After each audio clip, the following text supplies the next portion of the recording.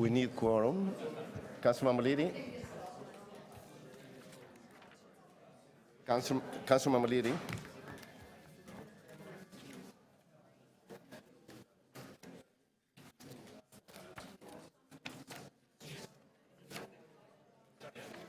Okay.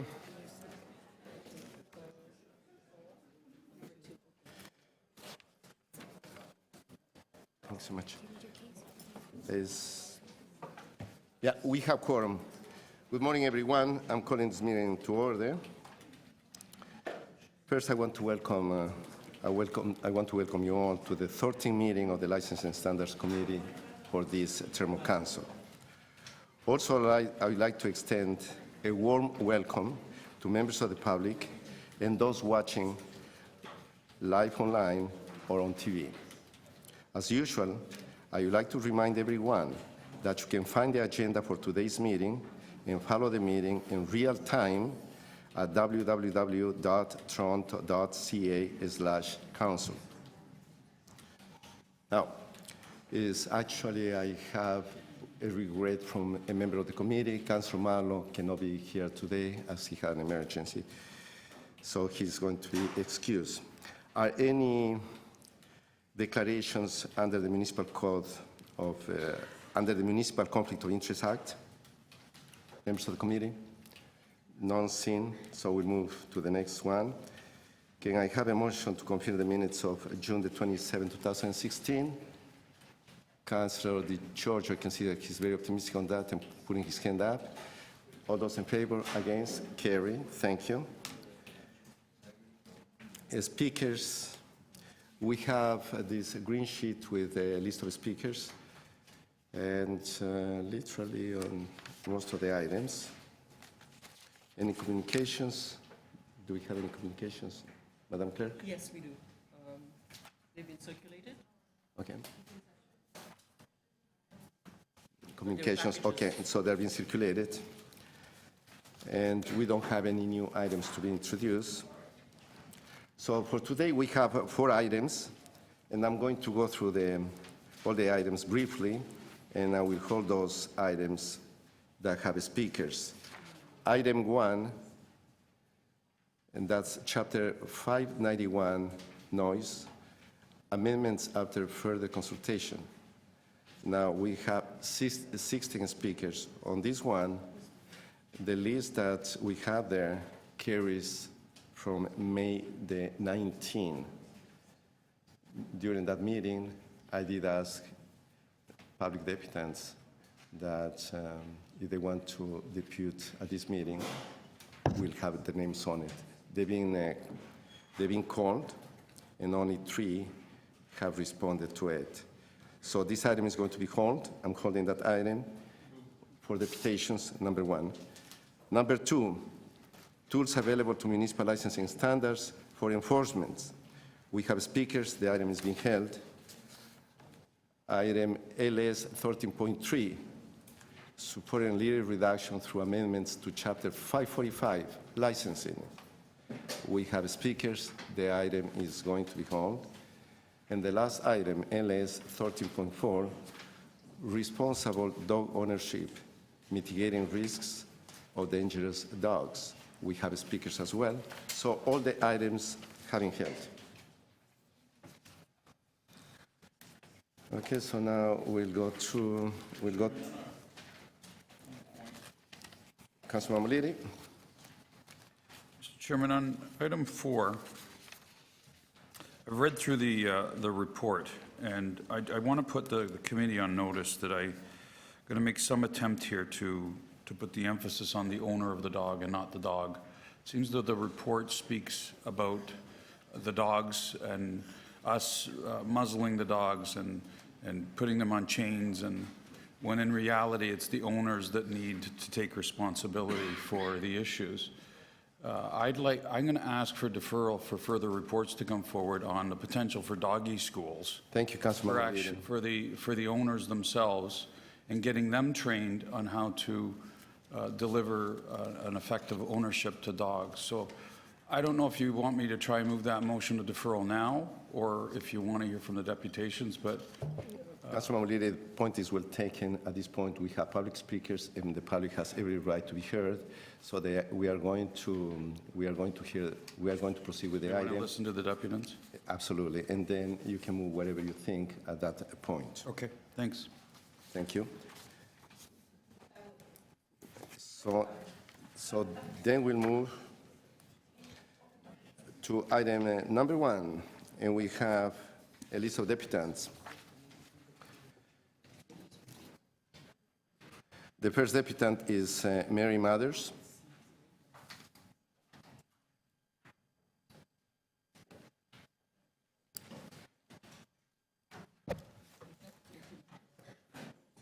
Good morning, sir. Good to have you here. Morning. Please go ahead. You have 5 minutes. Okay.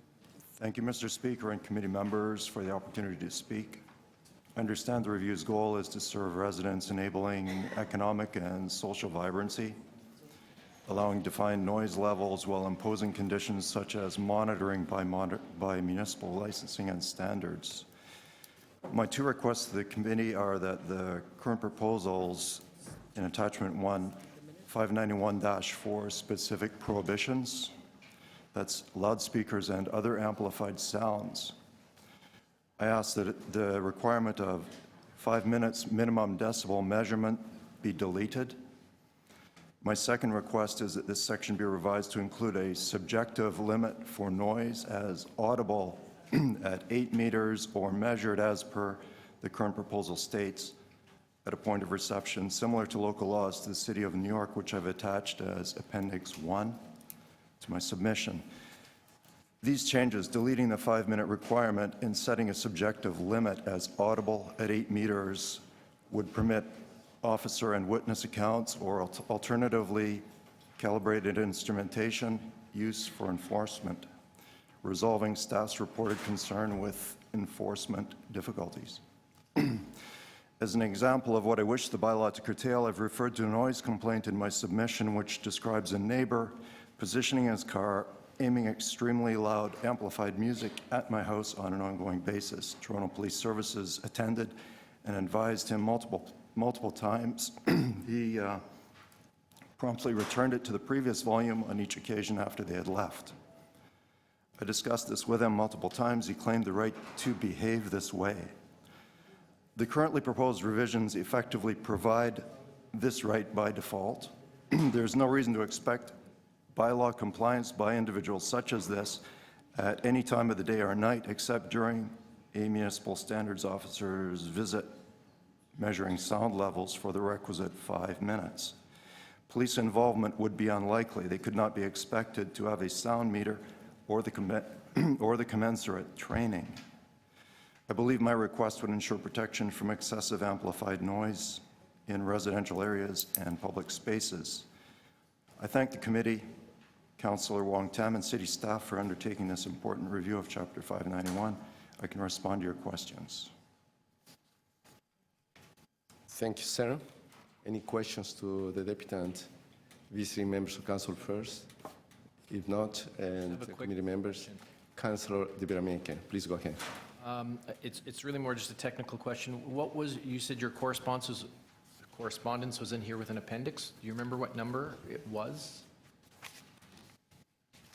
I've included the bylaw for New York City as an appendix in my email. Okay. I am sure we'll make sure we find it. Do you want the section that I was referring to? Okay, it's This is not the 7-point solution one that I think a number of ratepayers associations were supporting. no, I'm an individual contributor here. Right, okay. Any other questions? If not, thanks so much for your deputation. Thank you for your time. I'm just going to make a comment to, just for clarification purposes, to deputants and members of the committee as well as it refers to this item.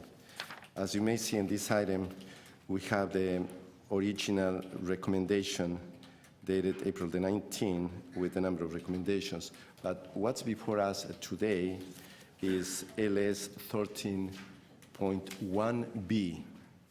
So if, and the recommendations on this supplementary report I'm going to read the recommendation. Number 1, Licensing Standards Committee refer the noise review to the Executive Director of Municipal Licensing Standards to reconvene the noise working group and report back with proposed amendments to Chapter 591 noise after the noise working group has completed its review and Toronto Public Health has completed its noise monitoring study. So this, what's before us is going to be referred to city staff to convene the working group, the noise working group. So you might want maybe to in your remarks, maybe to speak to that. Thanks so much. So, and we'll move to the next deputant, Stephanie Sebrach, or Sebrach.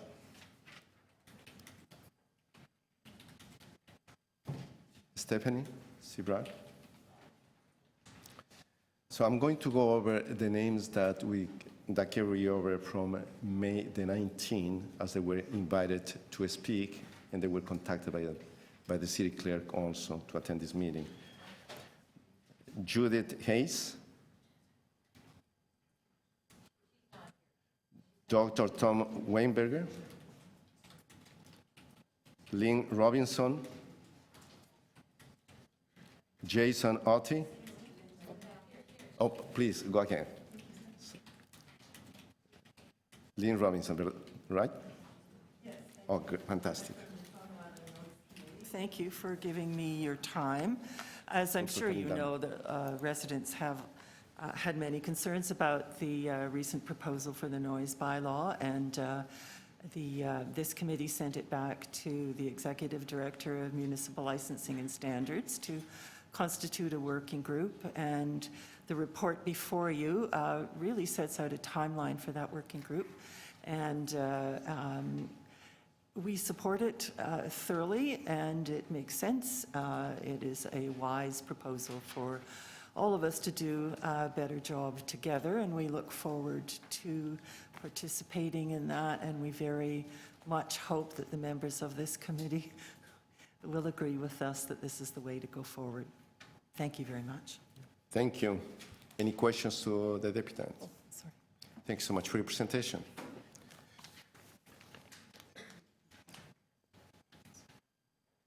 The next deputant is Jason Otti from La Yuna Local 183. Jason?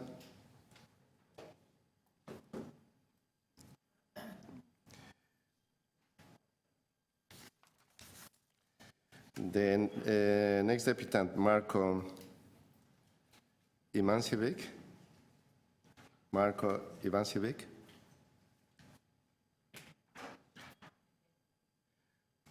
Christina Pannington.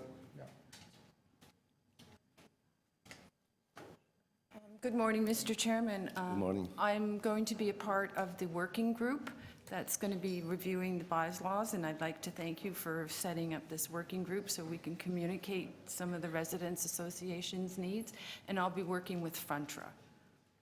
Okay, thank you very much. Fantastic. Thanks so much. Mr. Chair, was that Christina? Christina, yeah. Great, thank you. Mr. Chair, on a point of order, just I think the first deputant told us that he had submitted his correspondence to us, and I couldn't find it, but the clerk has said that it was given to us this morning in the additional package, and it's number 13.1.116. So thank you, if the gentleman's still here, for giving us that information. I'm sure we'll all read it because it's very important. Okay.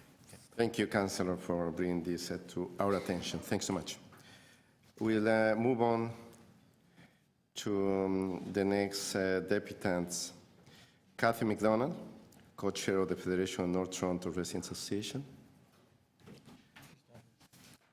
Kathy McDonald. Ian Carmichael and Mary Helen Spencer. Good morning. Good morning. Thanks for coming down. Michael, and on behalf of the Toronto Noise Coalition, we thank you for referring this back to Council. We look forward to sitting on the working committee to sort of devise a new noise bylaw for the City of Toronto. The one caveat that we have at this point is we notice that there are no provisions in these amendments for hiring professionals to develop this noise bylaw. We would like the City of Toronto, of course, to hire professional acoustical engineers to develop an actual quantifiable, measurable, and logical noise bylaw, rather than just making up the numbers from the participants sitting around the working committee.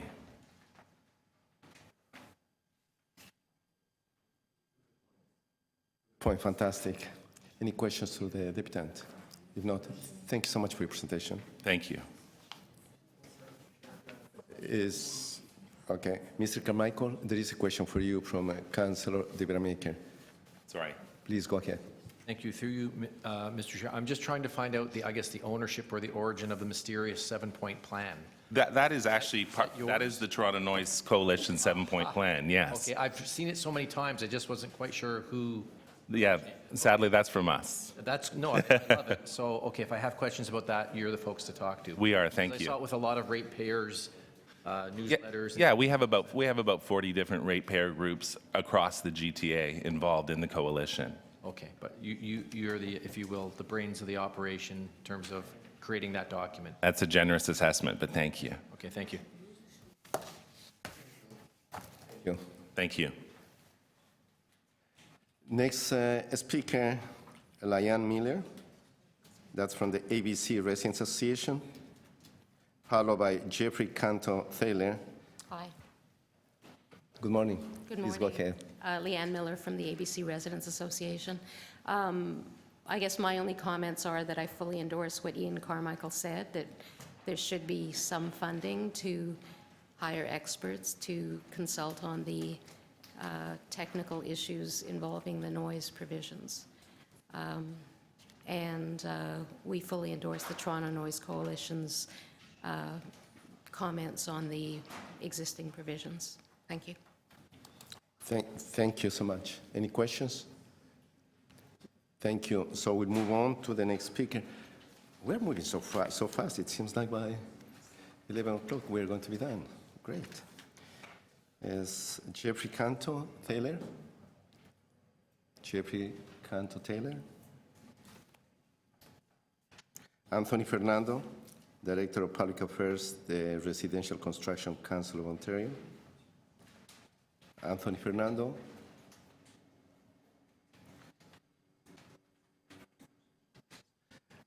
Ben Packett.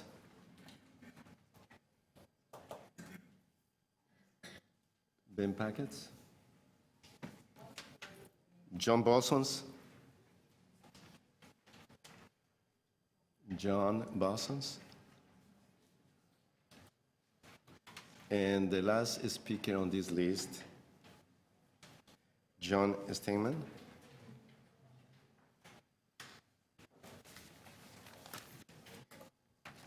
Good morning, sir.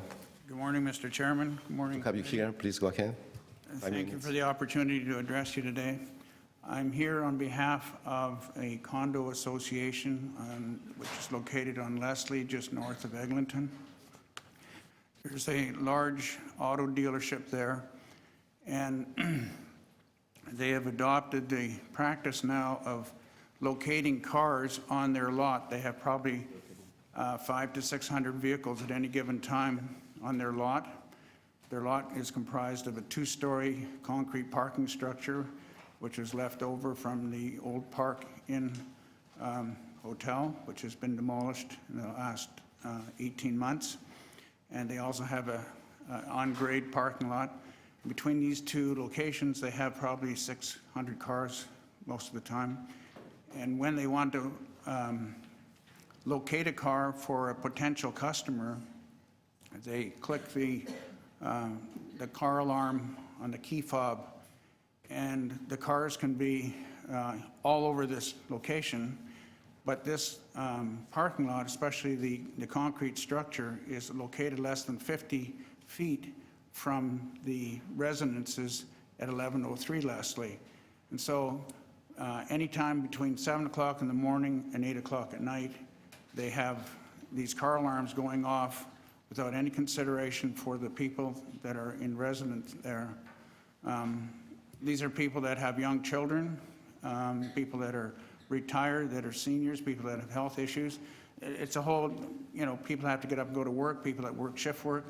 We're dealing with people that are severely impacted by this constant noise from these car alarms. And the alarms don't go off just for, you know, 5 or 10 seconds. Sometimes it takes them a full 2 minutes, 3 minutes to walk through the lot to find the car. So we would like to see this addressed. If we look at other jurisdictions, specifically, since we have them before us, if you look at what's happened in New York City, they have guidelines about car alarms and the decibel levels that they are allowed to operate in and the circumstances. And in their guidelines, they clearly do not allow car dealerships to be locating cars. The alarm is supposed to be a panic alarm to indicate that the car is possibly being tampered with or broken into, or the owner of the car has a need for some kind of assistance. Those are the only two uses permitted for the car alarm in that particular situation. So we would like the committee to review the guidelines here. As it's been said earlier, I think the city needs to engage the help of a professional to guide them through this process rather than just take submissions from the various respondents and try to patch something together. So that is our concern for the committee to address these concerns. I'll take any questions that anybody might have. Thank you, Mr. Simon. Yes, there are questions for you, Councillor Glenn, Deputy Maker. Thank you, Mr. Chair, and thank you very much for coming today. I think if your property is sort of where I think you described it as, would you be in Councillor Burnside's ward, or who's your local councillor? Jay Robinson. Oh, Councillor Robinson, okay. And have you been in touch with her office to try, Yes. and our MLS people to try to solve we this? have. And have they measured the noise of those car alarms? I can't tell you whether they've measured. We've requested that they do, but the information that we get is the car alarms do exceed the current bylaw levels right now. I mean, we're talking about between the hours of 7 and 11. 7 a.m. to 11 p.m. Yes, and the bylaw, I'll tell you what the standard is right now. It's for something exterior like that, it's up to 70 decibels, and I think most of the car alarms are 75 to 85 in that range.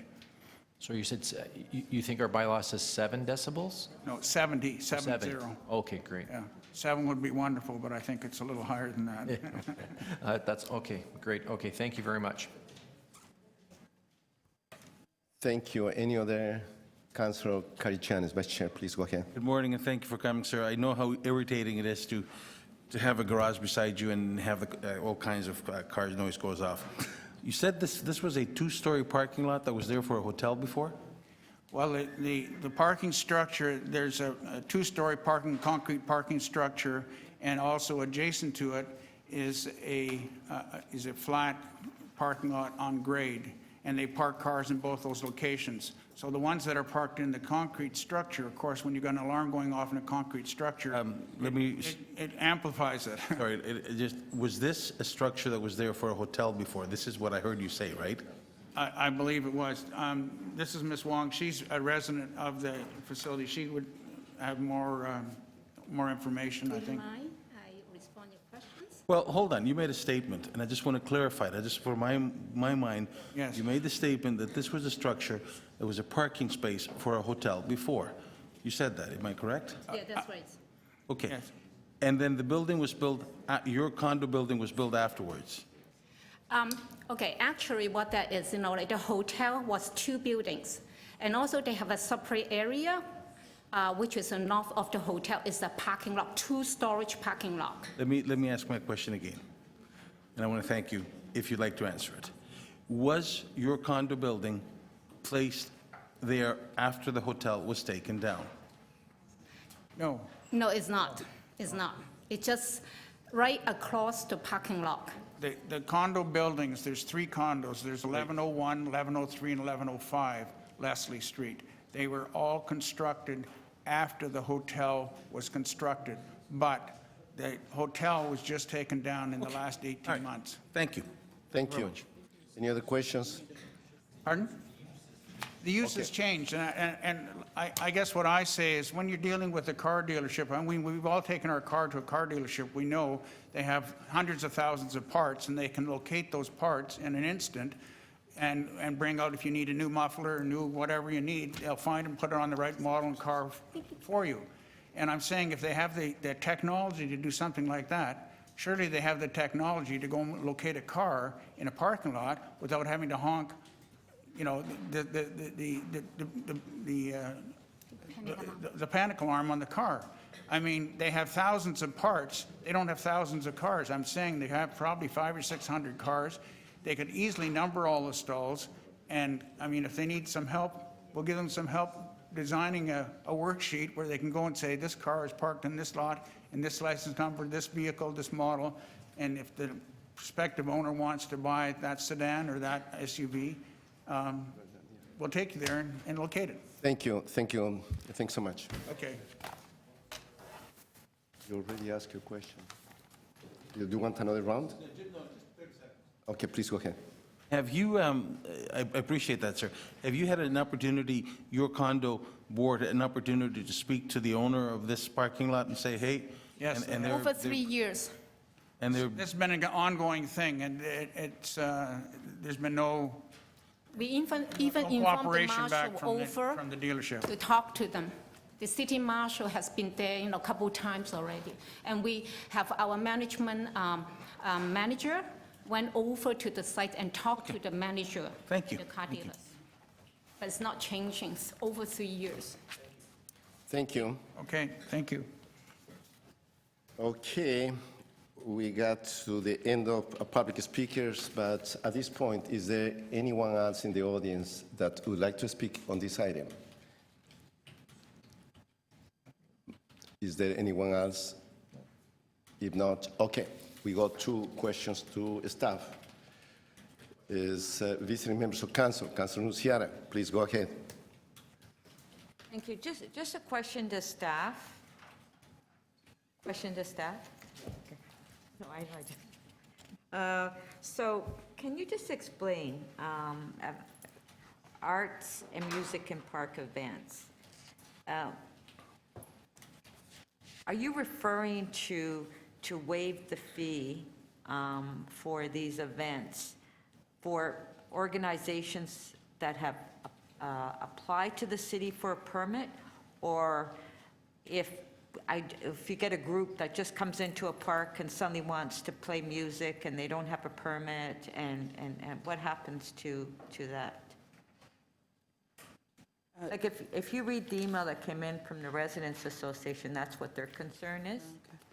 So through you, Mr. Chair, in the original report that's been brought forward, Councillor, the arts and music in the parks events are PFNR's events or their structure of permitting. I think that's what we're referencing here, specifically to their program.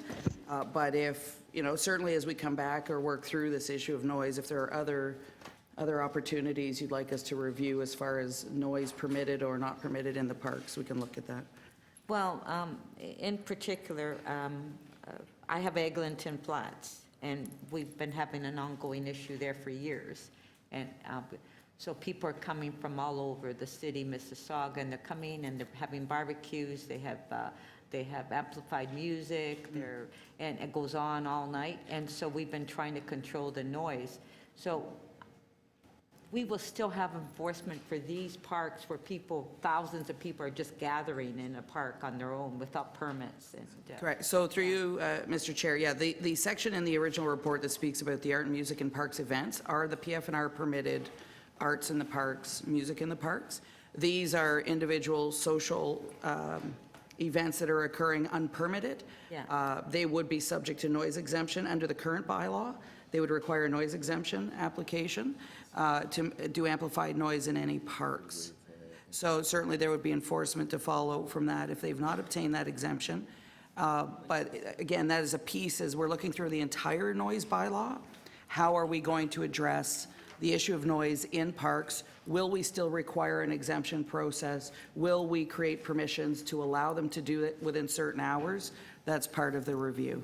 But if the community doesn't want this music in their park because it's causing a lot of disturbance, and they just come, they don't have a permit, we're going to enforce the bylaw and evict them from our parks. Like, we're not going to allow them, even if they try to get a noise exemption, if there's a lot of disturbance. That is correct. Amplified noise is not permitted in the parks. Yeah. And I've noted Eglinton Flats, I'm familiar with it. We'll have a look at what our complaint history looks like. Well, I've had it under control for the last couple of years, thanks to parks and municipal licensing, but I just want to make sure, because the concern my residents have is that if the new, the recommendations that we have before us today, if that will have any impact on these parks, because we don't want that to happen. So through you, Mr. Chair, the recommendation we're actually seeking today from committee, Councillor, is to refer the entire matter back to us while we strike the noise working group and partner with Toronto Public Health on the work they're doing on their noise study. So we are not looking for amendments to the noise bylaw currently. And just for clarity, I've been brought to my attention, the arts and the music and parks events noted in the original report was not about waiving the noise exemption process, but about the fee only. So an exemption process Yeah, still the fee, exists. it's a fee only, for those that have permits, those have legitimate. Correct. Right? Correct. Okay, thanks. Correct. Any other questions? We are coming back now to committee members. Vice Chair Councilor Jim Karijanis, please go ahead. Thank you, Chair. Through you to staff, Chair. Really appreciate the work that they've done on this. I'm going to ask some questions, and maybe you will tell me that you're going to come back to it, but I'm just going to sort of like raise a flag on this. Usually when there's a park, I mean, people in the park want to have a festival or some sort of music, there's an exemption that they fill out, so whether you waive the fee or not, but usually the local councillor has been consulted on this issue. Is that still your intention to moving forward? So through you, Mr. Chair, we are looking at the noise exemption process. I believe our last report generally maintained the notification to the local ward councillor and their approval or objection within a 14-day period. But that is a piece that we will come back on after we get more input on the appropriateness of the process. How would you, what is your sense of view of moving forward, and where would you see us wanting to go? Let's say if there's noise, somebody's having a backyard barbecue and there's a lot of noise, and like usually at 10 o'clock people shut things down, but if it goes on afterwards, would you have bylaw enforcement officers that would go in the evenings to enforce this, or would this be delegated to the local police? So through you, Mr. Chair, we have partnered with the Toronto Police Service. We are not equipped or resourced to be an on-demand, immediate response type of operation, as well with house parties in particular, because there is an element of health and safety concerns. That is a matter that does remain with the Toronto Police Service. Thank you. Other questions? Councillor DeVermaker, please go ahead. Thank you, through you, Mr. Chair, to the appropriate staff. I think there's one deputant who was requesting that we have professional, I'll call them engineers or sound experts. I just assumed that we would be doing that, but can you clarify if we will or will not be having, I'll call it professional sound experts or engineers or? So through you, Mr. Chair, in the creation of the original report, we did have our initial findings reviewed by an acoustical engineer. I believe what the gentleman's speaking about, and I think should be the point of discussion of the working group, is whether to hire an acoustical engineer to undertake noise studies. So we also understand Toronto Public Health is doing a fair bit of work on the issue of noise in the city. So we really want to see what we're getting out of that,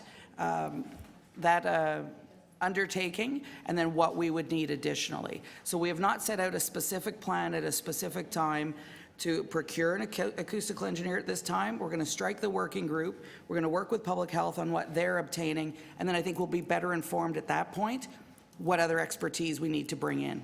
Because we have acknowledged, and it was helpful having the review done previously by an acoustical engineer, it is helpful to have that expertise brought in some way, shape, or form. So then, through you, Mr. Chair, I'm assuming that the general public and the members of the working group that's going to be created, at one level, don't have much to worry about, because people working together in good faith will do the right thing. So if you need one, you'll bring one in.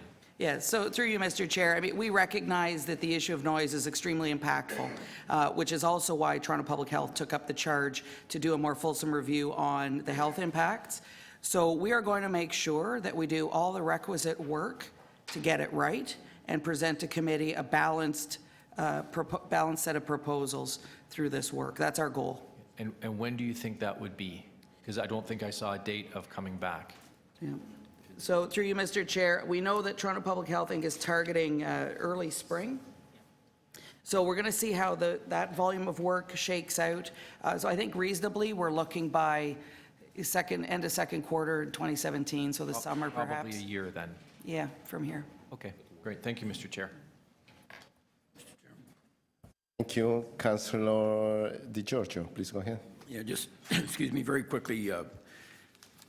My understanding is that one of the things we were looking at in this implementation of the new bylaw is that we were going to have the concrete pouring, we were going to try and control that through exemption permits. Is that correct?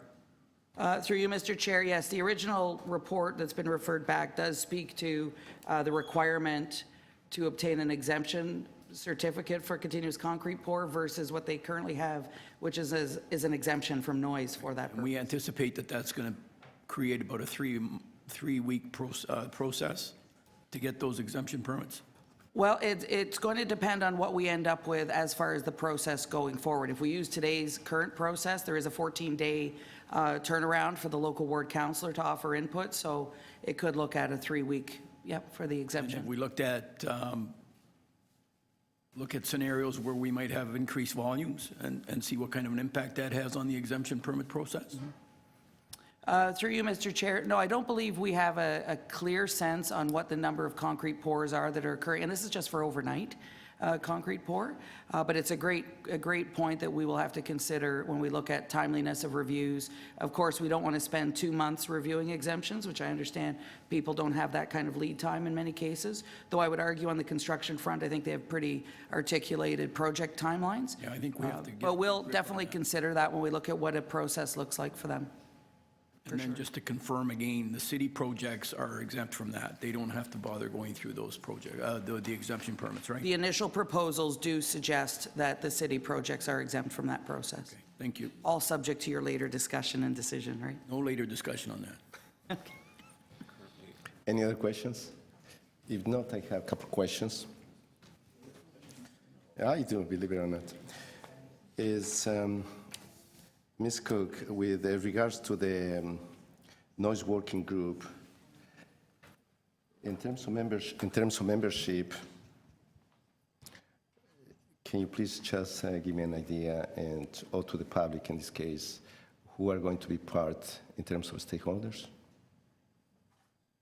So to you, Mr. Chair, on page 2 of our supplemental report, we've outlined that we're looking for representatives from the Toronto Noise Coalition, resident associations, construction and entertainment, business associations and organizations, business improvement areas, other city staff, and other relevant stakeholders. So we are working on what the structure of this working group would look like, contemplating as well some specific breakouts for specific industry interests, such as construction versus music. So that's how we're going to look to compose that. Fantastic. Now, with regards to the construction industry, I noted in the report that many residents, and also I have received that nature of complaints from in my own community, from residents associations and tenants associations, BIAs and community groups, that some of the construction companies were using the blanket exemption to concrete pours to complete other construction work during prohibited times, and which definitely wrong. Are we planning to have this kind of meaningful discussions within the working group and to have the industry and those who have expressed an interest either in writing, to have them as part of the discussion? To you, Mr. Chair, absolutely. I mean, we recognize that we've got to strike a balance between the residents' interest for quiet enjoyment and the construction industry undertaking their work. So we will be ensuring that they are included in the discussion, absolutely. Fantastic, thanks so much. No further questions. Okay, if no more questions, there we go to speakers now. Visiting members of council. Councilor Nuciara, the floor is yours. Well, just to speak in support of the recommendations, and they're through the consultation meetings, and I guess my area, not all areas were involved in the consultation meetings, it sounds like, right? But my biggest concerns I get from my residents, and I don't know if this, the recommendations that will come forward on any amendments will address it, is, as Councillor mentioned, when people are having in the summer backyard parties and music and they're going all night to 2, 3, 4 in the morning. And I understand, I mean, it's impossible for our staff to be there to enforce the noise bylaw, but when the calls are made to the police attend, but all they do is just tell them to keep the music down and then leave. And then it continues. So those are ongoing issues. So I don't know how we're going to address that, if there's any way we can ask the police to, I don't know, to enforce the bylaw that they are not to continue once they leave, because that's an ongoing issue I get in my ward all the time. So if we can address those issues, I'd be happy. Thank you, Councillor. Members of the committee. Councillor De Vera-Maker, please go ahead. Thank you, Mr. Chair. When we first talked about updating our noise bylaw, I thought, what could be simpler? It's just a simple update. And of course, then the deputants came and we opened up that great big Pandora's noise box. And I think it underlines for me why we do need perhaps even a year more research and study and consultation, because we're 2.5 million people or so all living together in a little rectangular box south of Steeles Avenue, and we do have impacts on each other, and it is going to be very challenging and difficult to draw the line between what is reasonable or even background noise, between what is unreasonable noise, whether it's car alarms being used at all hours of the day, whether it's a motorcycle, like on my street at 7 o'clock in the morning, my whole house will shake, and has there been an explosion? Is there a gas leak? And I look out the window at 7 in the morning on this weekend, and it's a guy on a motorcycle just booming by. And why? Well, that's what he does. So it really is going to be a very complex Rubik's Cube. Certainly at my house, I back onto a beautiful 10-acre park, and the people on the other side of the park once a year have this great big wild party. And I'm a little envious that they never invite me, but you know, I'm at peace with that.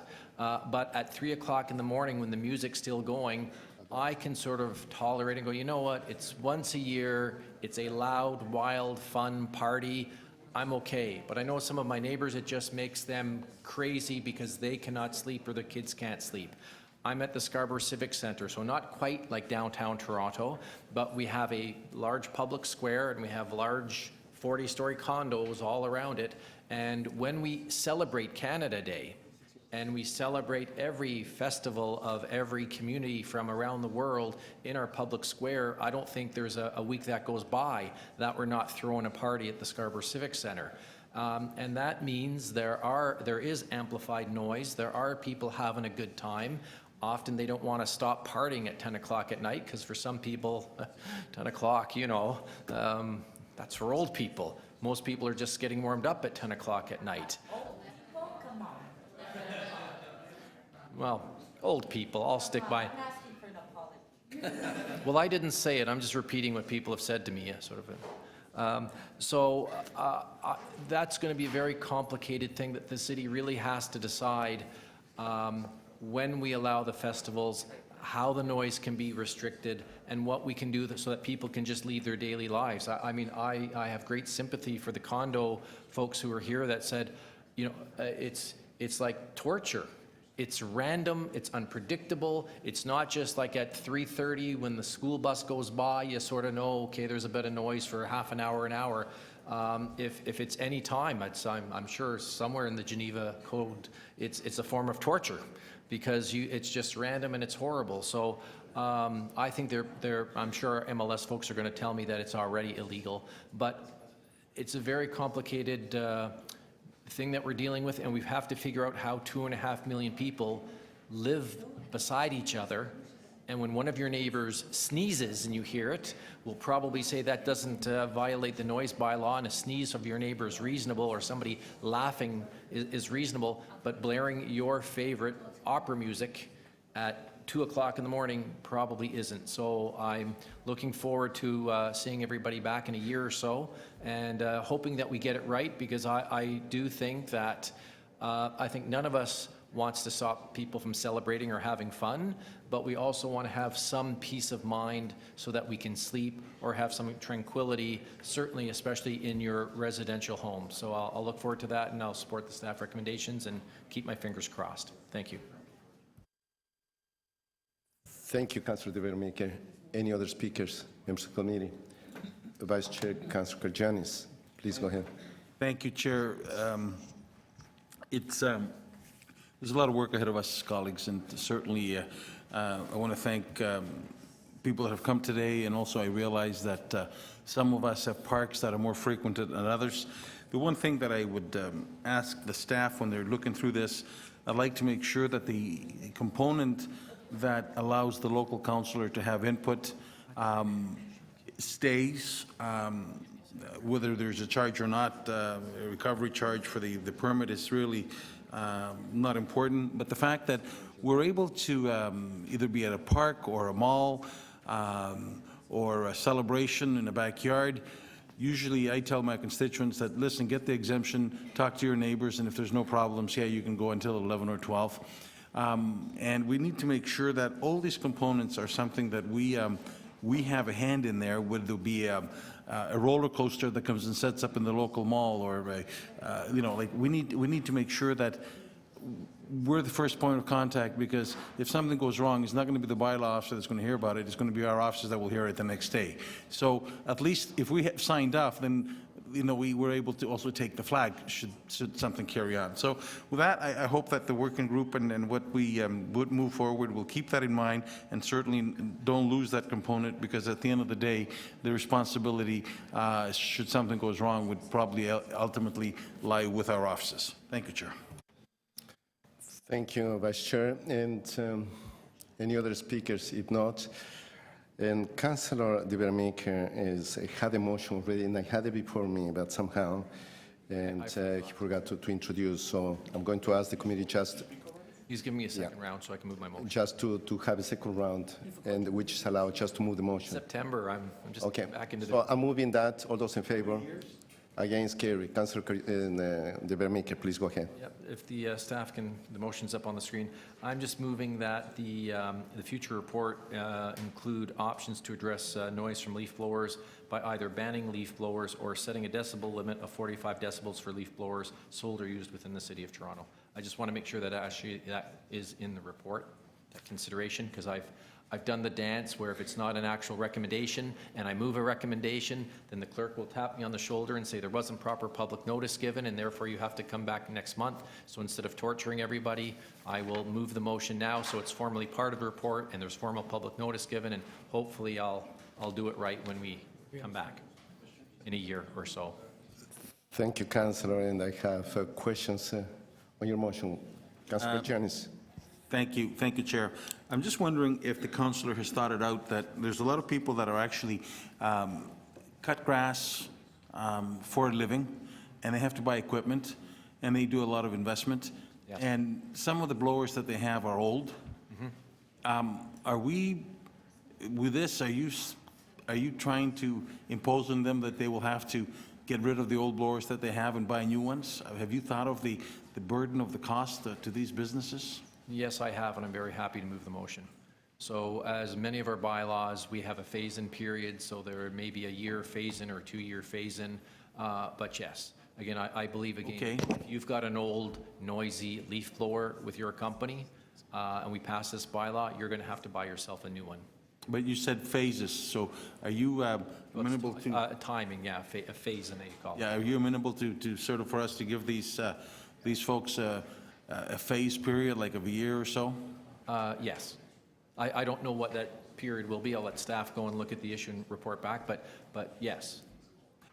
Maybe 6 months, maybe a year, maybe 2 years. Then would you be willing for us to have C in there that says that when it comes to professionals, that we give them a year phase-in period? Yes, that's a friendly amendment.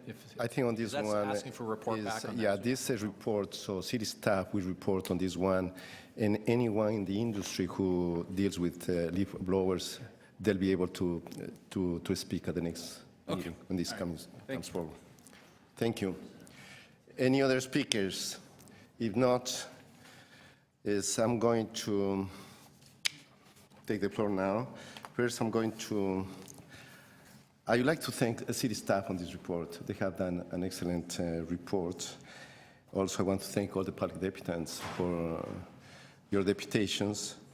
I want to thank all the residents associations, tenants associations, community groups that have been part of the process. Your input is extremely important for us before decisions are being made. So we do take this information at heart. And I'm going to move the recommendations on the report 1B, that's a supplementary report, as well as I'm moving the following recommendations that are before the screen. And so on that, as noted by many residents all throughout, and I had the opportunity to speak to, is in my ward with local ratepayers associations, tenants associations, police community partnerships, and all community groups that we have in the area. And of course, noise has been an issue to all of us, to the community as a whole. So one of the concerns that I have, apart from, for example, the noise that generates from huge community festivals that we have in parks and whatever else, but we tend to be mindful so we can just accommodate the functions, and that way everybody is happy with it. But one of the main complaints is with the construction industry, that very often they use the blanket exemption for concrete pours to complete other construction work during prohibited times, and that's totally wrong. I believe that by creating the noise working group, that's the way to go. I think that's community consultation, having meaningful discussions with all the stakeholders is the key before we move with any further recommendations. So we need that input, and that which is very important. We also need the input from the Toronto Public Health, that they're looking into it, and they will come back with their recommendations, and those recommendations will be before this committee as well. My recommendations that are on the screen tend to be a little bit more inclusive in terms of having meaningful discussions with everyone. It's great for us to have discussions with all the residents and community groups and everybody else. But I also believe that we have to have discussions with those who are the culprits, who are creating that excessive noise. And so I think that's important to get the industry also as part of the discussion, because they have to be part of the solution. So that's what's before us, and we will come back hopefully next year with some very meaningful recommendations that are going to address your concerns are concerns. Thank you.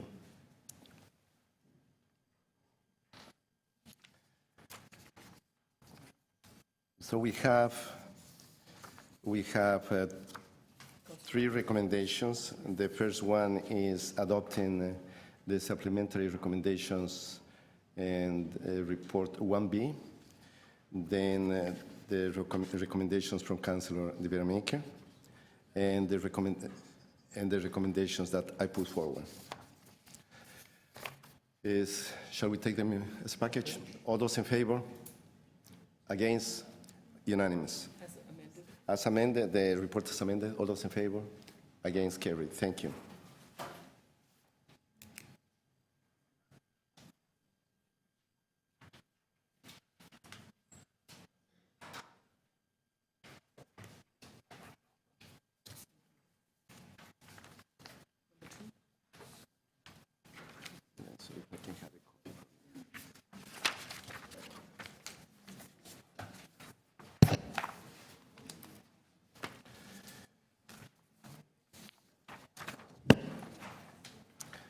Now we're moving to item number 2, tools available to municipal licensing standards for enforcement.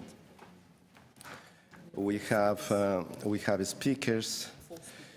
We have speakers, and I'll get to it. And I noticed that and members of the committee, we need a quorum. We have quorum, yeah. So just 1 second, please.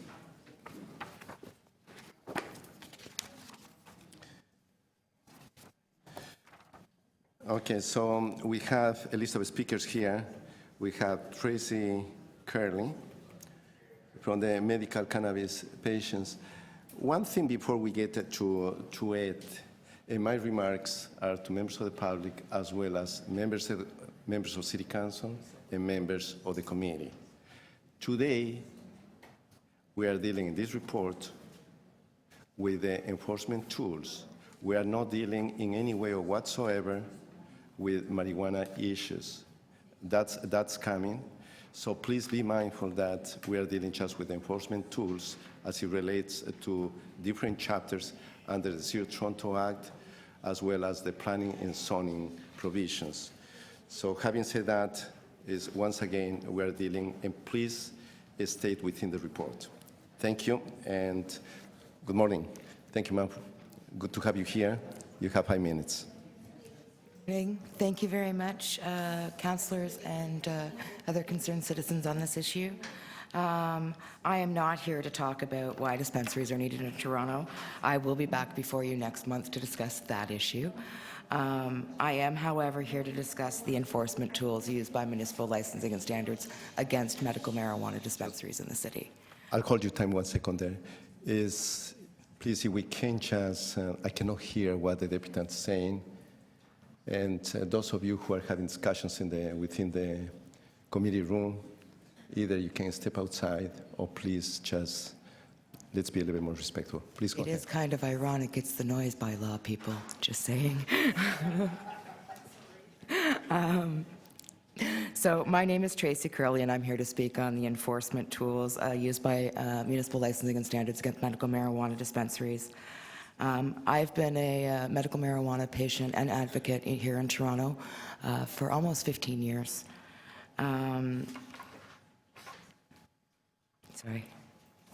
Medical marijuana advocates and dispensaries have been asking all levels of government for regulation for decades now. This is not a new issue. And I'm here to talk about the enforcement tools used by this committee in conjunction with Toronto Police Services during the Project Claudia raids. This did not need to happen, nor do these extreme enforcements need to continue. Municipal Licensing and Standards Committee is completely capable and is in this committee's purview to reduce the impact of dispensaries on Toronto neighborhoods. Through bylaws that already exist regarding signage, the ability to regulate ventilation and zoning areas for these businesses. Personally, 15 years ago, when I began helping Toronto's HIV and AIDS community maneuver the broken federal medical marijuana program, I was very proud to be a Torontonian. We were seen as a progressive, world-class city back then. The raids that this committee was privy to when I was last here, and yet deferred us till today, have impacted the lives of many young citizens in this city that will now have to seek legal aid funding to fight charges in an already bottlenecked justice system. This tactic has been ineffectual, as there are now more dispensaries in Toronto today than there were before those raids. In fact, there are Excuse me, no applauding. there are now 5 openly recreational dispensaries that are open. So obviously, these enforcement tools did not work, and I'm here to suggest a few that might. Well, many of us in this room certainly understand this council's frustration with the lack of guidance from the provincial government and the federal government. Not since Project Soapbox raids of bathhouses have enforcement tools of this extremity been used. And that is a mistake this city has now apologized for. I ask this council to use the 4 pillars of a drug strategy in a new way. Think about this from a public health perspective when you consider the enforcement tools against dispensaries here in Toronto. Harm reduction or perceived harms of dispensaries can be addressed by municipal licensing and standards by enforcing signage, ventilation, and enforcing the smoking bylaws. Prevention. So if you don't want dispensaries in your neighborhood, that's very simple. Zoning bylaws are already there. These are used to keep dispensaries from clustering in other cities and keep them from a reasonable distance from schools and daycares, which in some cases has been a public concern. Treatment. So treatment is one of those 4 pillars of harm reduction that we use in drug strategy. And just as the City of Toronto regulates restaurants, tattoo and body piercing parlors, and even body rub parlors, I suggest that the city license bud tenders and dispensaries, ensure that they follow the best practices for public health, while the federal government takes what could be 2 years to actually reach us to legalization. Enforcement. Enforcement is one of the 4 pillars of harm reduction, and it's going to happen. I am not naive enough to think that some businesses may simply not follow the rules. In those rare cases, of course, the city should get involved. But an established industry of almost 2 decades should not be painted so broadly for the acts of a few bad businesses. I ask councillors on this committee to be thoughtful in this matter and what the ramifications of legalization will mean for this city. A dispensary model of some sort will exist. These stores will flourish one way or the other, and I'm asking the City of Toronto Municipal Licensing Standards to finally get ahead of this issue. When I was last here, I was told that municipal licensing and standards had no way to regulate dispensaries in this city, and I disagree. Again, I've always thought of Toronto as a world-class city, but to be told that this city has no power to do such a thing, and know that cities like Victoria, Vancouver, Port Alberni, and even Calgary have gotten ahead of this issue before the City of Toronto is kind of mind-boggling to me. Thank you. Thank you, ma'am. Any questions to the deputant? If not, thank you so much for your presentation. Once again, we are dealing with enforcement tools as it relates to noise violation. Well, you were enforcement tools. I'm sorry, to ma'am, municipal we are done already. As chair of the committee, before I move to the next speaker, I just want to remind everyone in a very friendly way that please stick to what's in the report. We are not dealing with cannabis at this point. No. We are going to have a report before this committee where you will have an opportunity to come and speak to it, and I invite every one of you, please, to make an effort to attend that meeting and to express your concerns, bring any recommendations forward that will be willing to listen. At this point, we're dealing with something totally different. We're not dealing with cannabis at this point in this report at all. So I'm going to be very mindful as we proceed with the next speakers that I will not allow that. Thank you. because that would be out of order. Next speaker, Amy Brown. Matthew Mahoney. Tracy Lamory.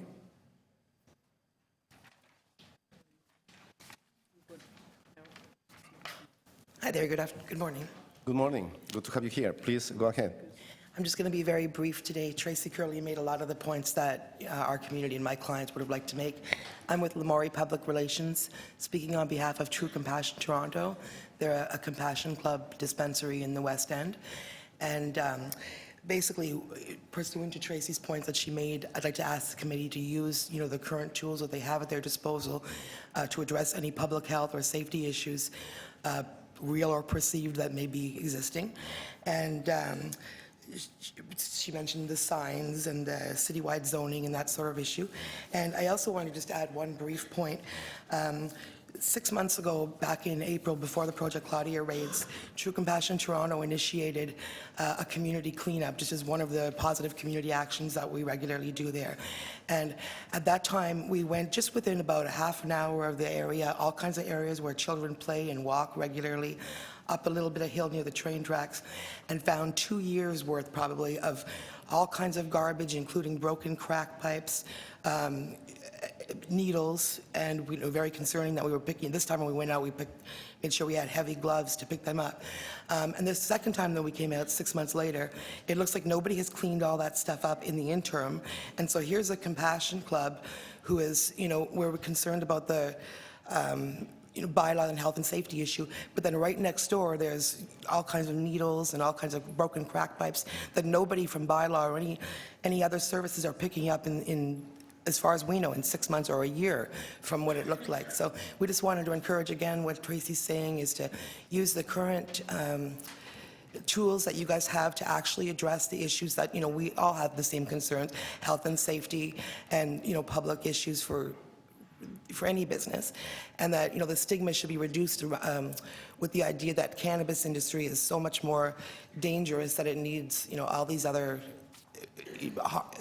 heavy-handed enforcements. So that's basically it. If we could, consider that we have tools already that we can use, and that we'd like them to be used with these businesses the way they are with any other businesses, and we'd like a seat at the table for any future, regulations that might be needed. So that's all. Thank you, ma'am. Any questions? Thank you for your presentation. Thank you so much.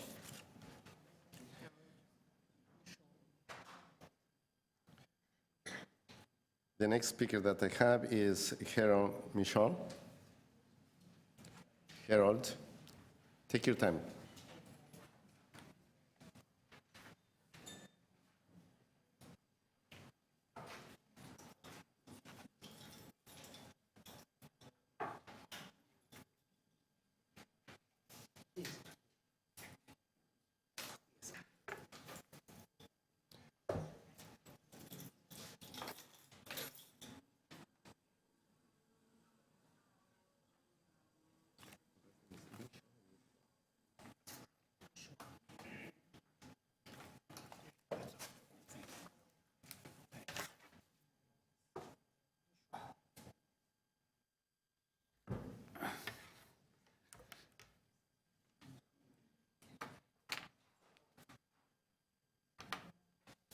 Good day, Mr. Chair.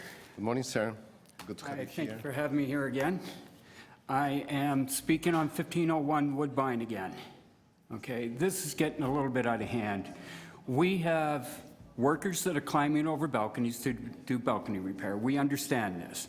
Okay, but when you have little girls that are at home by themselves that are barely teenagers, and you've got workers climbing over balconies with no warning, how would you like it if your daughter phoned you at work or something all terrified? This happened yesterday. Okay, enough's enough. We need proper, if they're going to do the work and they're going to shut down balconies and they're going to do the work on the balconies, they need to notify the tenants what's going on. They got to give some sort of warning. This little girl phoned her parents, right, all terrified. Okay, that needs to stop. We have MLS that's not working with Toronto Buildings and proper notification. I just handed out a package on an engineering report for our building that states that people in our building are at risk. We also, in the engineering report, states that work that was previously approved by city inspectors was not done to code, now has to be redone. Okay? I'm a former tradesman, and all my years of working in trades, with the amount of work, and there's photos on the CD of some of the work that's been taking place. We've got chunks of concrete that have been removed out of structure on the face of the building that are 5-6 inches deep. We've got major sections that are 10 feet wide in a second-story parkade that have been gouged out with rusted rebar that is busted. Okay, the same situation that we have going on in our parkades is the same situation that happened in the city parkades in City Hall here a number of years back. And we are told that work permits are not required for this kind of work. This is major structural work that's being done here. That's all the concrete that is failing has now been in sections where it's a good 5 inches deep. And you're going to tell me that work permits are not required for this kind of stuff? When I was doing this stuff for my trades, we had to have work permits. And the complicity that is happening between the building owners and Metcalf Living on this stuff and what's going on. You know, even the mayor of Montreal pointed to corruption in Toronto City Hall. You just had Brampton that fired 25 people for corruption. We've got people that are supposedly our city inspectors that are signing off on stuff that these files never should have been closed on. Why is this happening? Okay, it's got to stop someplace. I myself have now found out after researching that there is an actual division that I can formally request an internal investigation to what's been going on. I have compiled a list of everybody that I am going to be pushing for an investigation into that's regarding this building, starting with Tracy Cook, Mark Schraga, which is out of Brampton. Mr. Chairman, I mean, I think it's enough that the deputant is insulting the staff and calling us all corrupt. Please, ask for an apology. I'm going to ask you, I think Councilor Nunziata, I was just about to do that, is please refrain using any unparliamentary language. Yep. Our city staff are very professional, and they don't deserve that. Please actually apologize for it. I apologize. Go ahead. But I am filing a formal investigation into what's been going on, because what's been going on between MLS and our building and Toronto Buildings, when does the safety of our tenants come in? And it's not just our building that's being put at risk. It's the whole within this province of Ontario that this kind of behavior is happening. It has to stop. We are the ones that pay your salaries at the end of the day. It is our safety that needs to come first. Okay? And regarding Metcalf Living, I have now also filed a human rights violation against them for their kind of behavior. They are well documented within the Human Rights Tribunal for violations. So why is the city still holding hands with Metcalf and having Metcalf as a contractor for TCHC housing? Thank you. Any questions to the deputant? Thank you for your presentation. And also the submission that you made, it's with city staff right now, so they'll be looking into it. Thank you. The next deputant that we have is Marko Ivan Chichevic. Or questions? Okay, we have a question from the deputant. Sir, we have a question now from the Vice Chair Arijanis. Thank you for coming, sir. I can certainly feel the frustration, and I think that this is nothing new. This has been going on for a number of years, and we have had, in my short tenure of 2 years here, I've heard this address come up and up again and again. You mentioned that there is adolescents or young individuals left in the apartments.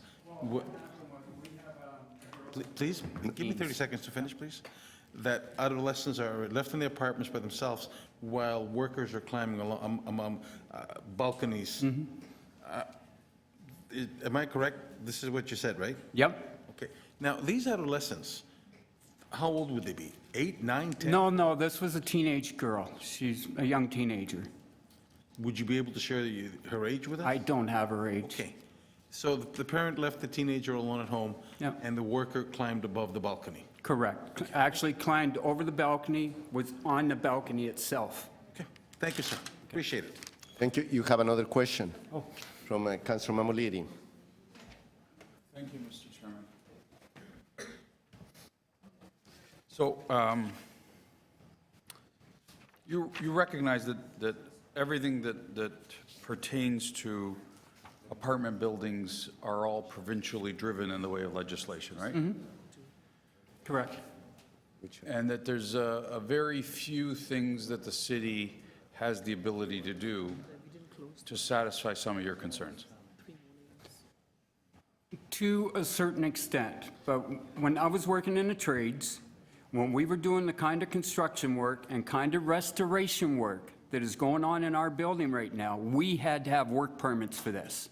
Yes. There is not one work permit that's actually, I stand corrected. They have now just filed for work permits, and we've had work that's been going on for a while now on this property. You recognize even the building department is governed by provincial legislation, and people who apply for those permits or don't apply for those permits, believe it or not, have rights under that legislation, and that it actually is outside of our realm to a large degree if there's an application put in or if there's an application put in late. My point to you is this. I've never agreed that the city should tackle and do the dirty work for the province in any capacity. And have you met with any provincial representatives that can deal with this issue a lot faster than a local councillor can or even a bylaw enforcement officer can? Problem is, ever since I've been in the trades, permit issues for construction work, repair construction work, has always fallen within every city jurisdiction. And every municipality has the obligation to give that person the permit if they qualify under the Act. So our staff's hands are tied with respect to the definition of that Act. My question to you is again, have you met with an MPP in your area or the provincial government to see how they can get step above that, sir. The reason I asked this question is because you came down on not only the city but our staff on the way they do their job, when in fact your frustration should be given directly to the provincial government so that they change the Act to properly accommodate your concerns. Have you done that yet? Actually, the same engineering report that I gave you folks, I handed personally to the Premier of Ontario, Kathleen Wynne. Have you done a deputation at the provincial level? No, I haven't. That's next. Honestly, and I asked this in the form of a question because that's all I'm allowed to do, but I would suggest that you take your efforts there and tell them to put their own legislation in order and strengthen it so that your tenants and yourself can have a better resolution. So you're and to passing stop the using buck. and to stop using the municipalities as being their goons. No, We're you're not their passing the goons. buck on what is city property to do and issue permits on work. So you're going to turn around and say that the city has no control over issuing permits on construction work in this city? I'm just suggesting to you. That is what you're There's telling a- me. You're telling me to Excuse take me. that to the provincial Excuse level. me, sir, we are not engaged into the... Yeah. I'm just suggesting another form for you to take that might get you to where you want to go faster, okay? Instead, all I'm hearing today is bashing of the city.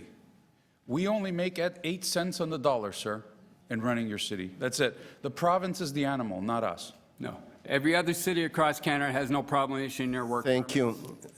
Any other questions? Thank you, sir.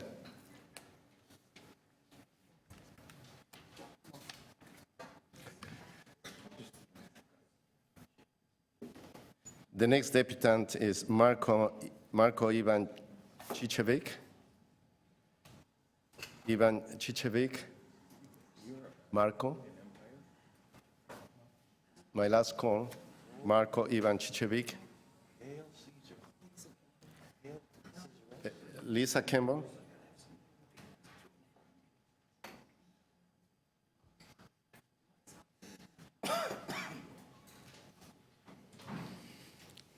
Good morning. Good to have you here. Good morning. Let's go ahead, 5 minutes. Thanks for having me. So I'm here speaking on behalf of the Cannabis Friendly Business Association in regards to enforcement tools for MLS. We're just here to say that the current enforcement tools do not apply to dispensaries as it stands because there are no current bylaws that have been crafted by the City of Toronto, despite us calling for regulation of dispensaries and licensing of dispensaries pretty much all summer. We've been calling for this.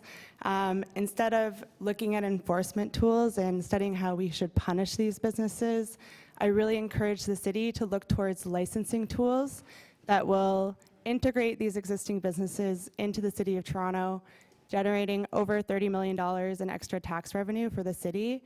We can generate this revenue through municipal tax, and we know through the KPMG report on revenue tools for MLS that this is possible for alcohol and other vices like cannabis, which are recreational substances. So in the same way that we tax other things in the city to generate revenue for the city, we can tax these storefronts and integrate them. I really encourage the city to look at the existing bylaw, which is in regards to the MMPR, which no longer exists. Now we have the ACMPR, and we know there's new federal guidelines coming. Instead of waiting for guidance, we should be preparing for legalization. We know that the Board of Health just endorsed legalization in this room this summer, and I applaud the City of Toronto for embracing the legalization of cannabis. But unfortunately, we're behind other municipalities. I just came from Victoria, where they have just passed their new regulations, which include storefronts. They also include small businesses like bakeries, which provide products for patients which aren't currently available under the federal MMPR program, which was declared unconstitutional and just replaced and will be amended hopefully in November to also include pharmacies.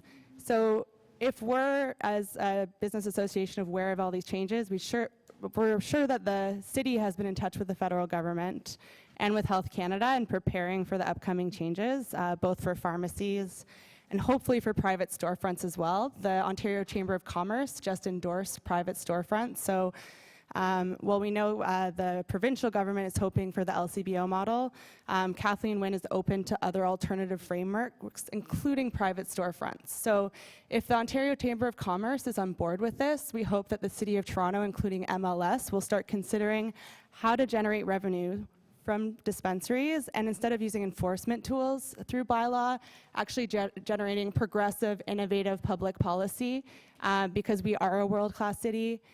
Toronto dispensaries have put Toronto on the map.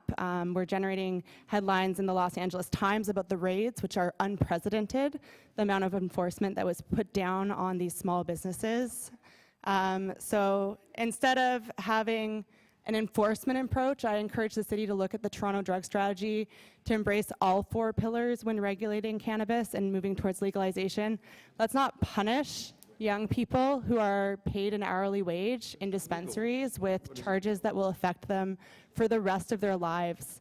These are young people from marginalized communities who are looking for employment, and right now they're looking at mandatory minimum sentence. Component of this hasn't been taken out. So I know Giorgio Mamalotti has a lot to do in terms of other things that he wants to talk about, but I'm talking about young people in Toronto who were arrested and are facing mandatory minimum sentences because of MLS. So please consider this as a serious issue that affects our communities. We don't want to punish people for something that we're endorsing as a strategy moving forward in 2018. So let's not wait till 2018 to legalize cannabis. As a city, we can look at Victoria, we can look at Vancouver and other models where they already have licensed storefronts, they already have regulations. So thank you, councillors. There's nothing else I can say. I really encourage you to move forward and be progressive and not just look at enforcement tools. Thank you. Visiting members, Ms. Campbell, you have a question? Councilman Muliri, the floor is yours, 5 minutes. The municipality doesn't have the right to pass laws. Did you know that? Then why do we have a bylaw existing for the MMPR? So we have bylaw. We have the ability to pass bylaws, not laws. Laws come from provincial and federal governments. So we have bylaw for rub and tugs. Yes. So why don't we have bylaws for dispensaries? If we can license sex work in the city of Toronto, why can't we license dispensaries? Excuse me, ma'am. Excuse me. You are not allowed to interfere. Please refrain from speaking. Security, please get this person out. Thank you.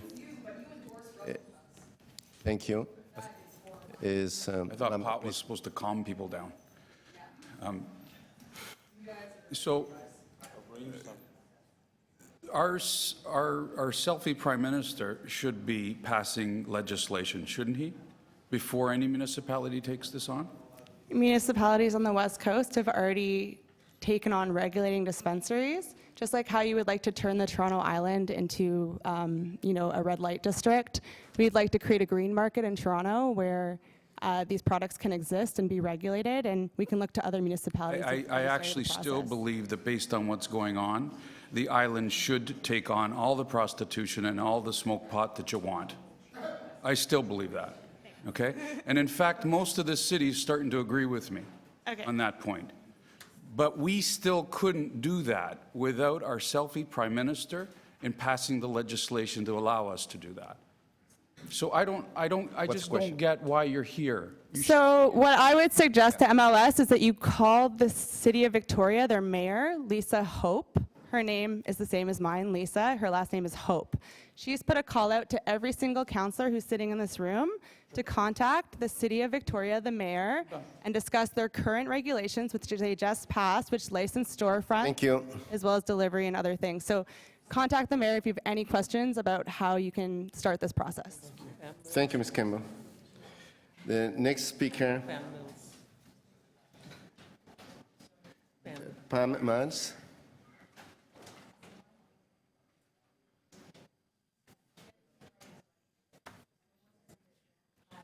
Good morning. 5 minutes, please go ahead. Thank you. First of all, I want to apologize for my quick and very rough draft of what I'm going to say. In addressing enforcement tools, MLS must also address the issue of compliance. There must be serious consequences for non-compliance. I feel MLS and the court system have failed tenants, allowing landlords and apartment building owners to run rogue, and in doing so have put not only their company but also tenant safety at risk. Licensing must be accompanied with serious consequences for non-compliance. In some U.S. states, possible loss of access to the courts may be one of the most serious consequences. A company that is not in good standing may not bring a lawsuit in that state until good standing is restored. Other possible consequences for non-compliance: loss of ability to rent or advertise new units until building is up to code, stiff fines and penalties, increasing per incidence for willfully non-compliant repeat offenders, tax levies resulting from inspections, fines, and remedial action, personal liability for any persons who knowingly put people's safety and security at risk. Income from rental units be put in the courts until compliance is met.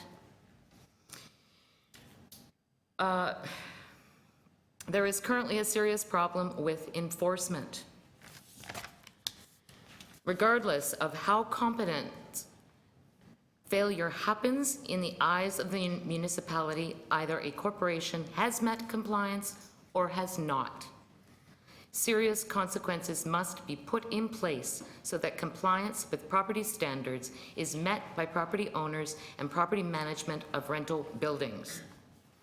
There must be communication between MLS and tenants regarding compliance. Online information has diminished. Faster court dates to address non-compliance. Our building, it has been 3 years. better education and personal liability for MLS inspectors, so all are acting within one set of standards, stricter timelines, and serious consequences for owners, so it is not advantageous for financially to own a building not up to code. Inspectors who are in a place of authority to protect the public must be responsible and liable to report deficiencies that do not meet property standards. What is the point of licensing landlords if enforcement of property standards to protect renters' legal rights, safety, and their property is not standardized? Swift, with serious consequences for willfully non-compliant landlords. Everyone seems to forget about the tenants' legal rights, and it has become about politics, agendas, and smokescreens while we suffer for years. Thank you. Thank you. Questions? Thank you for your presentation. Thanks so much. Okay.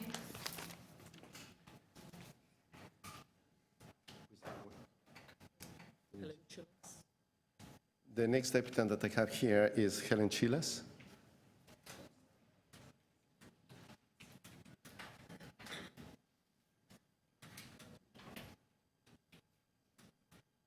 Good morning, ma'am. Good morning. Please go ahead. 5 minutes. Thank you for taking the time today. I'm not completely prepared. I was thrown off a little bit today because apparently our landlord has appealed an appeal with regards to matters of safety. We were provided information through Freedom of Information. It is a structural engineering report, a building condition assessment report, and within this report, it discusses matters of public safety. Hazard. Approximately between hazard and the word danger with this building condition assessment of our balconies, the building envelope, and the underground 2-level parking at least a dozen times. There is danger of falling concrete and brickwork on pedestrians and the inhabitants in our building. This is 1501. Now, my biggest concern is the lack of enforcement. We have just discovered today in the courts of Ontario, we're not sure, I don't have the actual file numbers with me, so I cannot comment on which files have been closed, but some apparently have been closed. But yet we still are in danger of falling concrete and brickwork. City staff continues to close files without merit, putting the inhabitants in a position of public safety.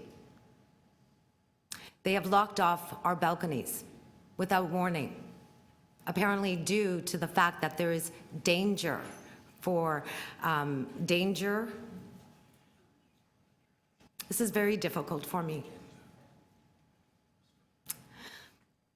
We are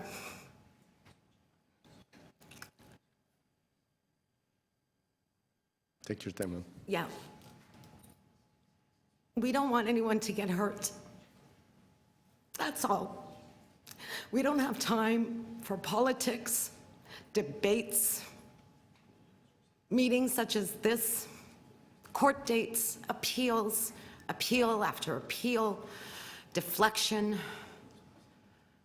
non-caring. Our landlord continues to be willfully non-compliant at the helm of the city because the city permits non-compliance. It's a sad state of affairs. Our city, our beautiful city, we're going to be going through a lot of major renovations. Billions and billions of dollars are going to be spent so we can upgrade our infrastructure. It's about time. But what will happen when we forget that buildings all around us that have not been cared for a million different reasons continue to deteriorate? This is unacceptable. There are children who get trapped in our elevators for an hour and a half. The children in our building are scared. They're scared. A mother called me yesterday. She was at work. Her teenage daughter came home after school. There were 2 construction workers on the 20th floor of their balcony. There was no warning. Just some cryptic messages that we don't have the playbook for from our property management company to know exactly what they are telling us in simple, plain English. This teenager came home. She was terrified. Imagine coming home and finding a scaffolding 200 feet above ground level. And I'm not blaming the construction workers. They were directed by our property management company to do so. She called her mother. They helped the young girl bring some items in from the balcony, locked her out of her balcony, and then proceeded to put on the window, danger due to fall hazard, in red. And this is what I experience every time now that I look outside my window in my home. We don't know what this fall hazard means. No one is telling us. No one is telling us when we will be safe. Please wrap up. Yes. We need answers, not excuses, the truth, just the truth. We ask for nothing more, nothing less. Thank you, Ms. Chilas. One thing that I'm going to ask at this point Yes.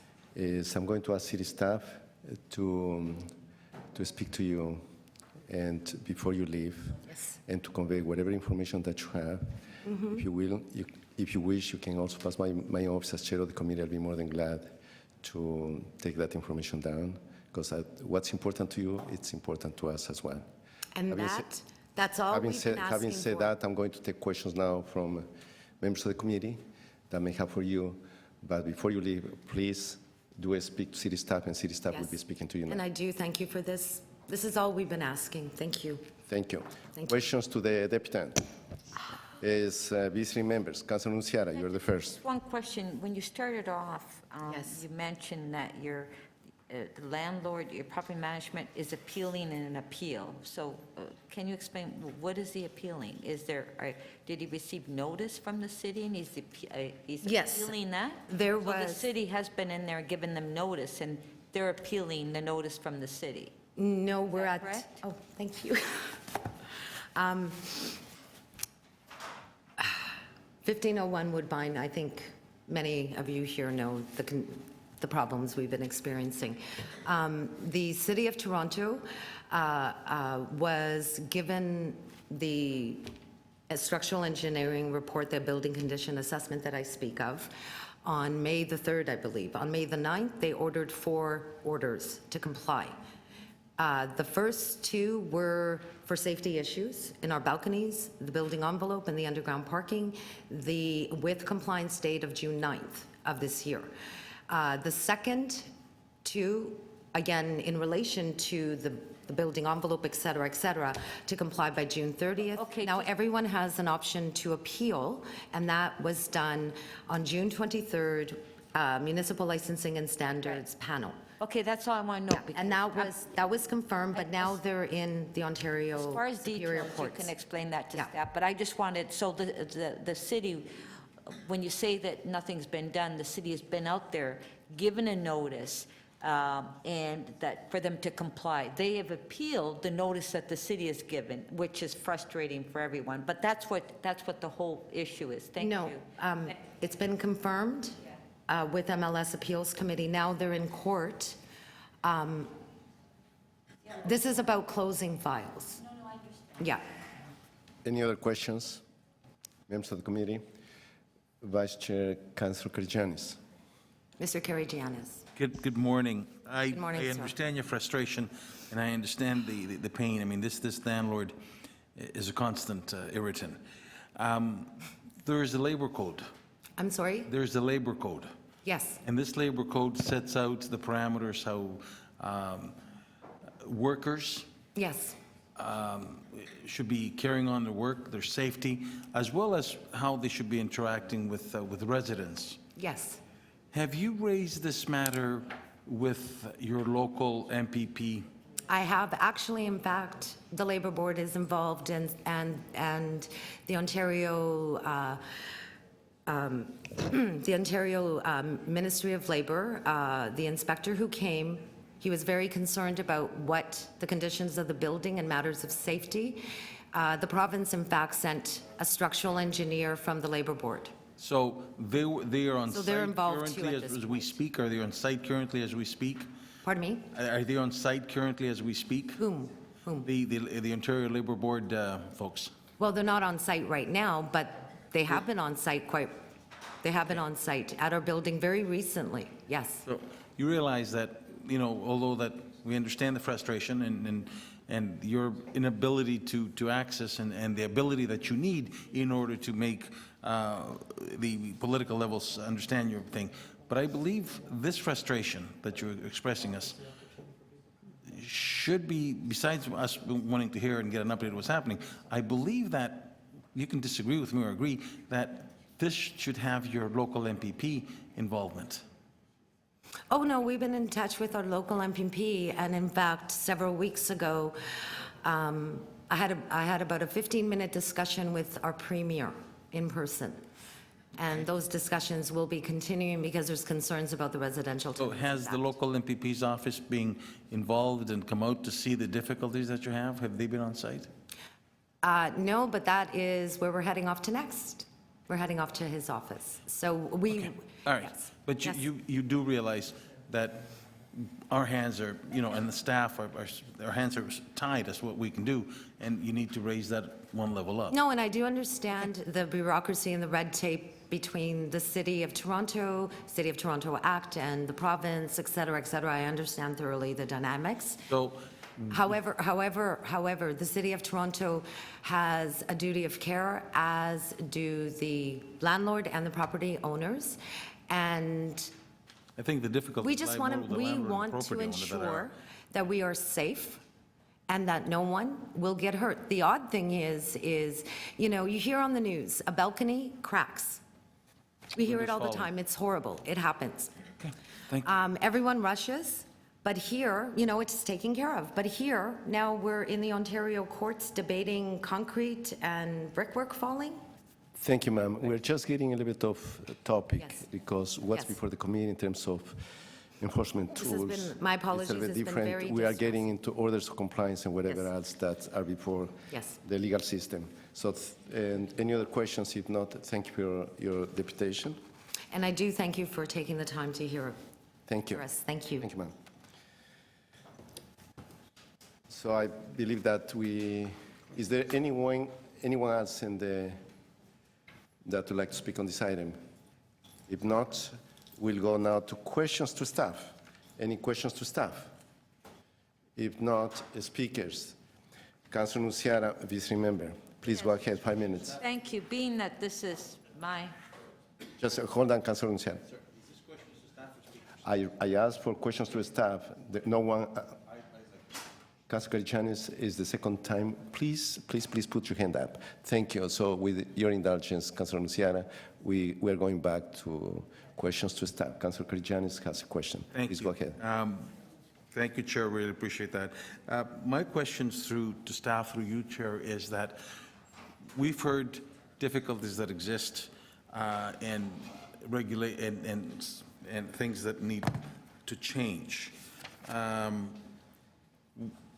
What tools do you need when it comes to addressing bylaw officers being able to access homes when those homes are reported to be rooming houses, illegal rooming houses? What tools would you need in order for the bylaw officer to be able to enter the house?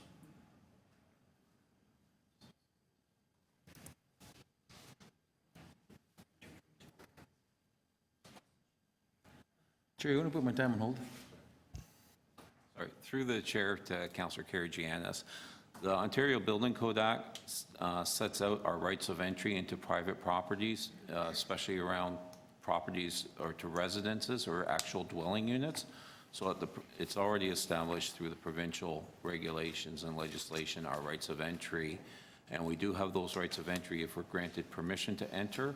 And if not, then we have the authority to seek a search warrant, provided we have the proper evidence to satisfy justice of the peace to warrant the entry.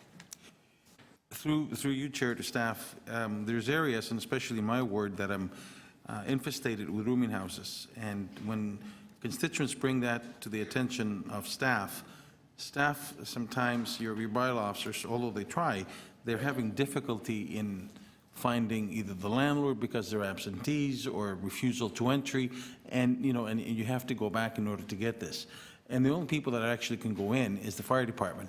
I'm just wondering if we should be asking the province to give you that authorization as it's given to the fire department in order for you to be able to get in a lot faster, having to jump through 15, 20 hoops in order to be able to enter a building in order to make sure that this building is safe, because a lot of the rooming houses, the ones that are illegal, certainly have construction material that can go up in flames. They have all kinds of plugs and kettles and that put people at hazard, and sometimes we do have fires that have come even into rooming houses that are legal.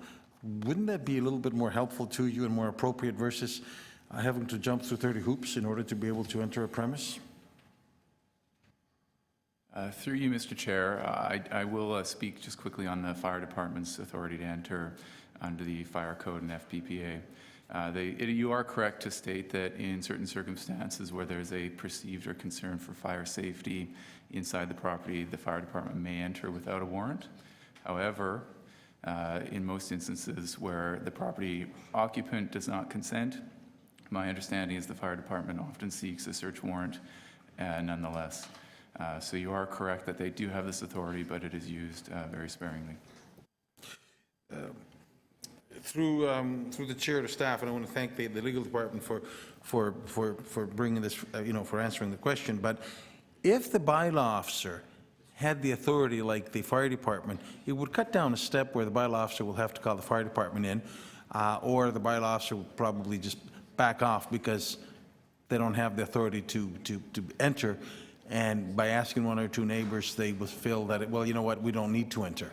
I mean, how do I address the problems that not only I have in my ward, but in other parts of the city of Toronto where you have illegal rooming houses and the bylaw officer hands are tied? So through the chair, Councillor, I think I understand your point that there are superior rights of entry under certain legislative authorities. Certainly, as staff have indicated, for inspections for rooming houses, the right to enter currently is more limited than the one that you're indicating from the fire department. And I'll defer, I guess, to staff about whether they perceive that as a barrier or something that they prefer to have changed. Through you, Chair, to staff, and this is the MLS Executive Director, if I can address my question to her directly, would it be helpful for us to ask the province to give you to change legislation that will give you the authority for your bylaw officers to be able to enter similar to the ones that the fire department has right now?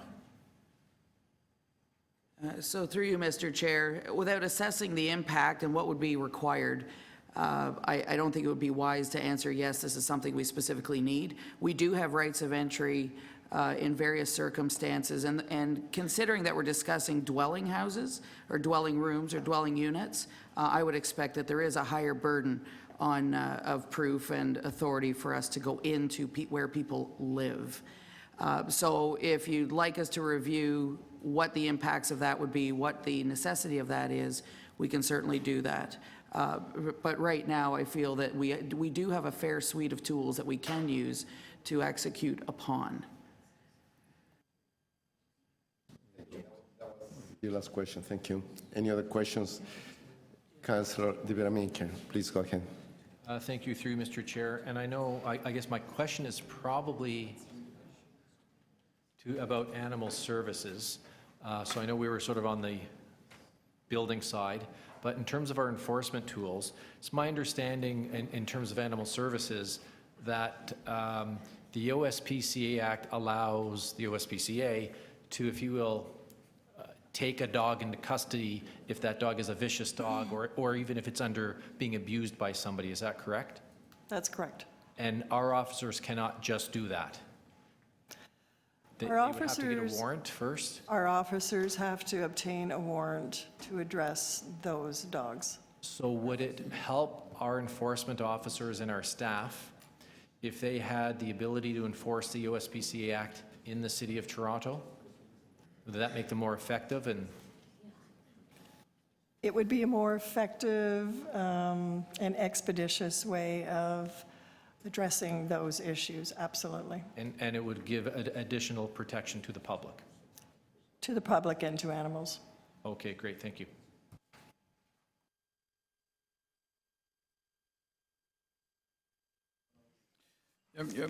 To staff, you've heard me say this before, that I think that with all of the government hand-me-downs to municipal governments by downloading everything, it just seems to me that while our resources aren't enough, the public believe that the city is the last stop, that it's the city that can actually get all these things done. And I want to know when that's going to stop, because I know we can't.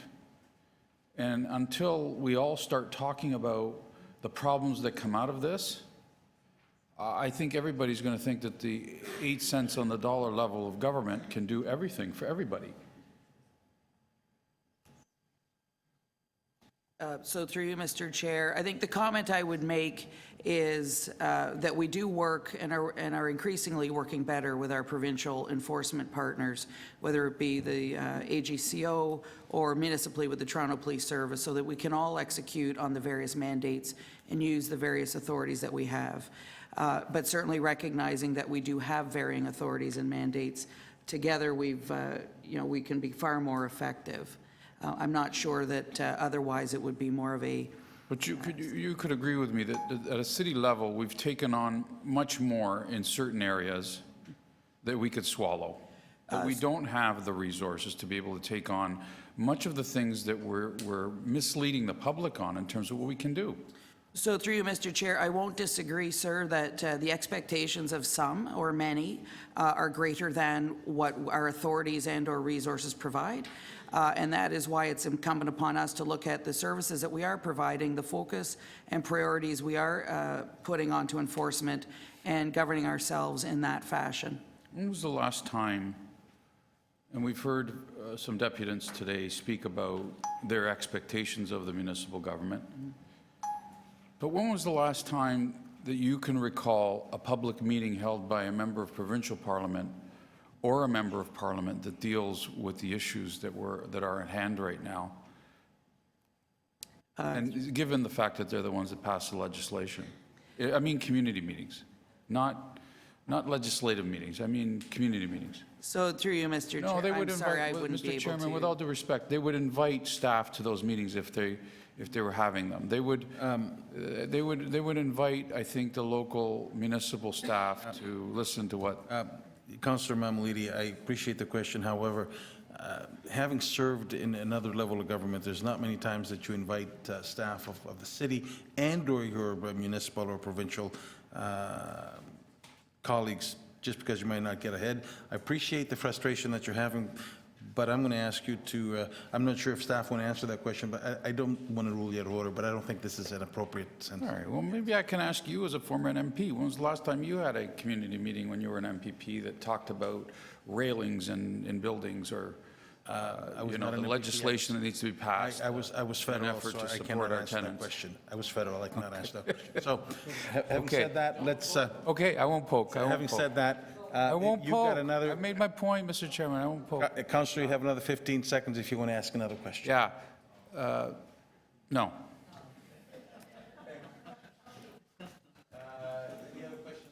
No, I'll speak. Okay, visiting Councillor Nunziata, please. Being that this is my item, now, The intent of the request that I originally put forward is listening to some of these questions that Councillor Mammoliti is asking, other members of council are asking, is the frustration when we have problem establishments. And this is why I've asked for this information.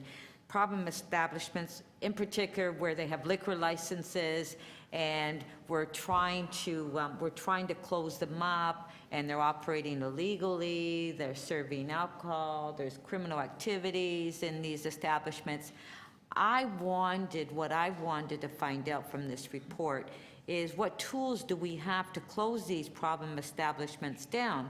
Because it's hard for us to do that. You work with city staff, you work with the community, you work with the BIAs, trying to get information, you work with the AGCO, until you reach a point where you've given them notice that you're going to take them to court. And then they appeal, and then you go on. So the reason for me asking this is because I wanted us to look at what tools we have and how we can maybe enforce it, and maybe, if necessary, because I did put forward a number of motions in the past few years, if members of council will remember that when I was on this committee, asking the provincial government to regulate. We were told by the province that, in fact, the City of Toronto, under the City of Toronto Act, we do have the authority under some of these, enforcement. I think the issue is that we need to use that and work together and find out which way and how we can use the tools that we have under the City of Toronto Act, and if necessary, ask the province, if we don't have the tools to regulate, to address some of these licensed establishments or not licensed establishments, how we can close these establishments down, because it's frustrating for me, it's frustrating for, I'm sure, members of council as well. That's why we have that committee, the Liquor License Committee, because we're looking at, a lot of them are licensed under the, they have liquor licenses and they're operating illegally. These are the issues that I have, and that's the reason for putting this report forward. And I've spoken to to Tracy about it, and maybe we need to look at maybe more of an aggressive enforcement. Maybe we need to look at how we can charge some of the landlords and the owners of these properties fees, high fees onto their business tax if they're operating illegally and they continue to do that. That's what I'm looking for, and that's why I want tougher tools. I want us to be able to enforce and to close some of these establishments down. What I'm hoping, and I spoke to the chair, is maybe we can speak to the city manager, and maybe we can talk about forming some subcommittee, and with members of council that are on this committee, and I want to be on it, to look at what we can do and to look at our bylaws and the tools that we have, and if we need to, enforce them, if we need to ask the province for special regulation, I think we need to do that, because it's not just an issue in my ward. I'm sure it's an issue in Councillor Mammoliti's ward, Councillor DeGiorgio's ward, and I'm frustrated where I work on an establishment in my ward, a business that has a liquor license for 5 years, and I can't close them down, and they're operating illegally. I want us to be able to have the tools to be able to close these down faster, and to be able to have the tools that we can do that and work together with the police, work together with AGCO and all the other departments. So that's the reason for this request. It kind of went in all different directions, but that was the intent of this request. So I'm hoping that we would concentrate on this, and if necessary, form a committee, and we can talk about exactly what tools we have and what we need to change the tools or to add additional tools for enforcement. Thank you. Thank you, Councilor Nuciara, and personally I want to thank you for bringing that notice of motion to City Council that eventually landed in this committee with a report that I think this report is very clear, concise, to the point as it relates to the enforcement tools that we have. Some of them actually that, irrespectively of how many years we've been here and how knowledgeable we are, I think this is extremely helpful for all members of council and residents overall to be able to know how our city functions when it comes to enforcement. So city staff, a huge thank you for that. And thank you, Councilor Sierra, for bringing this forward. Members of the committee, any other speakers? Councilor De Vera-Maker, please go ahead. Thank you, Mr. Chair. I'm wondering if staff can put up my motion. We're dealing today with tools available for enforcement, so I'm moving that the city request the provincial government for authority to enforce the Ontario Society for the Prevention and Cruelty to Animals Act in the City of Toronto. Again, as somebody who's been involved in animal services a lot over my 13 years on this council, we have a problem when we are trying to, if you will, we go to a property that has a vicious dog or a dog that's being abused, either scenario. Yeah, well, we're doing that next, but this is for the enforcement part of it. So when our officers go to somebody's property, sometimes they're not allowed to go onto that property. They're not allowed to take possession of that animal. The OSPCA Act allows the OSPCA to actually do the things that we should be able to do to protect the animals and, to be blunt, to protect the public as well. So I'm just moving this motion that would actually make it less bureaucratic for our staff, because they wouldn't be required to go and get a search warrant in order to take a vicious dog.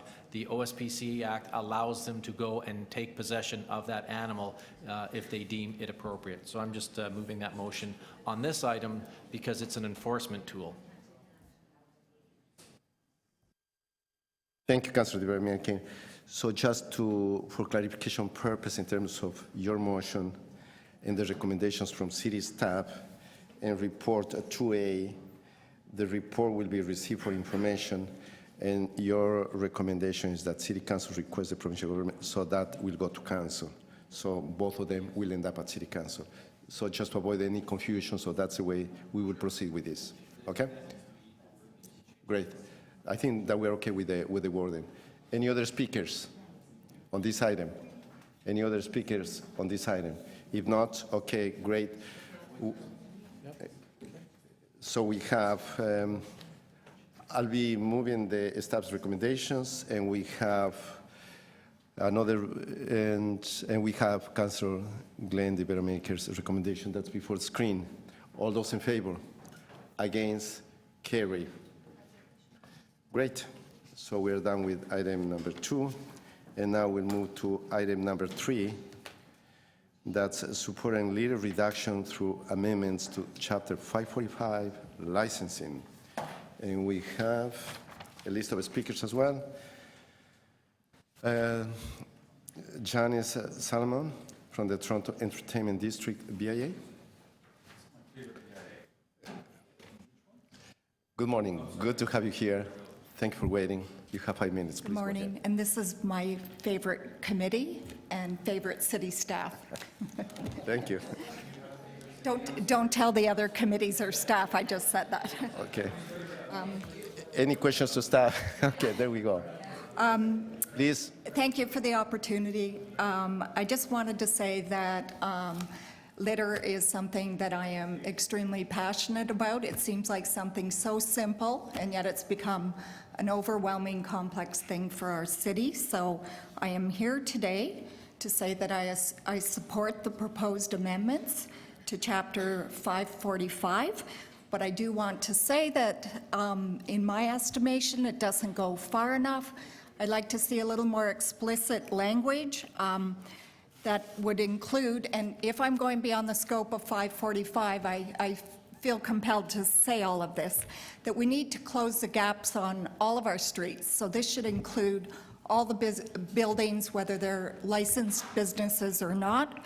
It should include parking lots. It should include churches, hotels, development sites. There should be an effort around street food vendors, and I could go on. And I'd also like to see some explicit language within this that includes that people take an effort to deal with our tree pits, because they become sort of a litter catchment area as well, and to really pay attention to the gutters and the storm drains as well, and street furniture, bus shelters, all of this language to be sort of included to add an additional emphasis on taking ownership of the street and the surrounding areas around you.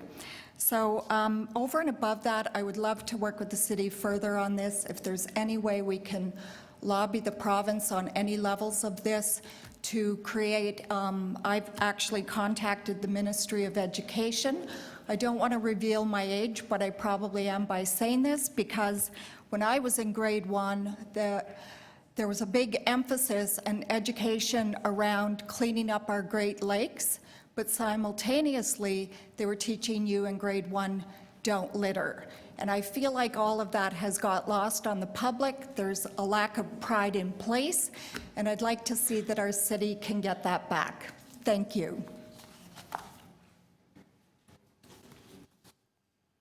Thank you, ma'am. Any questions to the deputant? Thanks so much. Thank you. For your presentation. Any other speakers on this item? To members of the audience, any other one that wants to speak on this item? If not, okay, questions to staff. Questions to staff, Vice Chair, Councilor Karigianis. Thank you. Thank you, Chair. My question through you to staff, I've been in touch with them on this issue. You're looking for tools that would make our city cleaner, and certainly appreciate that. However, in reading the report, I noticed that you also put an emphasis on the owner of the building. Am I correct in that?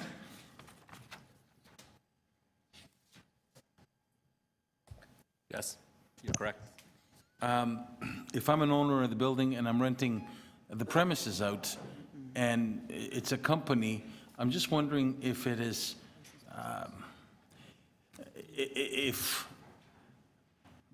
looking for the words here, if this is appropriate, because I lease the property out, and if I'm Cadillac Fairview and I'm leasing the property out to a restaurant, how can you enforce Cadillac Fairview to clean the place in front of the place when the person that's renting from me should be the one that's responsible? So through you, Mr. Chair, there's a shared accountability. So these particular recommendations, or this particular report, will speak to putting the onus on the operator of the licensed business. So that would be the restaurants. We have other bylaws that govern property maintenance, including 584 or 548. I always get it back. 548. 548 on litter, as well as our property standards bylaw, which requires people to maintain properties. So this particular report is really focused on the creators, or the businesses that are generally the creators of this type of litter, and it was drawn out of the impetus of cigarette butt litter in particular, and chewing gum outside of licensed premises. That was really the issue. So this is focused on that restaurant or any licensed operator, and Ms. Solomon referenced parking lots. They would be included. Our commercial parking lot operators are licensed under 545. Street food vendors the same. So this would just put that onus on all licensed business operators. So what I'm hearing is that you had second thoughts and you want to remove the building owner from this report. Am I correct? No, sir. I think it's the matter of litter and waste and how it's managed. It crosses over these three various bylaws. So everybody is captured in one form or another, whether it be the litter bylaw, whether it be the property standards bylaw. What this is specifically on the licensed businesses in 545. So then everybody has got responsibility at some level. You're also suggesting that the owners or of premise of the business should immediately clean up the waste in front of their business. Correct? Go ahead. Yeah. The term immediate isn't defined. It is within reasonable time. It is, frequently it's property managers do it at what time is best for them, maybe they're first thing in the morning or late in the evening. It's not every time someone litters, someone cleans it up, but there are a lot of proud businesses in the city of Toronto that are out there sweeping all the time. On page 5 of 6, second line down, it says required to immediately clean. I'm just wondering if we can use another phrase to say within reasonable time, for the simple reason, if I'm running a bar at night and it's 2 o'clock and the bar is to shut down and there's and I clean up the place, and then everybody's gone, and there's still some people still sitting outside having a conversation, smoking, and after the bar is closed, they still litter. I mean, immediately clean at, if this is Saturday night, on Sunday morning, before we even open up, bylaw officer comes in and says it was not immediately cleaned, let me give you a ticket. Through you, Mr. Chair. Hold on a second. Oh, I thought I was all So ready. what I'm looking for is, Please, the question. What's the question? the question is, would the staff be amenable to say immediately clean, open phrase, closed phrase, within reasonable time? Sorry, so through you, Mr. Chair, the reference that you're making on page 6 is actually related to Chapter 548, which is a different bylaw that is not being recommended for amendment right now. We have not included, or don't intend to include, the reference to immediately in the recommendation to amend 545, which is what we're seeking. I think your point is well taken, and certainly there's an element of discretion and reasonableness in the application of what immediately means. But certainly if, they'd like us to look at an amendment on 548, when we come back with a review on that bylaw, we certainly can. But unless somebody wants to correct me, I don't think we will have ever issued a charge against somebody not immediately cleaning, because that would infer that we were present for when the litter occurred and then watched that it was immediately not clean. So I hear your caution or concern. I believe we do exercise appropriate discretion from an enforcement perspective, but I will note that that is a different bylaw provision that we could come back with at a later point if you like. Thank Sir, you. can I have 30 seconds more? We may go for a second round if required. Councilman Malidi, you are next. So I'm going to bring up something that I tried to do in council years ago and was, like many of the things that I do, not understood. But perhaps this question can be understood now that we're experiencing dirtier streets, less responsibility on what their homes look like. People just don't seem to care about their homes like they used to. And I think much of it has to do with the fact that the city's backed off of its intent to clean streets, cut the boulevard with grass. We don't have as much money perhaps to, well, I'm leading up to it, Mr. Chairman. And the more you interrupt, the longer it'll take, just so you know. What's the question, George? My view is, can we actually ask for a tax exemption on people that actually spend money to make their homes look good outside and to cut the boulevards and to keep them clean, and businesses that decided they wanted? There used to be a time when businesses used to go out and sweep in front of their stores. Now they don't do that anymore because the unions won't even let them do that. Councilman Malidi, I'm just going to tax exemptions I'm going to stop you right there just for a second. I believe that any financial aspect that you're referring to is not within the report, is not within the jurisdiction of this committee. I do agree with what you are saying, but probably that would be, we can do that in a different way, probably through council. But at this point, if you can refer, please, to what's in the report. But I guess you can help me, or staff. Please go ahead. Perhaps staff, or you can help me in terms of a motion that would kind of direct us to start looking at that kind of concept. And I think it would help with, we heard from one of the most important BIAs in the city today saying our streets need to be cleaned. So why don't we start thinking about stuff like that? And I'd like to know how to do that. That's why I'm asking the question. Please. I have ideas. I think tax exemptions would help. Yeah, we're not dealing with the financial aspect, but as a courtesy to the councillor, if there is anything from city staff that we can contribute to it. So through you, Mr. Chair, I would suggest that a direction on the appropriate committee and appropriate persons who ought to review the notion of a tax exemption for properly maintained properties is not MLS. I may defer to the clerk. I think your note about it being financially related, or I think we would have to seek direction on what the appropriate committee would be and the appropriate staff division. Can the committee make a recommendation to another committee? I don't think that's within the jurisdiction of this committee, Councilor Malidi, to to deal with that, I'll be more than glad to, together with you, to move that kind of notice of motion at City Council. Though it has Want not to do a made. notice of motion? It's a notice of motion. Because that way. You and I go are going to the- do a notice of motion? That will go to the appropriate committee, but we are not dealing in this report with No, I'm that just, aspect. you're I'll be more than saying glad to notice do of that. motion. I'm going to take you up on it, and we're going to do one together. Thank you. Next council? Yes? Is that a yes? The answer is yes. Right on. Great. Okay, any other questions? Any other questions is, second round. Before that, I have a couple of questions actually to city staff and with regards to the recommendations. Just, I want to be very clear in terms of what you are recommending, that your recommendations will extend the existing requirements to make business owners and operators responsible for cleaning and clearing any refuse from municipal boulevards and sidewalks abutting their properties. Is that, am I right with that? To you, Mr. Chair, so we're speaking about litter, which is the smaller type of items, and yes, next to their particular business operations. Okay, so it's under Chapter 548 that you mentioned before, that deals with litter and dumping of refuse, of any refuse. Landowners are already required to maintain their private property and public property as well, clean and clear of any refuse which has been thrown legally or willingly.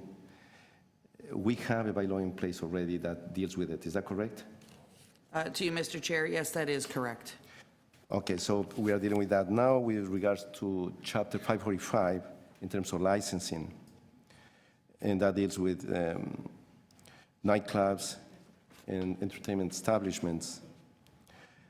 Those establishments are required that all areas immediately adjacent to their establishments be clear of any refuse, of any garbage at all the time. So we have that by law that controls that aspect as well.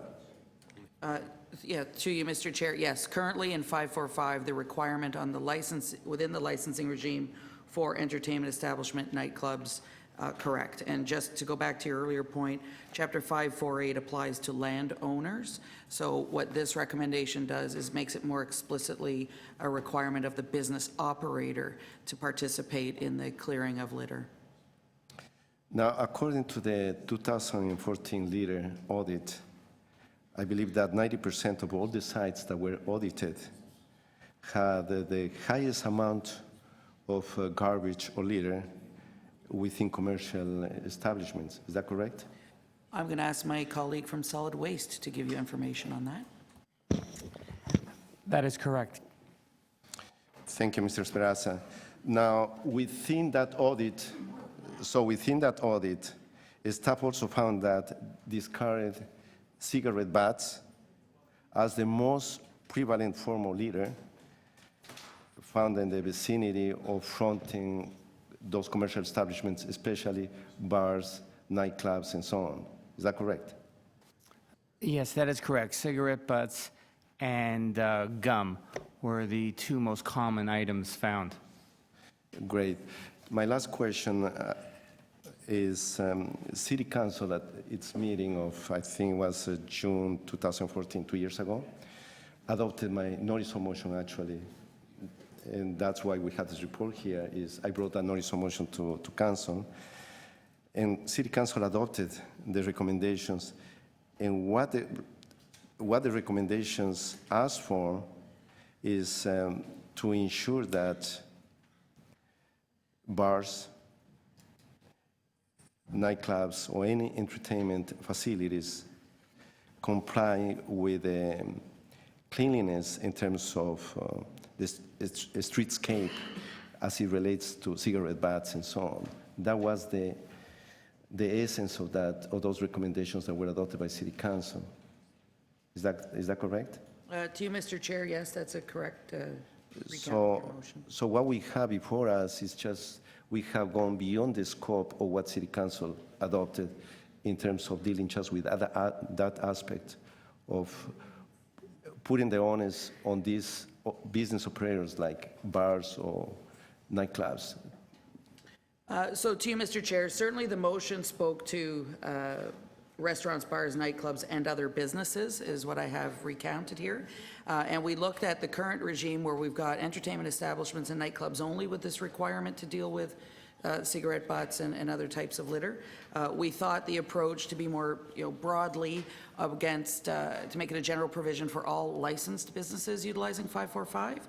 Certainly, it's within your direction if you rather limit that or restrict that to certain types of businesses. My only caution there would be, street food vendors, and there are other generators of litter or areas where litter congregates that may be not captured if we take a more narrow approach. But we do have the other chapters that deal with that, though, in terms of enforcement.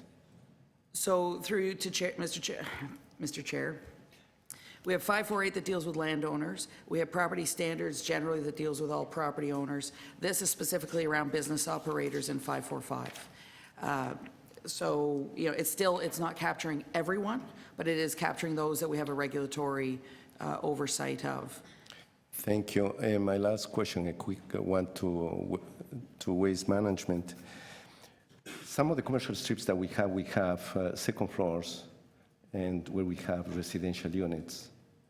Now, within these recommendations, let's say if, hypothetically speaking, if you have a tenant or a property owner that simply dumps a garbage bag or any disposables on the sidewalk, and who would be responsible for that is the business operator who is, let's say you have a restaurant that will be responsible for the cleaning up, or how would you deal with that? Or any illegal dumping that takes place? Yeah, that's more of an enforcement question. So to you, Mr. Chair, certainly we have, you're talking about people who are putting their waste out inappropriately in the residential above commercial. So we've got the bylaws governing littering or illegally dumping of any person. So certainly if we identified a tenant of a residential unit above commercial, dealing with the business owner or others in the neighborhood or property owner, understand that's the source, then we deal with the source. So the person who would put the garbage out or the litter out is equally accountable as the business where the litter may have happened, and or any other person who would illegally dump. Thank you. Thanks so much. I have Councilor Karigianis with a question. He's first, and then we'll. Thank you, Chair. Appreciate it.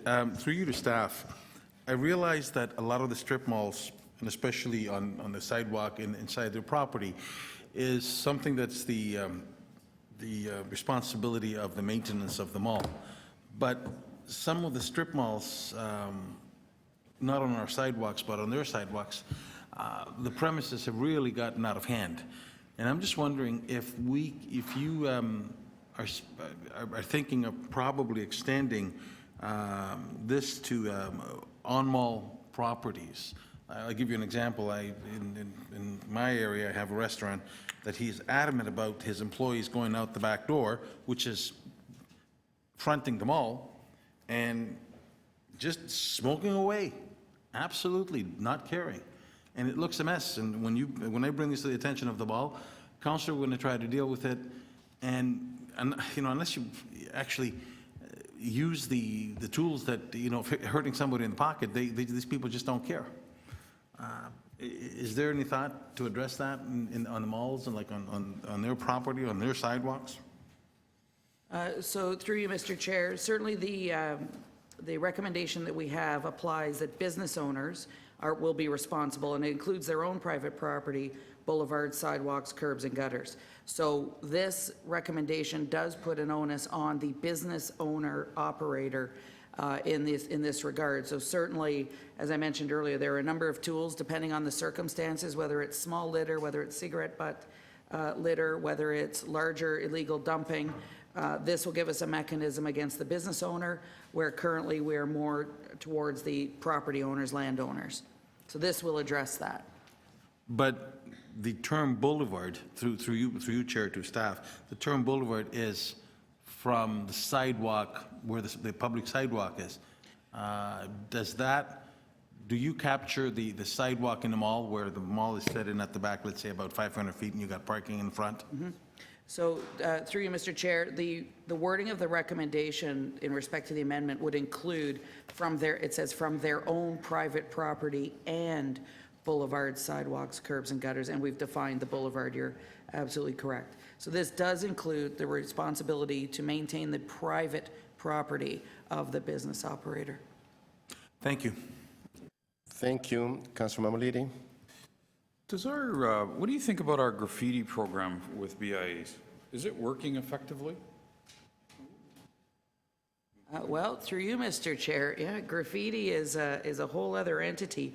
I think the way graffiti has been managed since at least when I first got here in 2012 to now is substantively improved. All right. We've got a lot of great positive partnerships in our transportation public realm folks, great partnerships. So I think we've done a great job of moving it forward. In this particular case, we have a program that the city allows the BIAs to gain money from the city in the way of, I believe it's grants or a flow out of the money that they collect to be able to, there's an incentive for them to be able to go out and remove graffiti as soon as it's put on in their jurisdiction, right? That's how we do it? To you, Mr. Chair, I know the START program is a program of grants that's given to community groups in various areas around the city. I'm not exactly sure on any specific grant program in respect to the BIAs. I know the Downtown Young BIA is very active on addressing graffiti, but unfortunately, I can get back to you on the rest of that if you like. What would you say if we were to expand that program, at least for the BIAs, so it includes litter and garbage maintenance? In other words, not picking up garbage, but keeping it clean in front of their units, pulling out weeds on their sidewalks, cleaning up the litter in front of their units. That would help us, wouldn't it? I think to you, Mr. Chair, I think I'm not clear enough, and it wouldn't be appropriate for me to comment because I don't know the details of the program you're speaking about, sir. We could certainly have a look at if there's opportunity there to assist the BIAs in maintaining the properties. I think that's what I'm hearing. But I'm not right up to speed on all that we do with the BIAs currently, but we can certainly look at it. So, Mr. Chairman, I take it that you're just about to say another notice of motion? As no, Councilor Mamalidi, but just for your information, BIAs do have the ability to apply for grants to assist with the My question is, can we graffiti. expand that? That's a question that probably you are talking about orphan spaces that probably that can be dealt with the public realm of the City of Toronto through the Transportation Division. You might want to have a discussion with them in terms of dealing with that. How about if you and I agree to do another notice of motion? Probably for the next term. Okay. Thank you. Any other questions? If not, okay, speakers on this item is Councilor Mamalidi. So followed by, I don't have Vice Chair. I don't have any motions because I've learned that they're not going to be ruled in order anyway today because we would rather do a notice of motion on both fronts. But if you allow me to speak on that, Mr. Chairman, I think it all ties in. I think that if you look at the way our neighborhoods are starting to look, they're looking drabby. There are issues. There's weeds growing out of sidewalks. There's weeds growing out of curbs. There's sucker growth on all of our trees, on boulevards. There's a lack or an unwillingness by homeowners to take care of their properties. There's an unwillingness on homeowners that are renting to take care of their properties on behalf of their tenants. And it's all turning into a very disgusting look in much of our city. And I think much of this comes from that. I think we want to be able to enforce our bylaws when most of them are now unenforceable, because it's the way things are looking that is upsetting a lot of people. If you give the homeowners that are taking care of their properties and still go out and cut their grass and still maintain the boulevards and pull out the weeds and do the things that they used to do, quite frankly, in the 70s and halfway through the 80s, then, and if you give them an incentive on a tax break, I think you'll find that more homeowners will want to take advantage of that program. If you give something back to those homeowners in the way of an incentive, I think that we won't even be discussing this in another 10 or 15 years because it'll be a natural flow out. And quite frankly, why does someone who just continually breaks the bylaws and doesn't take care of their property and doesn't clean up and all of that, why aren't they subject to more of a bylaw perhaps that enforces what they're not doing? And why the citizens that do take care of city property as well, why are they not given something back? So I just want to bring that to your attention. I'm looking forward to writing up the notice of motion with you, Mr. Chairman, on that. And the last thing is the graffiti program that we do have does work. It's one of the most successful programs the city's done. And you know why? Because it's called public-private partnership, right? It's about businesses making the decisions on where to clean up the graffiti, right? So I think we should expand that, and I think it should include a cleanliness program in front of their units. And I think if you did that, you'll see more people cleaning up in front of their stores. And that's all I have to say about this. Thanks. Thank you, Councilor Muliri. Vice Chair Gargianis. Thank you, Chair.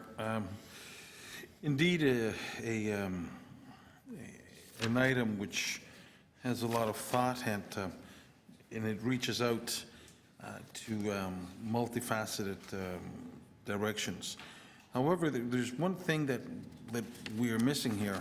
We can only, this only speaks to premises that we license. So if you're in a strip, I mean, if you're in a business area, and we don't license that owner, like if he or she does not run a bar, a restaurant, or something that needs MLS licensing, we cannot enforce upon them,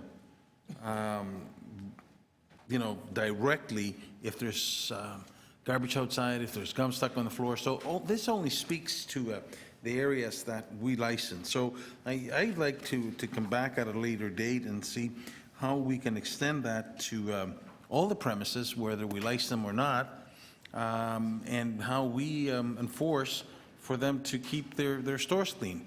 I remember when I used to have a business on the Danforth, that every morning was a ritual that you go out, clean in front of your store, and you wash your windows and make it look clean in order to attract customers. There's areas that people do not have that pride. Now, I also share the frustration that Councilor Mamalidi speaks to when it comes to collection of garbage and when it comes to people cutting their grass. I have to tell you, I asked 311 to give me a list of infractions for my term of people like not taking care of their garbage and not putting the garbage out on the right day. And the numbers that I got back was astounding. I got 4,600 infractions in a year and a half of people taking the garbage out on the wrong day, of people not properly addressing their garbage issue. And it's something that you have to battle with, because I do have a turnover and I have a lot of younger citizens. But the tools should be there. Should we try to give an incentive to the landlord to cut his grass? You know, you got grass that's growing and absentee landlords and they don't give a damn. And should we also reward people that look after their front lawns, put the garbage out in the right time? And should we think about stiffer fines of people that are repeat offenders of taking the garbage out on the, if your garbage day is Wednesday and people take it out on the Thursday before or the Friday night before, and it's unbearable to look down the street. So I like for us and staff to think out of the box and not only concentrating on licensing establishments, but also come back to us with and I will certainly be writing to this committee about us coming back to the other tools that we can use when it comes to garbage and refuge and people not abiding by the rules and regulations. Thank you, Chair. Thank you. Any other speakers? If not, I have a recommendation. I'm going to be very brief with my remarks as well. Is And the recommendation is that the staff recommendations in the report September 7, 2016 from the Executive Director of Municipal Licensing be deleted and replaced with the following. A, City Council approve amendments to the Toronto Municipal Code Chapter 545, licensing, to require restaurants, bars, entertainments, and nightclubs to maintain the public sidewalk fronting their business free from litter, cigarette butts, cigarette tips, electronic cigarettes, and any other debris generated by their patrons at all times. And B, the Toronto Municipal Code Chapter 545 be amended to ensure cigarette disposal containers or receptacles be mandatory at bars, entertainment establishments, nightclubs, and other business where patrons dispose cigarette butts on public sidewalks. Members of the committee, at City Council, I brought a notice of motion in June 2014, and the notice of motion was very specific in asking city staff to review and to perhaps to add conditions to business licenses for bars, nightclubs, entertainment establishments, for them to maintain the streetscape fronting their business clear of any debris, mainly cigarette butts. And also the motion called for mandating cigarette disposal containers or receptacles at locations such as bars, nightclubs, and other businesses that allow patrons to dispose cigarette butts on the sidewalk. So according to the 2014 litter audit, as I was asking my questions to city staff before, 90% of all the sites that were audited had the highest concentration of garbage and litter, and that was within these commercial establishments. So staff also found in their reports, as noted in their reports, that discarded cigarette butts are amongst the most prevalent form of litter found in front of restaurants, bars, and entertainment establishments, mainly nightclubs. So, in my opinion, these are the kind of establishments that they're the culprits, and they're responsible for what they are doing. And I think they have a responsibility to be part of the solution. They have a responsibility to maintain their properties, because that's becoming an eyesore. I have brought, when I brought that notice of motion to City Council, a number of pictures of fronting these establishments that literally it was a real shame. When you had 3 pits that they were used as ashtrays, where people were dumping cigarette butts, that was something really bad. So, and that's now, when I read the recommendations and from city staff, is with the good intentions, and I know that they have gone beyond what was required from them. And I want to thank city staff for the amazing work that they have done on this front. However, it seems to me that they went a little bit beyond in terms of the scope that was approved by City Council. And that's to extend the existing requirements to make business owners, and that would take, once again, in my opinion, all businesses within commercial strips and so on, and they'll be responsible. Imagine, for example, late at night, as it happens all the time, I'm talking about commercial strips, if there is a truckload of illegal dumping. Now, those people, the next morning, are going to be calling, and they're going to be calling members of council, calling city staff, just to let them know, I'm the victim of this intrusion. So how fair would that be for us to send our great city staff to do the enforcement and to put the onus on those establishments for them to clean up? I believe that would be totally unfair. Is actually one of the deputants that was from the Toronto Entertainment District, from the BIA, and clearly indicated, I think that what we need to do is to ensure that our public sidewalks are kept and in a very clean condition. That means we should be sweeping our public sidewalks more often, washing them, sometimes power wash them. So I am concerned that by putting the onus just on businesses, probably that's not going to create what we are trying to do, is to restore that sense of pride in terms of cleanliness in our city, mainly within our commercial strips. And that's, I have checked, also I have called, I have 5 VIAs in my ward. I have spoken to them, and they have clearly indicated that they will be concerned with that situation. So in essence, what I would like to do is to put the onus strictly on those businesses like bars, nightclubs. Those are the ones who are creating a real mess. Let them clean their mess. As it relates to other illegal dumping and refuse, we have Chapter 548 that deals with it, and also we have Chapter 545 in terms of licensing that deals with entertainment aspects. So that aspect will make irrelevant what we are trying to do here. So that's the motion. I'll be more than glad to answer any questions if you have on that, and hopefully that I can count on your support on that. Thank you.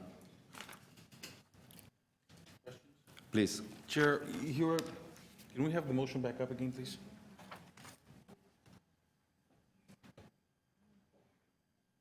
Can you start my time? Chair, in reading this, you're saying that Toronto Municipal Code Chapter 4 for licensing to require restaurant, bars, entertainment, and nightclubs. What about the other establishments that that require license, such as convenience stores, such as hot dog stands, trucks? That's on number one. And on the second, you're saying fronting. If we're going to capture in there the right space, some of it could be on the side, and if you got a hot dog cart, it could be surrounding. Then you're saying only receptacles for cigarettes. Well, if you've got a hot dog cart or a business, you should also have a refuge disposal, somewhere you can keep garbage. Now, no disrespect to your motion, but I'm just wondering, you're not addressing those. I mean, you're not addressing all the licensing aspects of that we license. I mean, if you got a convenience store and people buy a cigarette and go outside and smoke, where are we going to? It's not captured in that. Okay. Thank you, Councillor. If you were to read the notice of motion that was approved by City Council, that was a very thoughtful motion that strictly deals with bars, nightclubs, and specifically deals with cigarette butts. And to put the onus back on them, that was recommendation number one within what was approved by council. Number two, it was to have a pilot project and to ask city staff to look into it in terms of forcing these establishments to have containers or receptacles, and that becomes mandatory in front of those bars and entertainment establishments and nightclubs to contain that aspect of cigarette butts that has become a real problem. Your motion, I take it, and I was looking on LSC 13-3, and the recommendation is on the top of the page, has 3 recommendations. Is your motion to replace those 3 recommendations? We have the other motions, the other aspects. Yeah, I'm going to put you on hold and I'll continue with that. Okay. Is procedurally speaking, to continue with this meeting, we need to extend the timing is either to complete this item or to complete the agenda, if members of the committee are willing to do that. I can't. I can't. We're going to break. Let's break. So I'm canvassing members of Let's break. I got things to do at 12. So how about if we finish this item, though? I say continue after lunch. Let's continue after lunch. Okay, so we'll continue after lunch and we'll adjourn at 12:30. Okay. Thank you. Now, with regards to your question, Councillor. Do I see the clock as 12:30? Chair? I'm sorry? Do I see the clock as 12:30? 12:30, no, you continue. Yeah. There you go. I call it 12:30. Let's break. We have 2 more minutes. Please go ahead. I call it as 12:30. I mean, I could be wrong at the clock, but It's, do you have any other questions? I'd like to finish my question. Okay, so let me answer your question. Do it. So chapter 548 that deals with littering and dumping or refuse, it deals with everything that you have noted in terms of any refuse, dumping within city boulevards and adjoining property adjoining properties, other properties. So that chapter deals with it. So we have a bylaw in place. Well, if it deals And 545 deals also with Right, but the staff brought forward 3 recommendations. Require business owners to be responsible, and now what you're doing, you're changing that and only looking at the restaurants and bars. And I have to tell you, it's more than restaurants and bars, and I appreciate what you're doing, but I think the staff recommendations on page 2 of LSC 13.3 are pretty well capturing what your intention is, plus more. So why are we cutting back, I mean, from the establishments such as the food trucks, the hot dog stands, the convenience stores? I think that, you know, like, I mean, I'm finding hard to support this because it does not capture everybody. And if you make exceptions and not capture everybody, well, okay, then the bar next door should be the one that cleans up. And if I have a convenience store, I shouldn't. Councillor, is what's happening here is that there has been discussions and meetings with other divisions as well, including waste management and municipal licensing and public health and so on. So each division have their own jurisdiction in terms of keeping the city nice and clean. Now, my motion was very specific at City Council that deals with cigarette butts.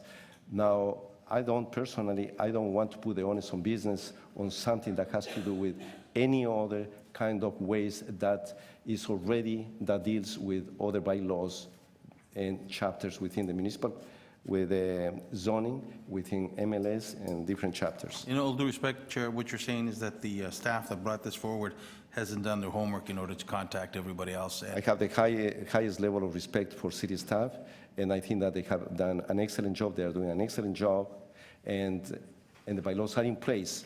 Okay. Well, I'm finding hard to. Councilman Malidi, please. I don't have an issue with supporting it because I think it kind of encaptures what you want. But do you not think that it should be all business establishments and not just nightclubs and restaurants?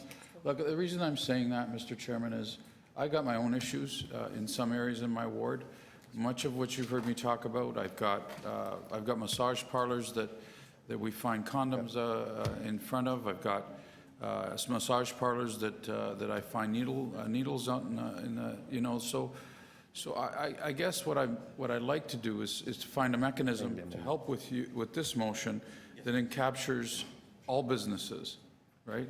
Councillor, if you want to do a friendly amendment to that, to capture that aspect, I'll be more than glad to entertain that as well. I think we are on the same page in terms of doing something good for the city. I'm going to move. Thank you.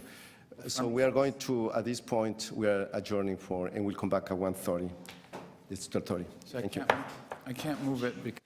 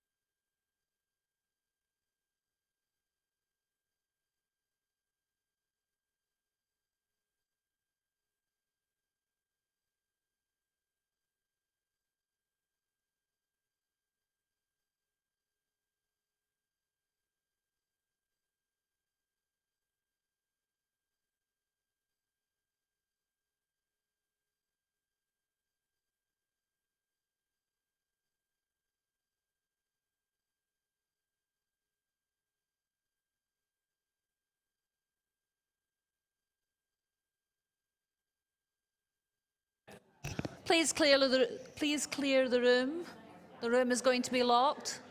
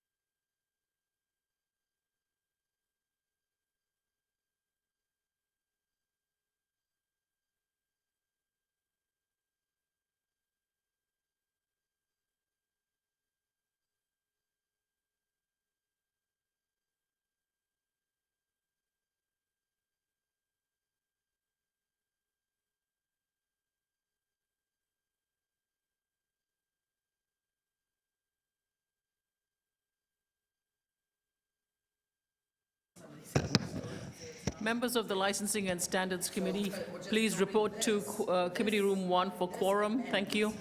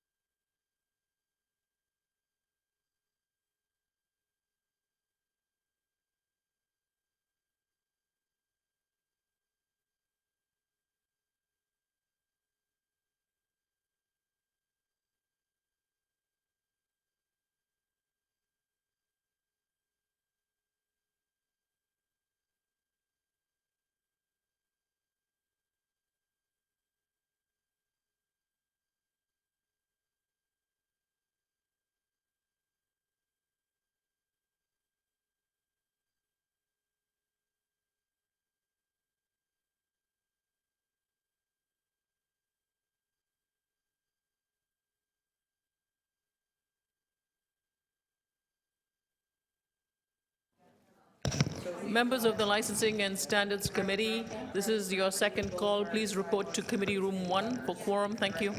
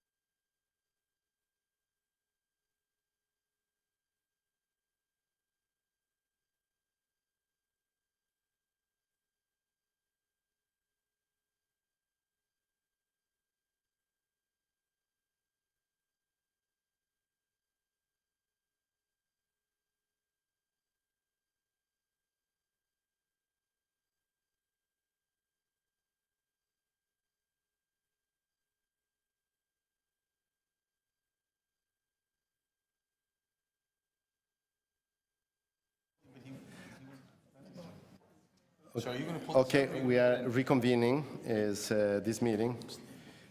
Thank you once again.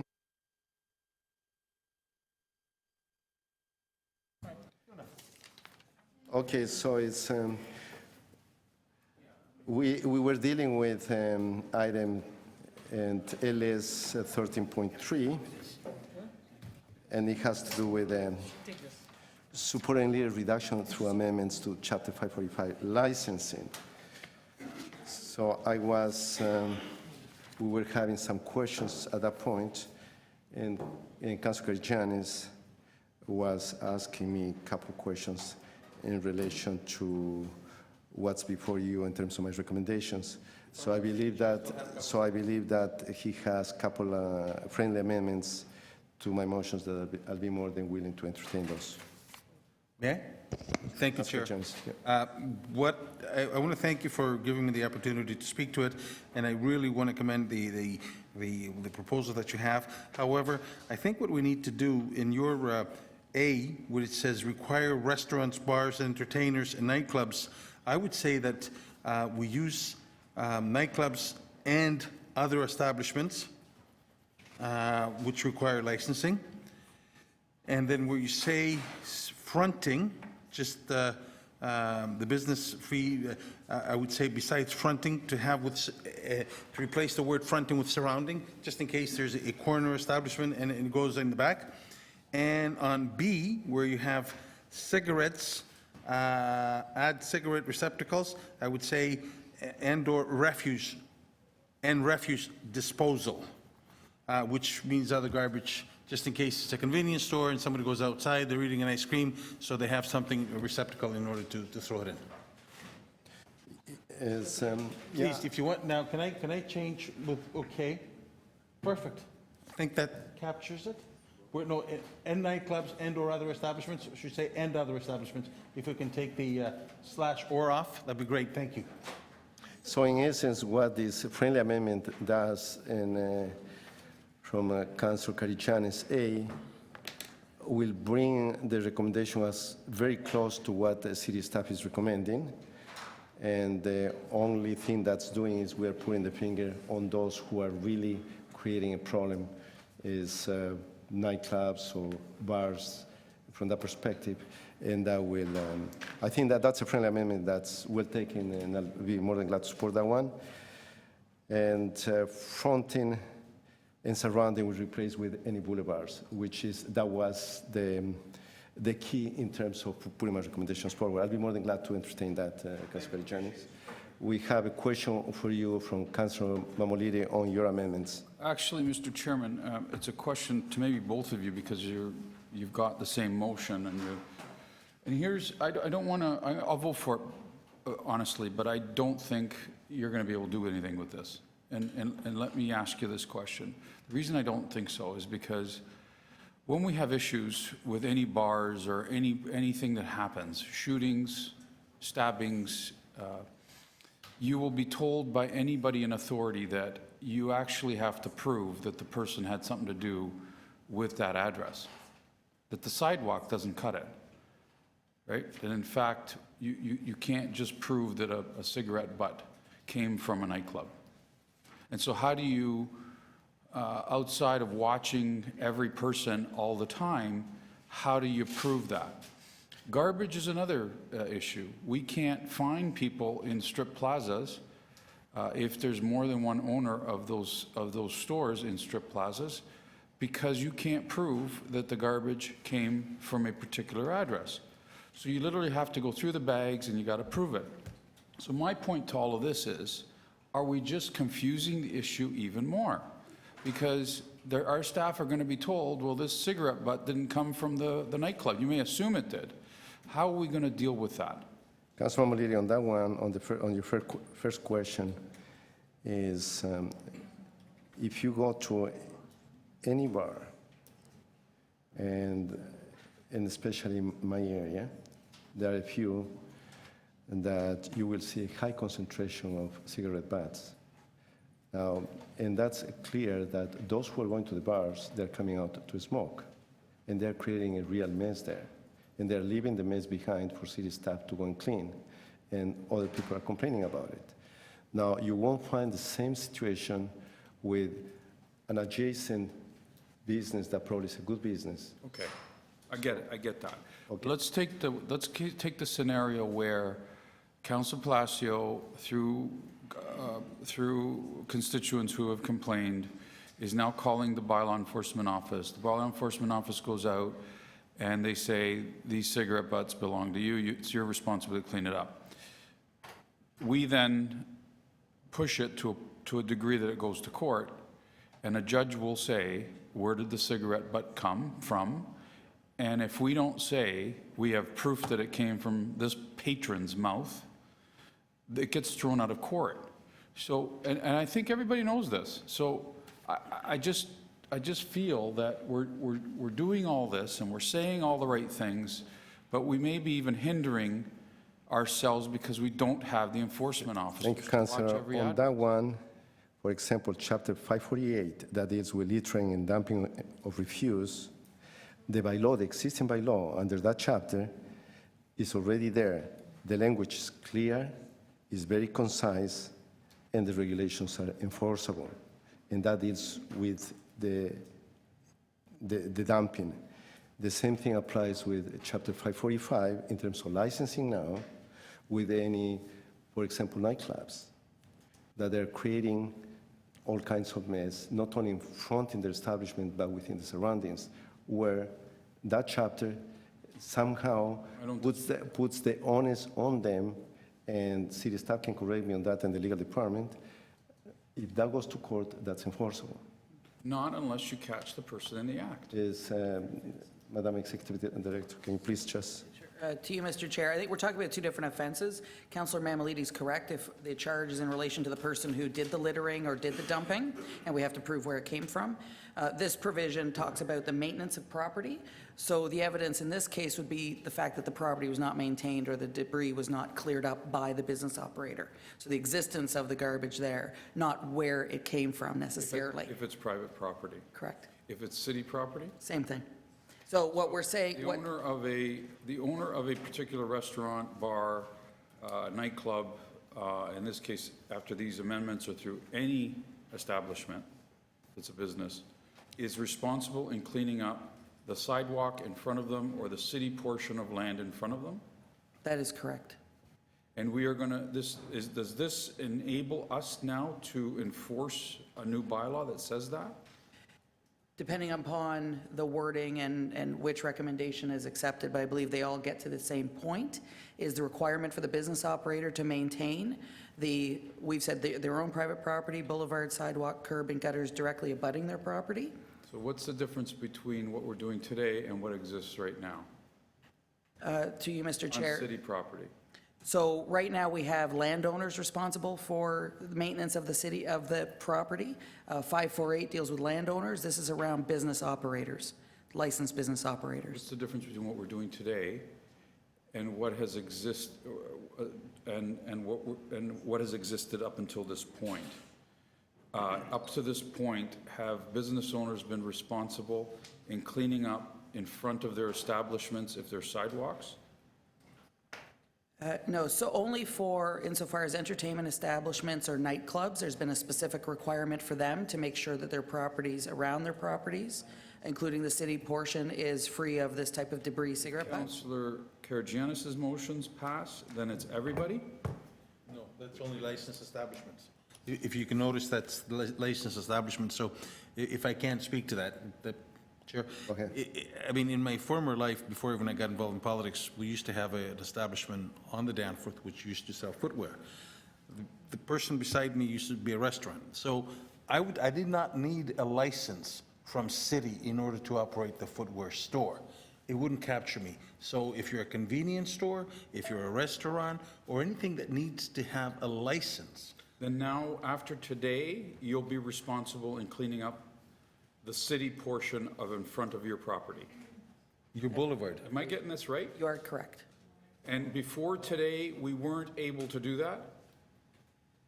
Before today, this specific requirement on a business operator was only on entertainment establishment and nightclubs, other than what we have in 548, which deals with littering and maintenance of property to the landowner.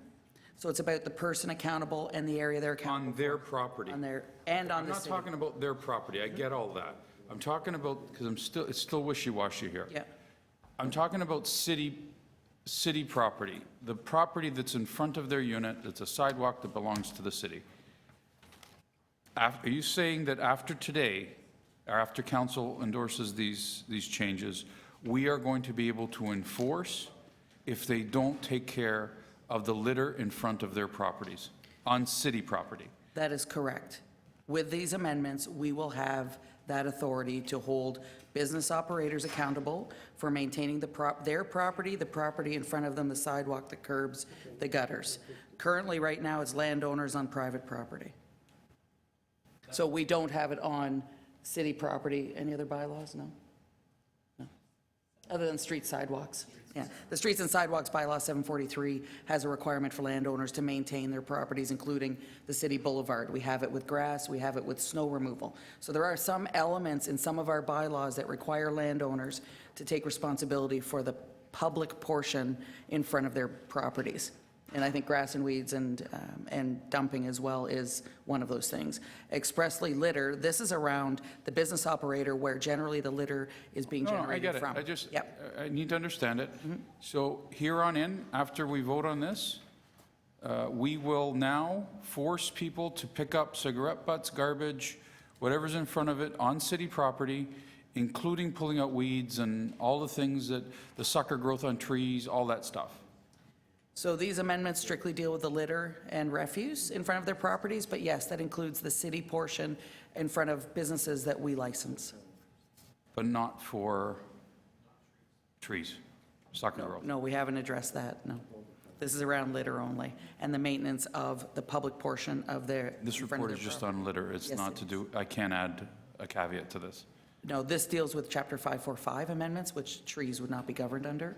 I don't know if there was an ask for someone to look at something else to extend that. Can I add a for another motion bylaw. that says weeds and sucker growth on trees? It would not fall You won't into, have it in established businesses. Yes, think you that do. would- You've got it in every single BIA. You've got, Councilor Maliri probably I can think help that with might this be an one. ask. We can talk about it Is, offline and find the way you need. I don't know that this would be the right venue. You did ask me a question before, if I was willing to bring that to City Council as an urgent motion in terms of dealing even with residential properties. And I think that's another conversation, but it will get actually to that point of what we are trying to get is not only within our commercial streets, but all throughout the city of Toronto. I'm curious So I to think see what that's- Councillor DeBaremaker says, because he, I think, agrees with me that this is not enforceable. Yeah. Mr. Chair, I guess my questions of you and I maybe extend it to our executive director as well. Because, Tracy, you had said that maybe you missed a clause, if we pass the recommendations you've put before us, because what you've put before us and what Councillor Palacios put before us are different. So through you, Mr. Chair, I'd have to look at specifically how Councillor Palacios' motion is His is crafted. his is narrower than yours. Your well, again, through you, Mr. Chair, my questions, thank you for the latitude. Your recommendations are that business owners, all business owners, restaurants, bars, and a Max Milk store, and a shoe store, Needle exchange. whatever, any business owner. Councillor Palacios narrows the scope. So, okay, through to you, Mr. Chair, I think thank you for the latitude. I think it helps to make sure there's understanding. Our recommendation said business owners, it's under Chapter 545, so it's only applicable to businesses that we license. We Restaurants, license all businesses. Not all even shoe businesses. stores. No, you don't. No, shoe stores don't get licensed. We don't license all businesses. Every thought- business in the city does not require. I thought every business needed a business license to No, operate sir. within the city of Toronto. Not a City of Toronto municipal business license. Point of order, no. Chair, if I may that? clarify. Well, no, I'm talking to our executive director. She can probably clarify for herself.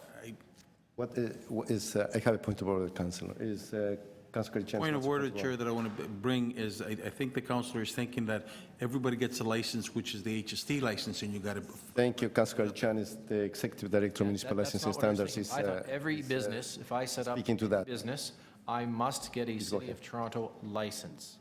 Not just if I'm a barber or a plumber, No. but if I'm,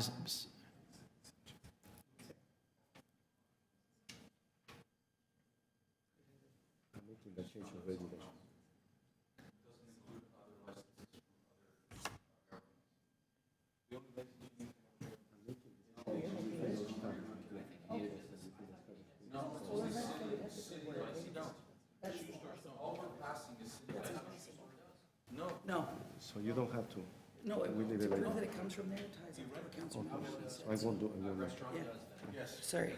So to you, Mr. Chair, no, we do not require a City of Toronto issued business license for every single type of business that operates in the just city. in that long list. so Very long trades, list, correct. Plumbers, restaurants. Convenience stores. Barbers.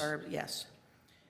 Yeah. So, And we can go through the list of categories what, with you. okay, but what percentage, okay, well, So just so I can maybe bring some clarity. So the recommendation that we brought was about an amendment to Chapter 545, which governs only the types of businesses that we license. yes. And would which is require them very to. broad spectrum. It's pretty broad, yes, but it doesn't capture everyone. Right.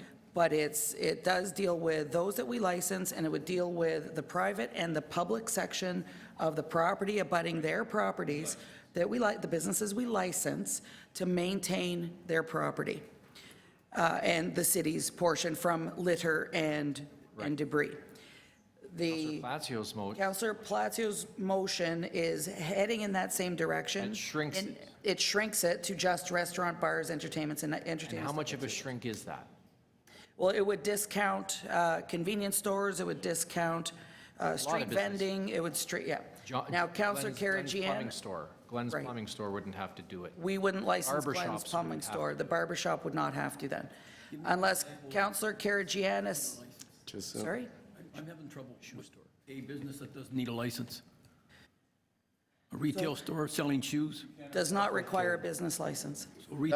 Councillor De Bermec, are you done with your questions? So- Because I'm still, and then I'll come back to you, Councillor So George. this might help. So we have an entire universe of different types of businesses in the city. The list This, that we license. okay, so now, the list that we license, our recommendation would apply To them. those businesses that we license.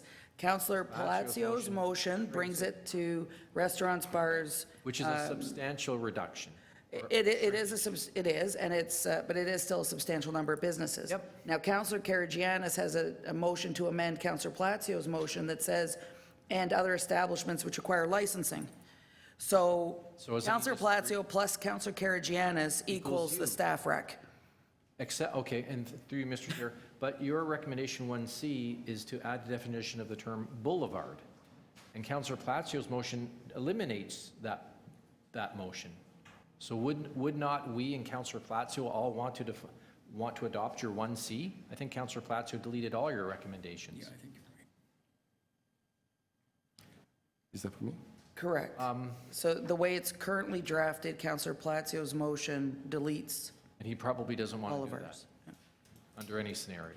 And just to add, the Councillor Karygiannis' amending motion, which says replace words fronting with surrounding, which is with Councillor Palazzo's motion, we had recommended reference to abutting, because it's very difficult to define what does surrounding mean. So if- Abutting is more specific to their property lines. So effectively, if we adopted the staff recommendations, it's doing what Councillor Palazzo and Karygiannis want to do. Just applies to a wider group, like it includes Max Milk stores and barber shops and plumbers and I believe that long list in our, that's correct. okay. Okay, those are my questions. Yeah. Thank you. Councillor Di Giorgio. So help me understand why someone who's conducting a retail business would not require a license, whereas somebody who's, I don't know, cutting hair requires a license. So, knowledge through you, Mr. Chair, so we implement business licensing where we have issues or interests around consumer protection, public safety, those types of foundational purposes for licensing. I don't know that we have ever been asked to pursue licensing additional businesses such as retail of shoes. We would have to articulate a municipal purpose for the license. Okay, let me, under the City of Toronto Act, you have authorization to issue licenses for people conducting a business. That is correct. Now, are you saying that a business under the City of Toronto Act is defined so that it excludes retail operations? No. Well, then, The licensing bylaw is enacted by City Council pursuant to the authority we have in the City of Toronto Act. but the licensing bylaw, you're saying, then excludes retail as a business. Well, I would rather word it, currently, the licensing bylaw governs businesses that City Council has identified and authorized a need to license. So not so much that we've excluded people, but we've only... So who else is excluded besides retail? Because it makes no sense to me. Through you, Mr. Chair, it's probably easier to outline all those that are included. That's typically, you're going to give me a list of 200 that are included, but it's harder to give you 2 or 3 that are excluded? So we have, again, going back to the municipal purpose and the foundations for why we license businesses where municipal oversight is required for health and safety, public health, food, inspections, these types of things. Public garages, we license public halls. Supermarkets? Sorry? Supermarkets? They sell food, yes, we would. Okay. Yeah, there is a large Selling number of clothes. businesses that we do Not license. selling of clothes or shoes? No. Okay. Wow. Karygiannis, please, I'm sorry, License is a license. Councillor Di Giorgio. I was always told that you got to have the proper zoning before you even qualify for a license. So now you're saying, well, you don't need a license. Oh, well, that means maybe I don't need a zoning either. That's a bit of a more complex issue. That's land use, and whether there's a license required or not, the permission for land still needs to be there. Councillor Mamaliri. I'm sorry to have to complicate things, but I'm now 55 years old, and I think I've complicated things for everybody in my life for 55 years. Today's no different. I'm hearing that it's a city license. not a provincial or federal license. That is correct. All right. So if there is a nightclub, and that nightclub is right beside a needle exchange, which is provincial. No, it's ours. No, it's not ours. It's provincial licensed. And I know that I'm right. I know that I'm right, okay? So if the cigarette butt is thrown on the nightclub portion of the sidewalk, and a needle is thrown on the needle exchange side of the sidewalk, we don't have the ability to enforce the needle being thrown, but we do have the ability to say, pick up the butt. That is correct. If right beside both of these locations, one day, an outlet that sells marijuana comes into play at a federal level, and they choose to throw out a butt on their side, we wouldn't have the ability to ask them to pick that up under this bylaw. Unless the municipality was involved in issuing a business license. Okay. This way, there are other ways to capture where you want to get to. I'm proving my point. We're creating a problem indirectly. If we were to say as a city, hey, here are some funds, we are going to forgive you if you take care of your property in front of your establishment on thousands of dollars in tax, or give them some kind of revenue to clean up or hire somebody to do it, that whole strip could potentially be cleaned up by the owners. And we wouldn't have to worry about enforcement. Accurate? So through you, Mr. Chair, it would depend on the conduct of the owner, and we have the bylaws that govern the landowners maintaining their property. Okay, so as a city councillor, how am I to explain a scenario like the one I just gave you to any one constituent? Yes, we can ask them to pick up that butt, but we can't ask them to pick up the needle, and we can't ask them to pick up the marijuana butt, because our bylaw doesn't suggest it. How do we fix that right now? So through you, Mr. Chair, what that would be a more broad approach on amending our bylaws. We would not confine the amendments to 545 on licensed businesses. It would be amendments to potentially 548, and that would then hold all property owners to the same account to maintain the property, including the public right-of-way, abutting their property accountable for cleanliness. Would a motion from me to amend 548 be appropriate for another meeting at this point, Mr. Chairman? Because I don't see how you do one thing and not the rest. It's going to be a problem. Well,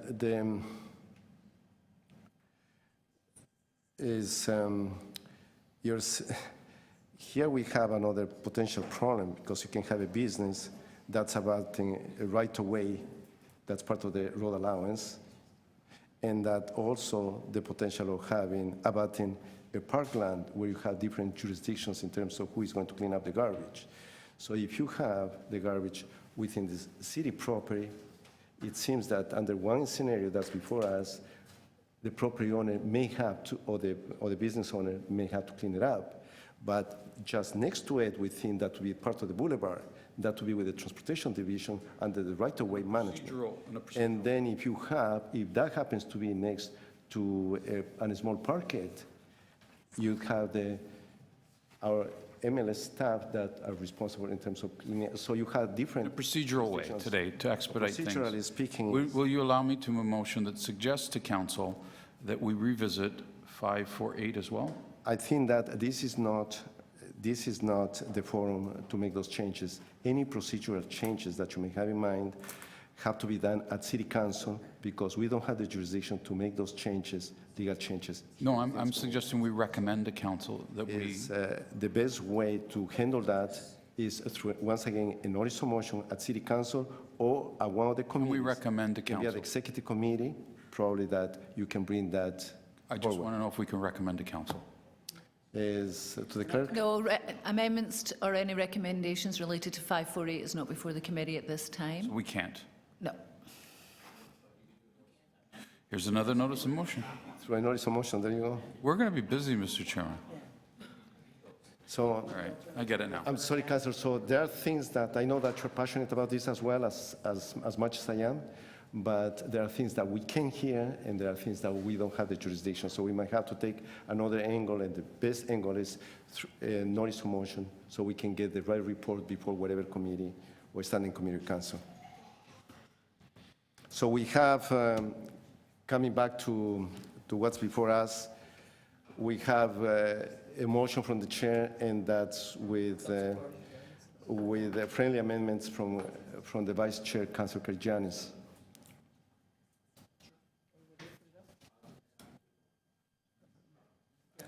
So we can just have it on.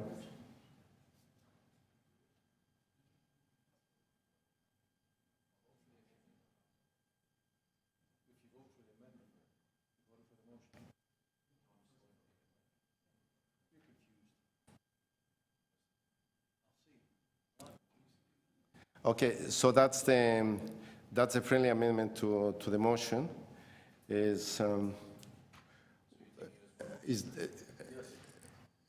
Councilor de Bernier, unless if you want to vote separately on this, doesn't matter. This would have to be incorporated into my motion as amended then. Okay, so there we are. All those in favor? Against? Thank you, so it passes. On the motion as amended, all those in favor? Against? Carry. Thank you. It goes with my amendment. Thank you.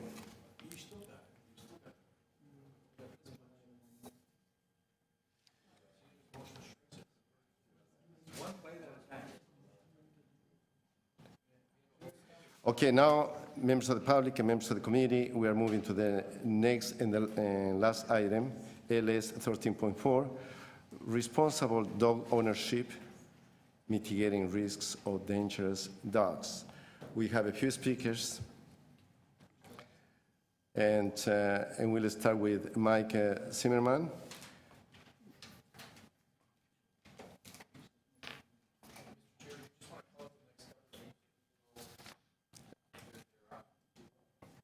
Okay, we have 5 deputants at this point. Mike Zimmerman, followed by Ana Maria Mountford, Savio Bargava, Stephen Hornell, and Maggie Burt. Mr. Zimmerman, good to have you here. Thank you for coming. And you have 5 minutes. Please go ahead. Thank you very much. Thanks for having me. Folks, my name is Mike Zimmerman. I just retired after more than 25 years with the Government of Ontario. From 2003 until my retirement, I managed the Provincial Animal Welfare Program. In 2009, I had the opportunity to coordinate the team that comprehensively modernized the OSPCA Act for the first time since its introduction in 1919. And we made it the best animal protection law in the country.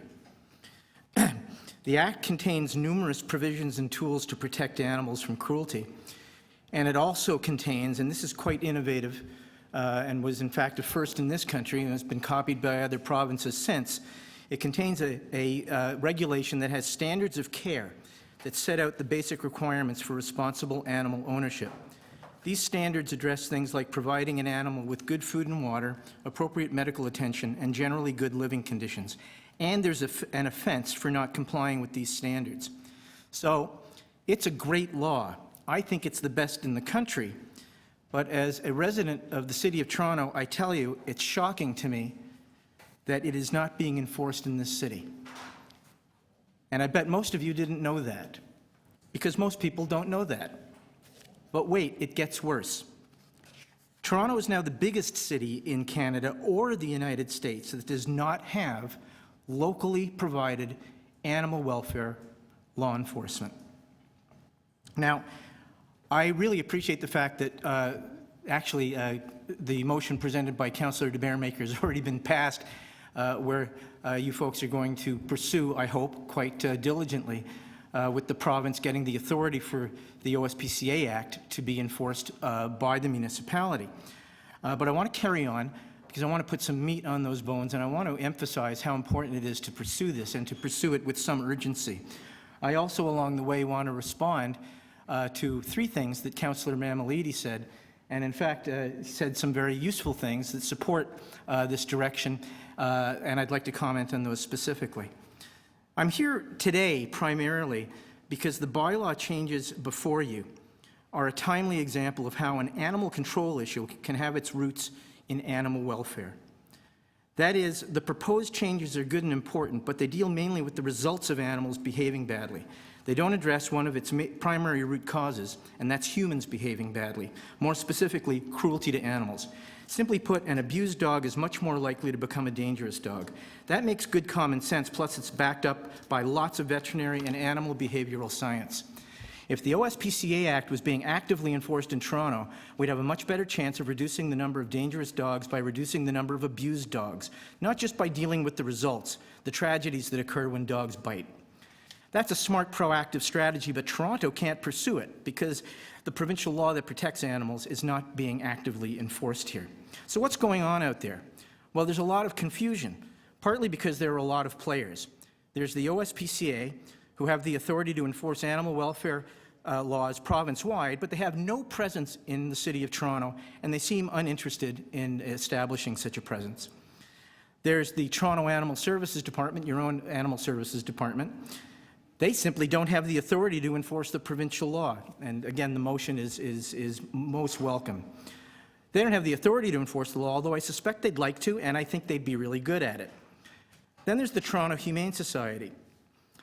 Many people mistakenly believe that Toronto Humane Society enforces the law in the city, but that's not true.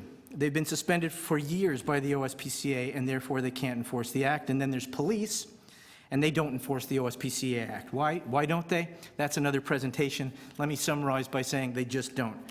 I'm running out of time, but I want to say that this is unusual to the City of Toronto and a couple of other pockets in the province, but it's not confusing in other places like London or St. Catharines or Thunder Bay, where this works perfectly well. Toronto needs this locally. It's important.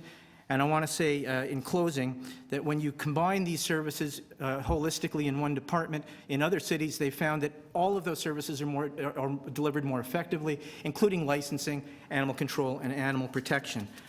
With respect to Councillor Mammoliti's comments, I want you to know that I agree with you. This should be approached at the right level of government. It's an unusual one where it's a provincial law, but it ought to be enforced and administered locally. I agree with you that the 8-cent dollar that the city has to work with is awfully stretched, but I can tell you that if the Toronto Animal Services Department had the authority to enforce animal protection laws, they could fundraise based on that new role. And the estimate is that there's a fundraising market of $15 to $20 million just in the City of Toronto. So I think it's a good business proposal. I think it's a smart thing to do. And then last but not least, and thank you for the extension of time, I want to comment on what you said right at the get-go this morning about sending irresponsible owners to, I think you said, doggy school. And I want you to know that you did, and this may have been inadvertent, you were endorsing the concept of the City of Toronto taking on enforcement of the OSPCA Act, because in fact, already in the OSPCA Act, there's a provision much like what you just talked about. In fact, in the sentencing options in the Act, there can be the requirement for the irresponsible animal owner to take training. Thank you. So thank you very much for all that, and I hope you pursue the motion as it was presented and passed. Questions? And Councillor de Vermeken. Other than observing that Councillor Mammoliti is really on a roll today, but I guess my question's on the matter before us, and I know the matter before us is really about responsible dog ownership and protecting both dogs, because some people only care about dogs and some people forget about families and children. So in order to protect the public, if we had the tools and we could enforce the OSPCA Act, that would actually make, do you believe, our enforcement officers more efficient and better able to protect the public? Oh, absolutely, because they can deal with any animal situation at that point, whether the front-end view of it is animal cruelty or an animal that's out of control. They would have the authority to deal with any aspect of the situation. And given that you believe the Act is good, yep, and the fact that our officers could have those powers would be good, and you're from the provincial government with an insight that... Well, formerly. Formerly, about 25 years with the province. Do you think we could actually get those powers? People say to me, no, it's a turf war. This group doesn't like that group. This group doesn't want to give up powers or status or money, and they're not going to let you do that because then maybe you will raise money. You're right about that. It's a mess. But it's an interesting turf war because at the moment the turf war is the folks who have the authority to do this aren't doing it.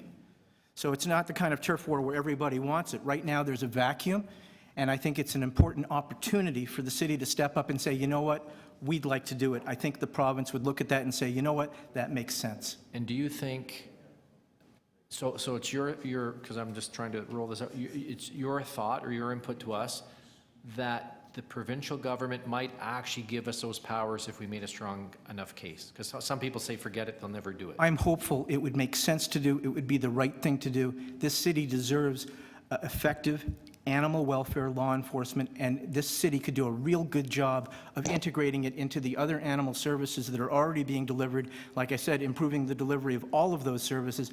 I'd like to think that a good and strong case made to the province would have a good chance of succeeding. Okay. And so you would support, for example, sending bad owners to get trained? Like I say, when we went through the process of modernizing the Act in 2009, it was one of those ideas that struck a chord with everybody, that it made sense to do. And it was incorporated in the now existing sentencing options that are in there under the Act. So, for example, somebody who is convicted of not complying with the standards of care provision in the Act could be sentenced to take appropriate training so that they could carry on as a more responsible animal owner. And through you, Mr. Chair, because I don't know the statistics, but I certainly I do not own a dog, but I love them. Is it your experience, or do the statistics show that it is, if you will, a delinquent owner has a delinquent dog, or is it just an average person like any of us has a dog, and that dog, for whatever reason that day, gets spooked, or feels threatened, or gets aggressive, or gets that prey instinct? And it won't catch every situation. But there is no doubt that animals, and dogs, of course, are the ones that we're talking about today, and they're the ones that come up most often, are the product of how their human owners treat them, raise them, train them. There is no doubt about that, and the statistics, I can bring you a pile of statistics. But I also want to remark about your lack of dog ownership and tell you that that's because that also shows that this is an important issue and an important issue to a lot of people. The statistics are that 2/3 of Ontario households have pets, and half of those have more than 2.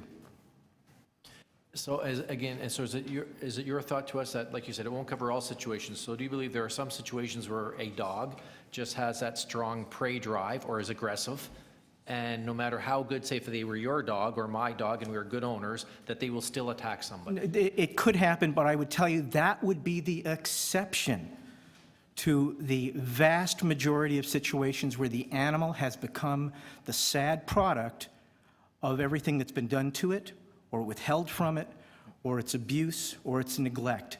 The norm is that the animal, and dogs are not dumb animals, dogs are smart animals, but the norm is they become the product of how they are raised by their owners. So the ability to deal with the situation more proactively, and not just promote responsible animal ownership and dog ownership, but to enforce it as needed, including the deterrence that we have in the Act, is an important way to address this more holistically, more proactively, effectively, and efficiently to make both animals and people safer. Okay, great. Thank you, Mr. Chair. Councilor Malidi, you're next. Thank you, Mr. Chairman, and thank you for showing up today.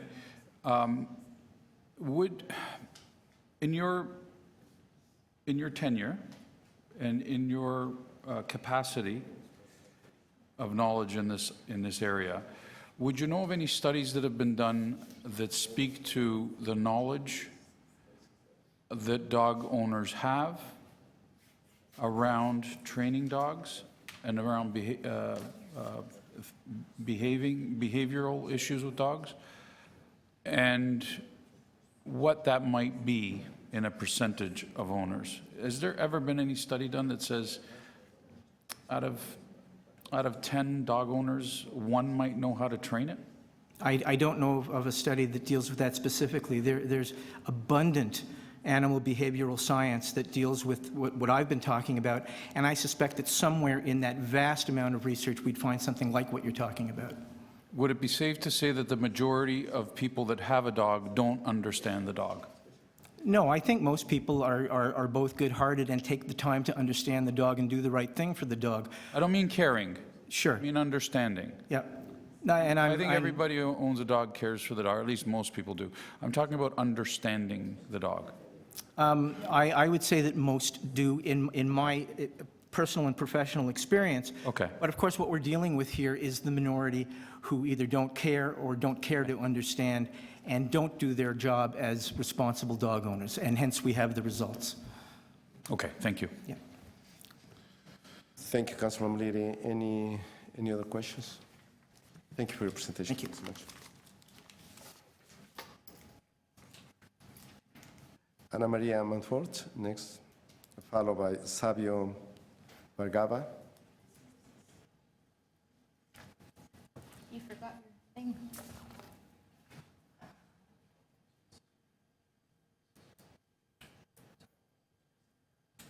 Hello again. Here we are, Hello there. another year and another committee meeting. Some more statistics. Please go ahead. All right, thank you, Councillor Palacios. I appreciate the comments of the previous speaker. I am here to promote responsible dog ownership, and I bring the perspective of a dog bite victim. I think it's really important to talk about what happens beforehand to try and prevent dog bites. I think that's important, but accidents happen. And after an accident happens, I think it is important for the City of Toronto and all of its stakeholders to take care of the victim, to manage the legalities, and do what they can to ensure that it doesn't happen again. The fact of the matter is I'm trying to bring you solutions, not problems. Dog bites have been going up in the City of Toronto every year. Year over year, Toronto Public Health has reported more and more dog bites. That's just a fact, and those dog bites are reported by doctors. The insurance industry has noticed increased number of dog bites and dog bite claims for the last many, many years. You should pay attention to this because they are a key stakeholder to the City of Toronto. And the insurance industry has noticed so much that they are in fact considering limitations and exclusions on insurance policies. A dog bite victim is absolutely entitled under the Dog Owner Liability Act to sue the owner of the dog civilly. It's not a small matter. Because we as insurance policy holders all pay for increased claims. This is now a national conversation, though we've been hanging out together for the last few years, if I could put it that way. Unfortunately, there have been a lot of terrible things related to dog bites that have happened in Montreal, in Calgary, in Vancouver, and even in Ottawa. Specifically in Montreal, a woman was killed in her backyard by a dog, by her neighbor's dog, and that dog had previously bitten 2 other people. In Ottawa, there have been a rash of cases, and they're also looking apparently at a dangerous dog definition. And in Vancouver, the City of Vancouver is actually being sued by the owner of a dog that was killed by a pit bull, unfortunately, that had previously bitten and was not properly sanctioned by the City of Vancouver. So, some solutions. Absolutely, I think education is important. However, after there is a dog bite, I think that the dangerous dog designation is important, and I commend you for considering it. One of the things that's really important to note about the dangerous dog definition is that it is consistent with what happens in every single other city in North America. It is also consistent with how the insurance industry deals with a dog that has bitten. And I think that you have to be in lockstep with these people. The insurance industry will not insure a dog that has previously bitten. It requires a separate policy for a dog that has previously bitten. Your laws have to be in lockstep with that. A dog that is previously bitten, the insurance industry or company that insures that dog or that family might require there be training. They might require a special license. They might require a sign outside of a house. It may seem a bit extraordinary to the people of Toronto, but it's just because we are late to the party. We have not updated our bylaws with respect to dangerous dogs since amalgamation. So I would ask you to coordinate with your departments, have stronger coordination with public health, look at hiring some bylaw enforcement officers, and also to do some communication stuff. Would it be possible for there to be a flyer or a poster that goes in the garbage calendar?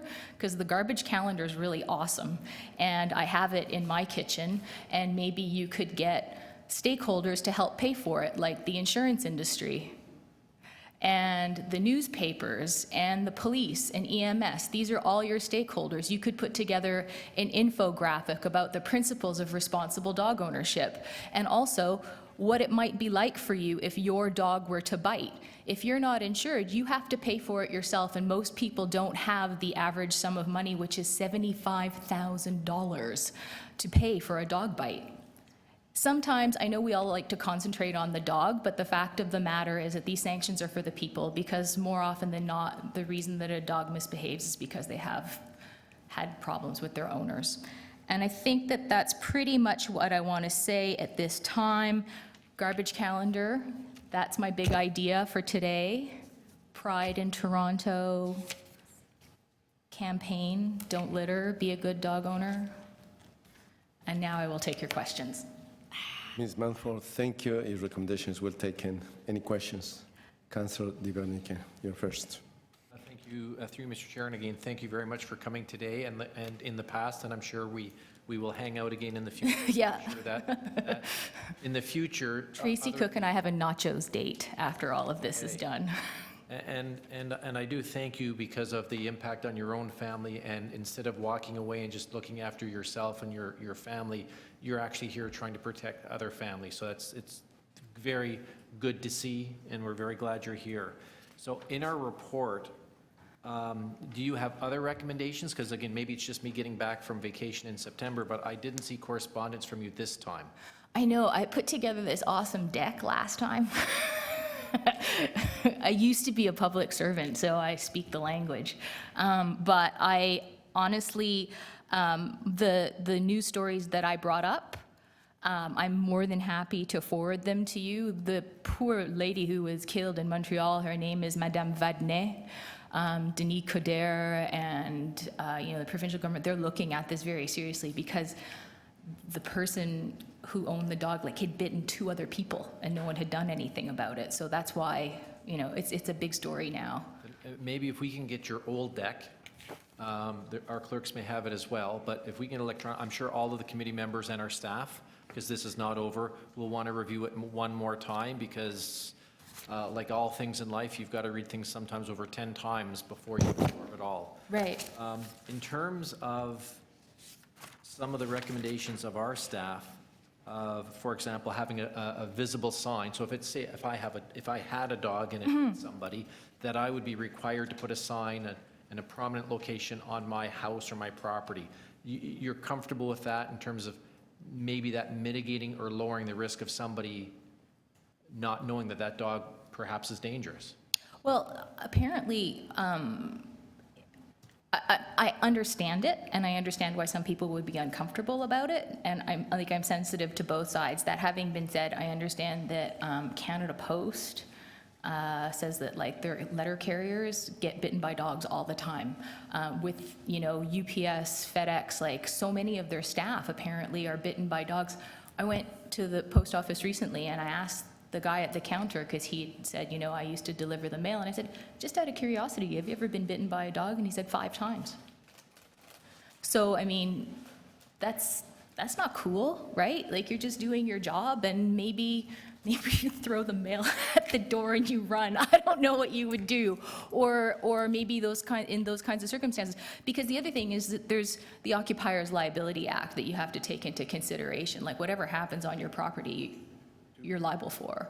So you think if we were required, say if it was my house and I wouldn't have a Rottweiler, I might have a little poodle or a little fluffy dog, but if it bit somebody, you think it still would help you and the UPS or whoever to have a sign on my house that says, I don't know what the wording is going to be, but a sign that says this dog has bitten or this could be a dangerous dog? I do, because I think a lot of dog owners like to think that their dog is a sweet, sweet dog that would never bite someone else.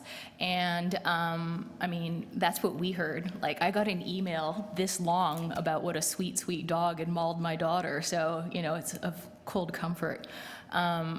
the other thing too is that frankly, if you are in a position where you have that dog that's already bitten someone, you kind of want other people to be careful around it, right? That's another thing you hear from dog owners is like, well, why are you approaching my dog? Well, then I would know full well not to approach your dog.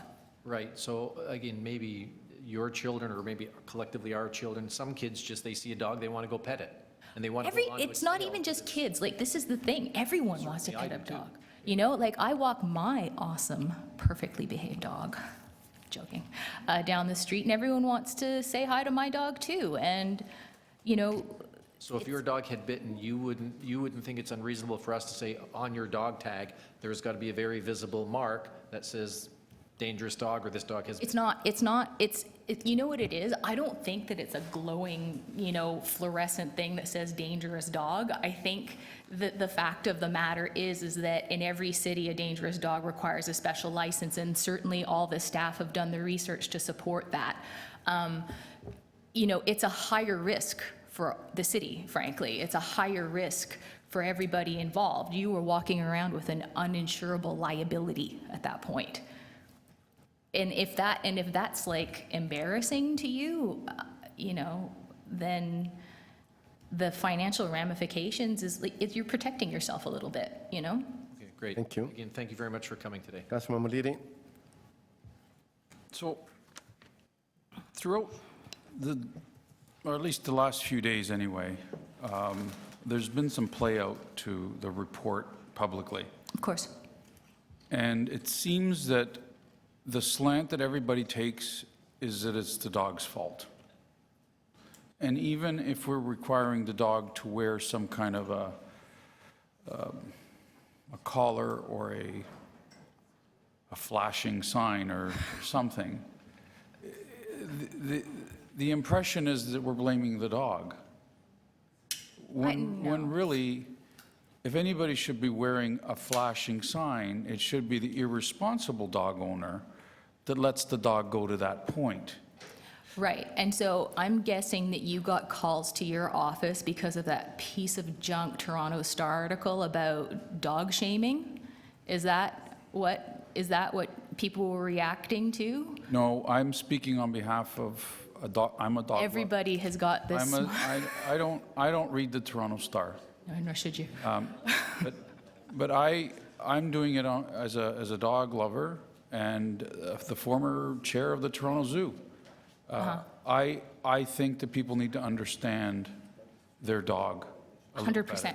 And so I don't understand why we keep picking on the dogs so much, even though they may be behaving in a way that they shouldn't, and not concentrate on why they're behaving the way they are.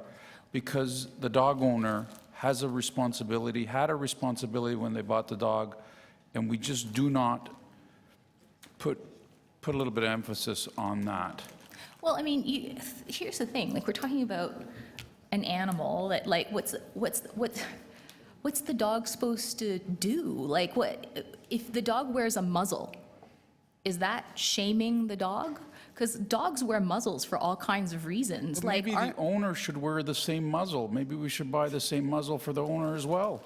I agree, and I find that.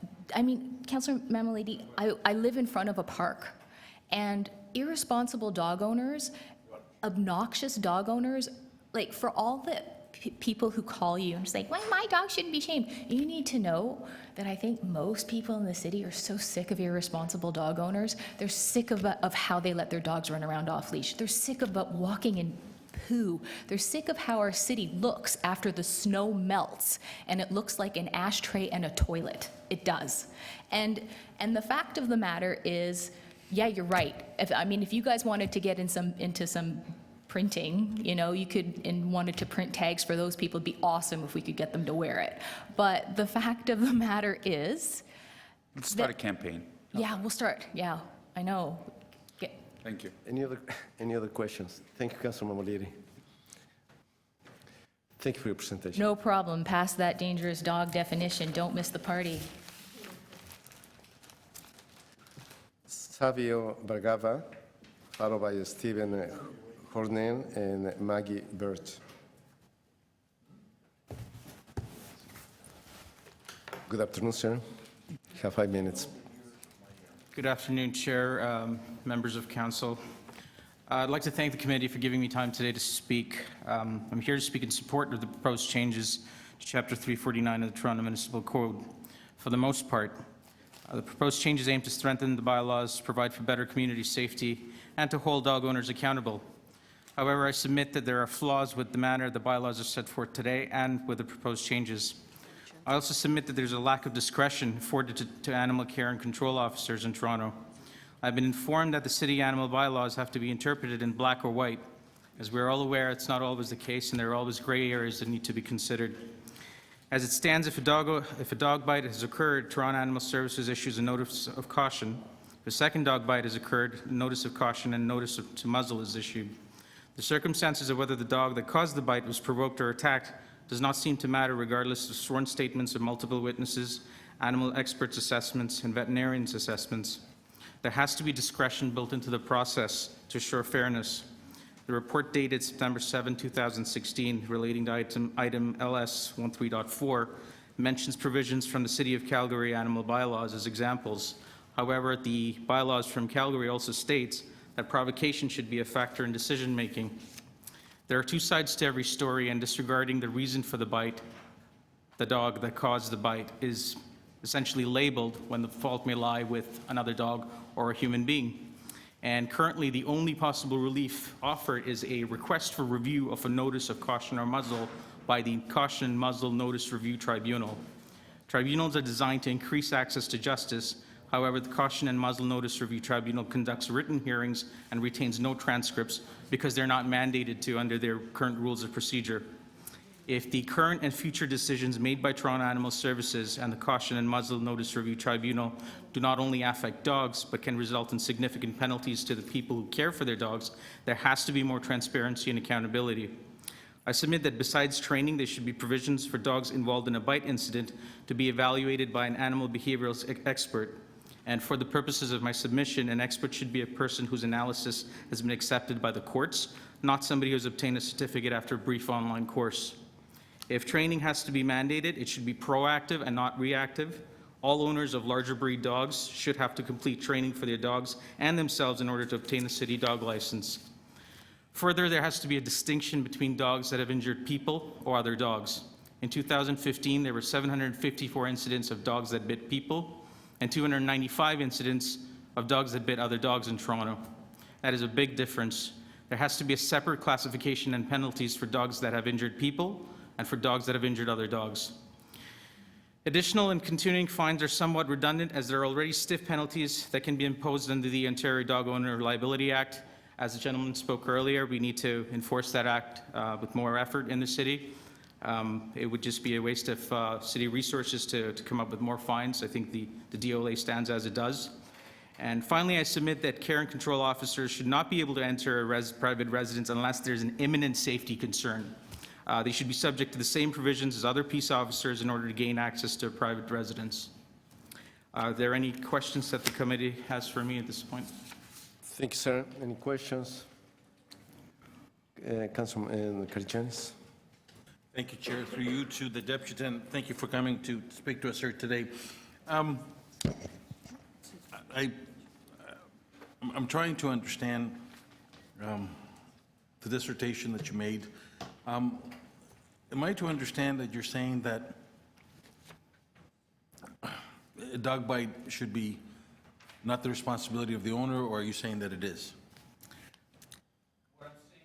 What I'm saying is that the circumstances has to be evaluated. As it stands right now, it's simply this dog bit that dog, therefore that dog gets a notice of the owner of that dog gets a notice of caution. If it happens again, they get another notice of caution and a notice to muzzle. There's no discretion afforded to animal care and control officers to determine the situation, even if there's proof, whether it be witnesses, whether it be video, whether it be analysis from experts. It's simply not considered because the bylaw as it stands doesn't give them the wiggle room to essentially consider it. It's not that they don't want to or don't have to. There are no provisions to consider any further documentation. It's either a bite or it's not a bite. That's it. What would you say to a parent whose child was bit and it might be the first time that the dog is doing, what would you say to that parent? Sorry, the owner was not responsible, and this is the first time, therefore we should allow the owner to get away. What would you say to that parent? I mean, Absolutely. What would you say? I mean, my kids are growing up, but if I was to have my grandchildren, God willing, I get some grandchildren, I'm walking down the street, my grandchild is running free, and all of a sudden there's a dog coming around the corner not leashed. Absolutely, and I completely agree with your statement, which is why I submit that there should be separate classifications for dogs that bite people. There should be, in fact, in my opinion, a zero tolerance for dogs that have bitten people, and there should be extremely strict penalties and processes that the owners have to incur if they've been careless enough to allow their dog to bite a person. But when dogs are with other dogs, the fact is they'll get into skirmishes, they'll get into fights. How do you classify a dog that bites and a dog that doesn't bite? Is it the size? Is it the breed? How do you classify it? A classification is dependent on the bylaw. There's really no breed. It really depends on currently, and if I may step out of my area of purview over here, there's a level system that Animal Services currently uses that was designed by Dr. Ian Dunbar, and starts from level 0, goes to level 6. The bite is assessed based on how severe the bite is. Level 1 is, it hasn't punctured the skin. 2 is punctured the skin, but it's less than a centimeter, so on and so forth. So it's not really the size of the dog. It's the level on the scale that Animal Services use to determine the severity of the bite. But however, I submit that a dog that's bitten a person and a dog that's bitten another dog should be two totally complete separate entities under the Act, and they should be classified differently. Today you bite another dog, tomorrow you bite a person. That's not necessarily the case, and evidence has proven, and I've spoken to one of the foremost behavioral experts in Ontario who's testified in over 50 or 60 cases for the Ontario Coroner's Office, for the City of Toronto, and his experience has been that dogs that get into skirmishes with other dogs fight. That's even dogs that have been neutered will still fight. But shouldn't be the responsibility of the owner to leash the dog and keep? Oh, absolutely. It's still an irresponsible owner. It is still an irresponsible owner. So whether the dog bites another dog or the dog bites a person, it's still the responsibility of the owner. It is still. I completely agree with you, and I agree with the provisions to have separate tags and labeling. I agree with the provisions to have signs on outside the property. I agree with all those provisions, with the provisions to not tether an animal because that causes aggression. Provisions to make sure that the animals are not wearing prong collars. I agree with all of those provisions.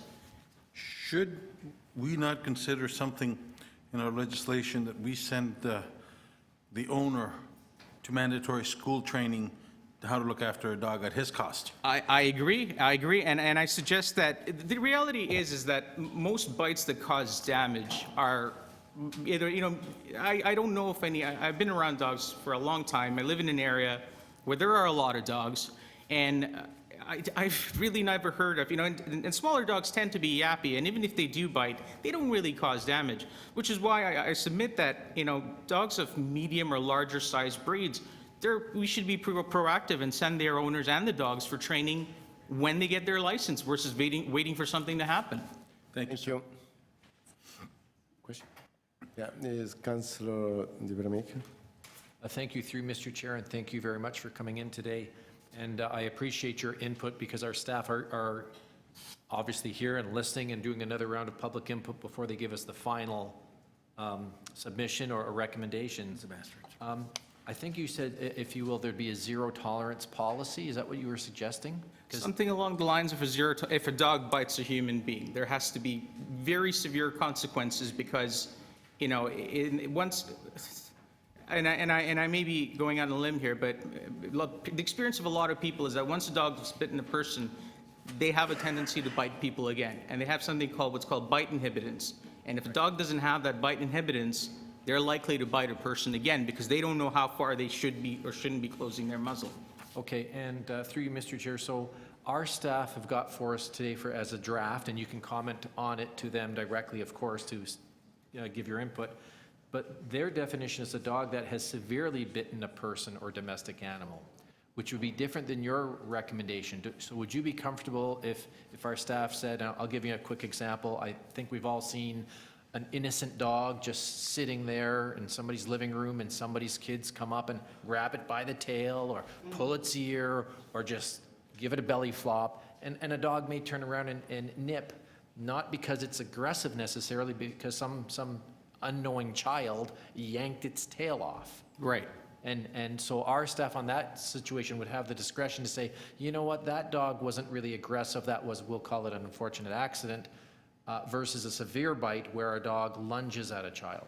Absolutely, Councillor, and it is that discretion that I was referring to, which seemingly doesn't exist right now, where it's simply... Not right now, but in the future, yes, absolutely. Discretion has to exist, and, you know, animal care and control officers, the ones that friends of mine have interacted with the people that I've interacted, they seem like very caring people who really want to be there and perform their job. And, you know, I think it's a shame not to give them that discretion to be able to make decisions in their process of investigation rather than just interpreting it in black and white. Okay, so so then your submission to us is not necessarily a zero tolerance, it's a zero tolerance at the discretion of our staff. That's correct. Okay, great. And in terms of, I'll say some of the thoughts that some of the committee members and our staff may have about the actual owner, you're saying that your suggestion to us is perhaps it's a good idea for dogs or large breeds or whatever it may be to have training as a condition of getting a license.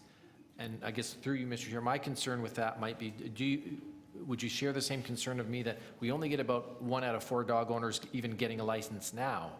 If I said to you, before you buy Buddy, you actually have to go and take a course for $100 or $200, and prove to me that you've taken the course, and then you can buy your dog or get a license, that you would just say, nah, forget it, I'm just not going to get a dog license. I do agree with you, Councillor, and I think that's an education issue. I think that the public in general should be educated to the benefits of having licensed their dog. A lot of people don't license their dogs because they don't understand the benefits of it.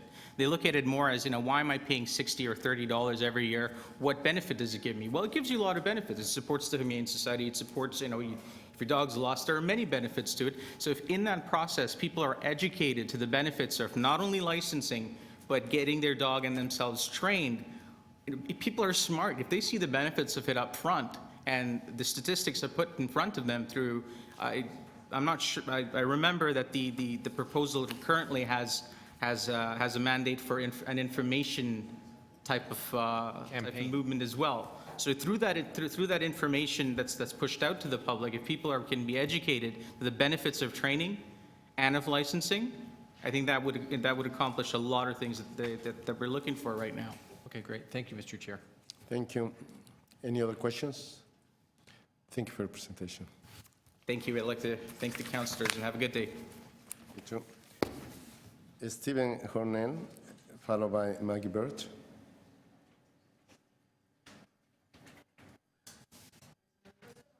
Stephen Hornell first. Stephen Hornell, not. Maggie Burt, last speaker.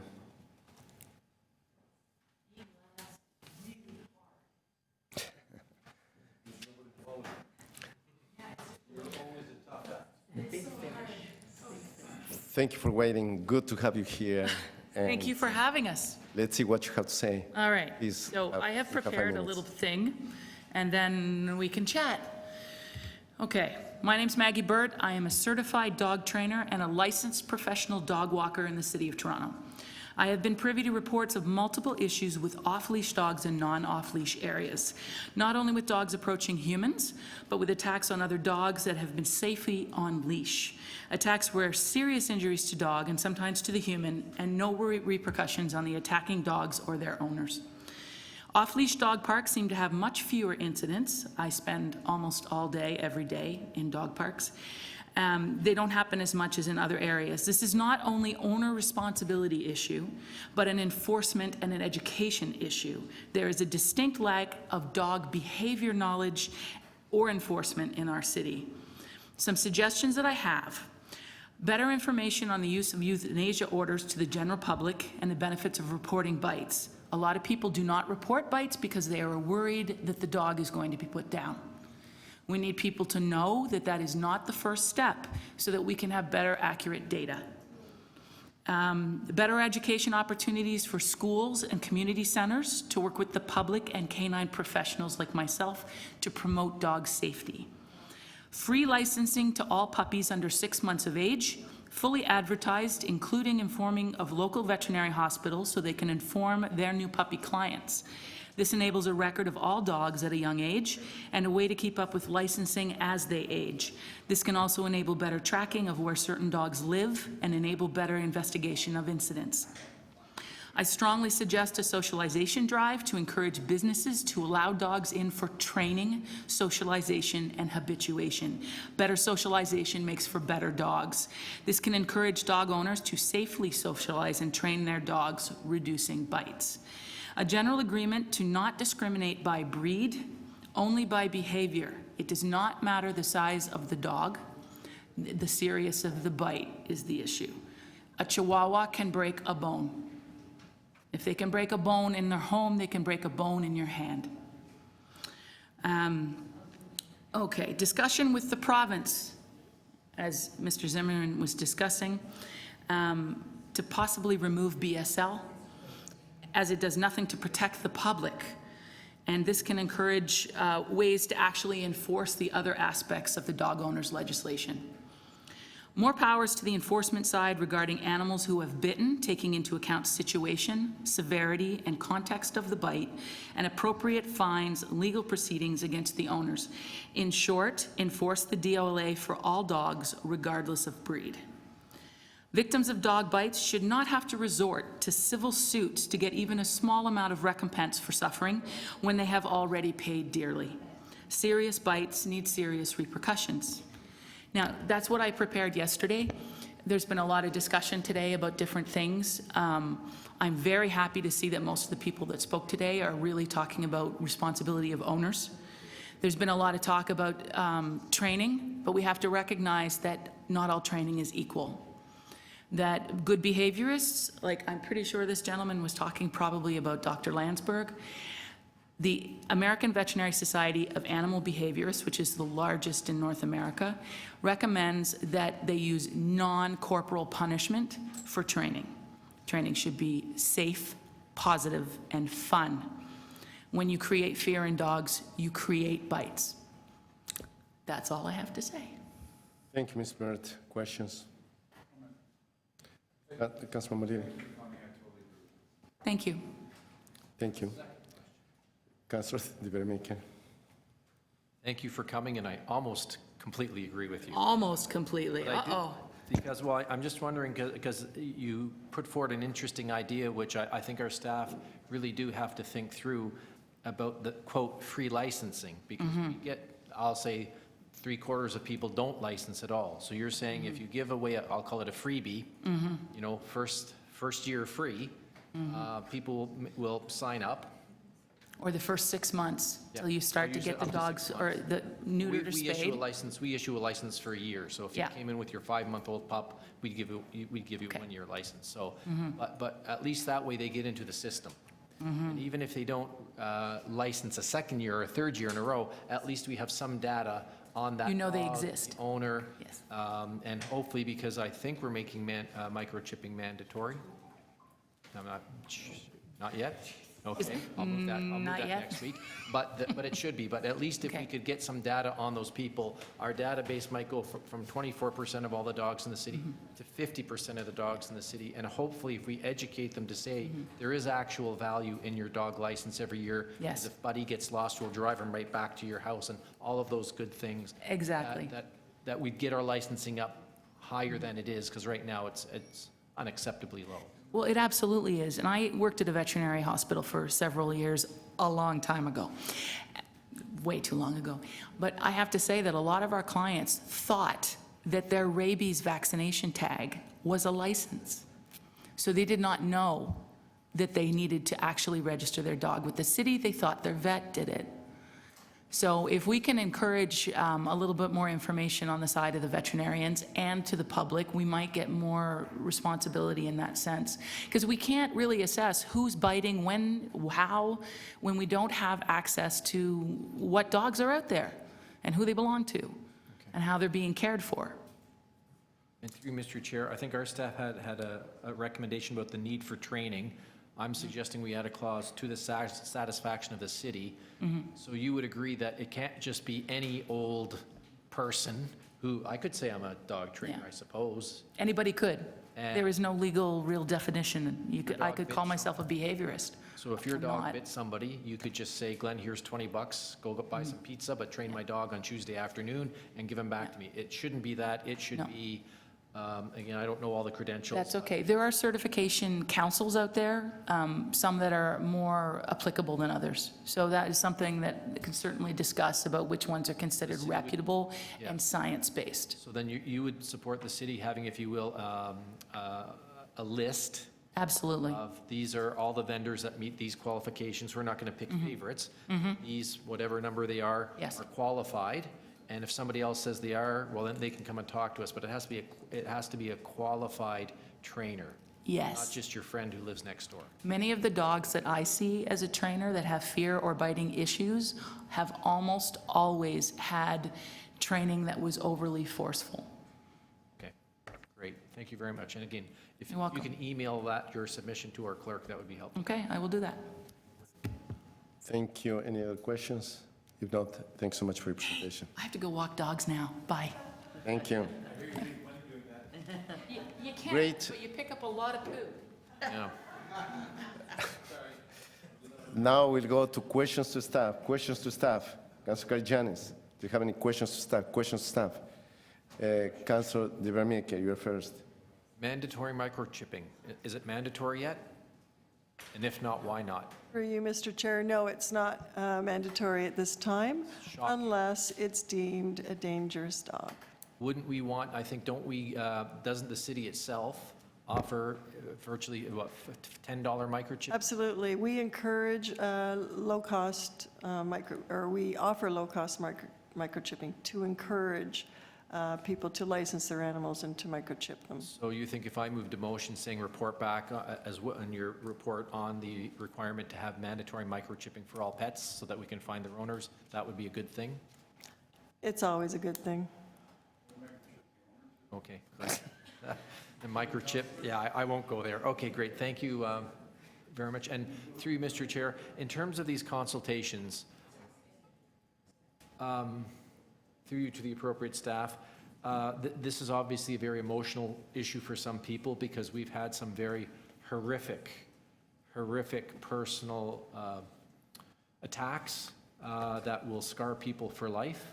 And through you, Mr. Chair, so do our staff feel that if we adopt these recommendations, that we will actually limit or reduce the amount of danger, the number of dangerous dogs that are out there and the number of horrific accidents or attacks that may happen? So through you, Mr. Chair, this report focuses on some of the amendments to bylaw that we want to further consult on and come back with that gives us the enforcement tools. But it's important, I think, to recognize that this is a piece of the larger initiative and work that needs to be done. And Mrs. Mountford made reference to communications and education and making people aware of their responsibilities. That is a part of the whole spectrum of things we need to do to encourage people to be responsible dog owners. I do believe, and we're asking that this come back to us with what we've proposed thus far, to come back with the appropriate bylaw amendments, yes, to advance the tools that we have to help mitigate future dog bite incidents. It's on an increase, and that's a problem. Okay, great. Thank you, Mr. Chair. Those are my questions. Any other questions? If not, probably I think I have a couple of questions.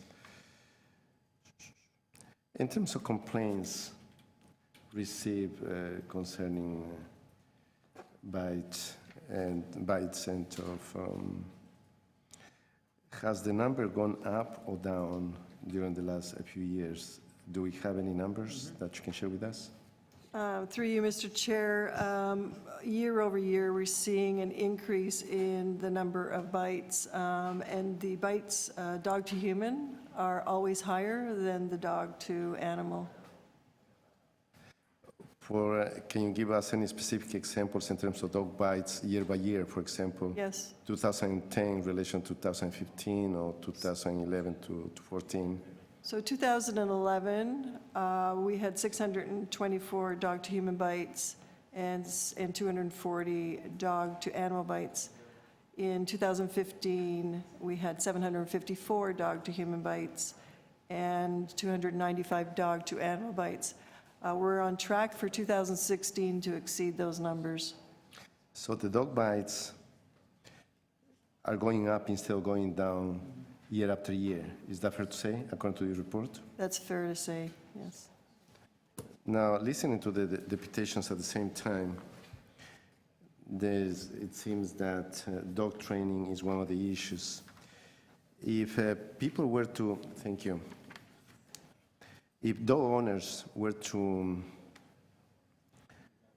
have especially any dangerous dogs be trained to the point that the dog obeys any commands, can that be brought into compliance, like to allow that animal perhaps within the mainstream? I'm thinking proactively, like is because there has been that discussion out there. Once a dog is labeled because an incident, and that's the end of it for that specific dog. But if that dog owner was to engage in a very proactive way to have the dog trained to the point that, you know, the dog has become. So in answer to your question, Mr. Chair, if an animal has gone through training after the bite, there will be an opportunity for them to appeal the order. And this part of the changes have not been introduced yet. This is yet another project that we're working on following these changes, and we will fortify the whole appeal process.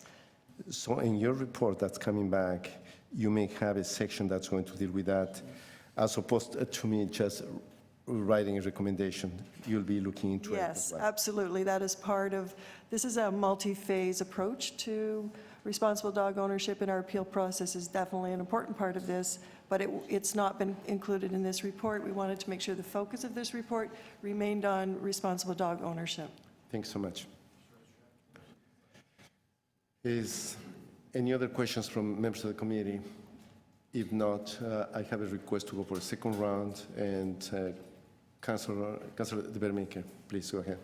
Thank you, Mr. Chair. Just to our staff, can you tell me roughly, during our busy season, roughly how many unclaimed dogs would be in our shelters on a given weekend, and how many unclaimed cats might be in the shelter on the weekend that we are responsible for feeding and caring for and providing vets for and finding homes for? Just ballpark. So ballpark figures, and I'm going to give you the number of animals in our shelters, but as well as the number of animals that are out in our foster homes, because they do put pressure on staff because of feeding and different issues. So on any given day, we could have upwards of 80 animals per shelter, and we run 3 shelters. So we're looking at a population across the board of about 240 animals. Okay. And again, on an annual basis, how many, if you will, stray cats and how many stray dogs will go through our shelter system, roughly? Because I'm sorry I didn't ask. I just love it when you throw this stuff at me. I don't have those numbers, Councillor, through. It would be in the thousands, I believe. In the thousands, absolutely. Oh, maybe there's a... Okay, so I do have my assistant here, and he's provided me with those numbers. So in 2015, we had 3,732 cats and dogs that were sheltered. And does it break it down? I'm happy with that number, but does it by chance break it down? No. Okay, but 3,732 cats and dogs come through our shelter. That's correct. And we pay the freight when they come in. We pay for everything. We pay for everything. Feed them, we clean up after them. We feed them, we we do get vet care of checks, them. we do any interventions. We do have a lot of very sick animals that come in, so they are taken care of at our hospitals, Okay. our vet hospitals. Okay, thank you. Thank you. Any other questions? Any other questions? If not, okay, there we go. Speakers, and I have Councillor Giorgio Mamolidi as the first speaker. Councillor Mamolidi. Mr. Chairman, I amended my motion just briefly to touch on Councillor DeBermaker's microchipping as well. So it's going to read as follows. That the Executive Director of Municipal Licensing and Standards include in her report back options to require dog handling and mandatory professional obedience training and microchipping to be undertaken by the dog owner at the cost to the dog owner when the city makes appropriate action for non-compliance with the bylaw.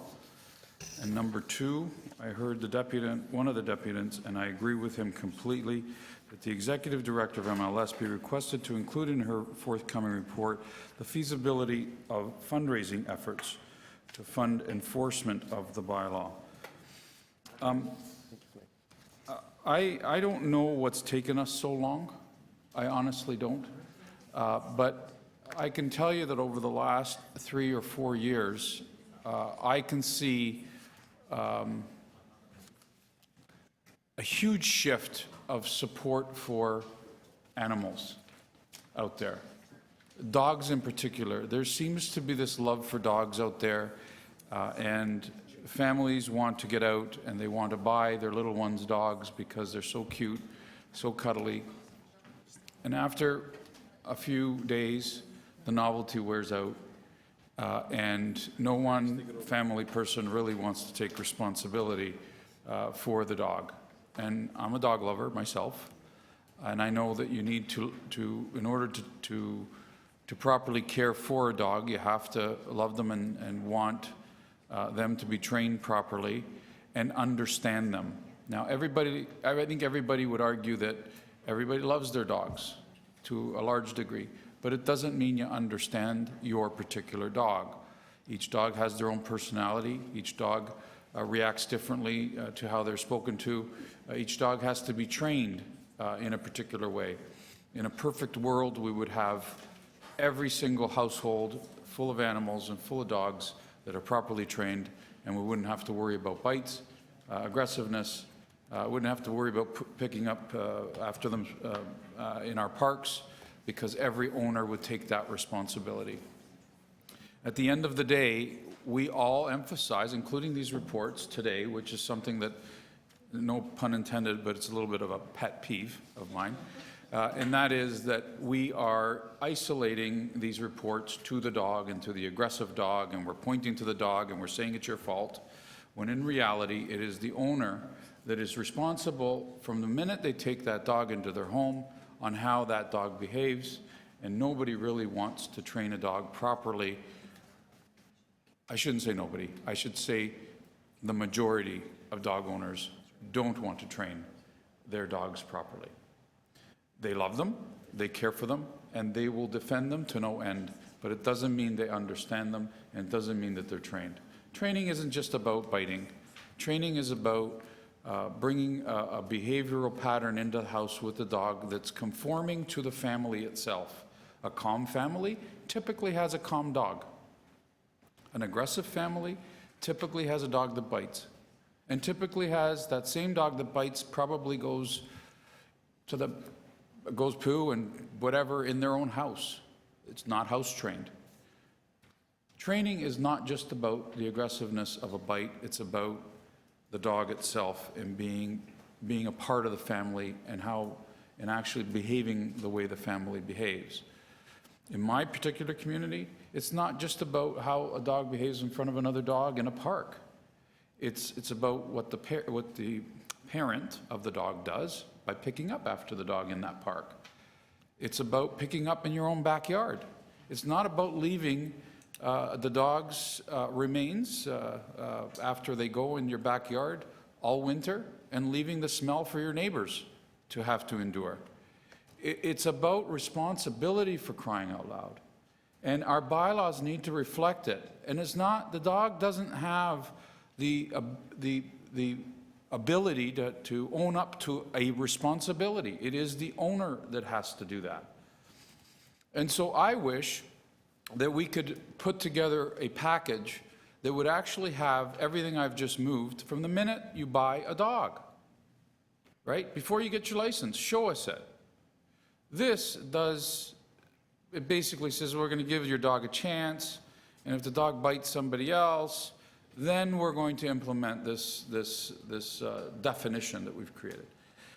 Mr. Chairman, I need to tell a story, if you don't mind, and this kind of encaptures why. I can do this later, or I can do it now. I can ask for extended time later. Or if you let me, I'll do it now. How long will it take? He's a pussycat.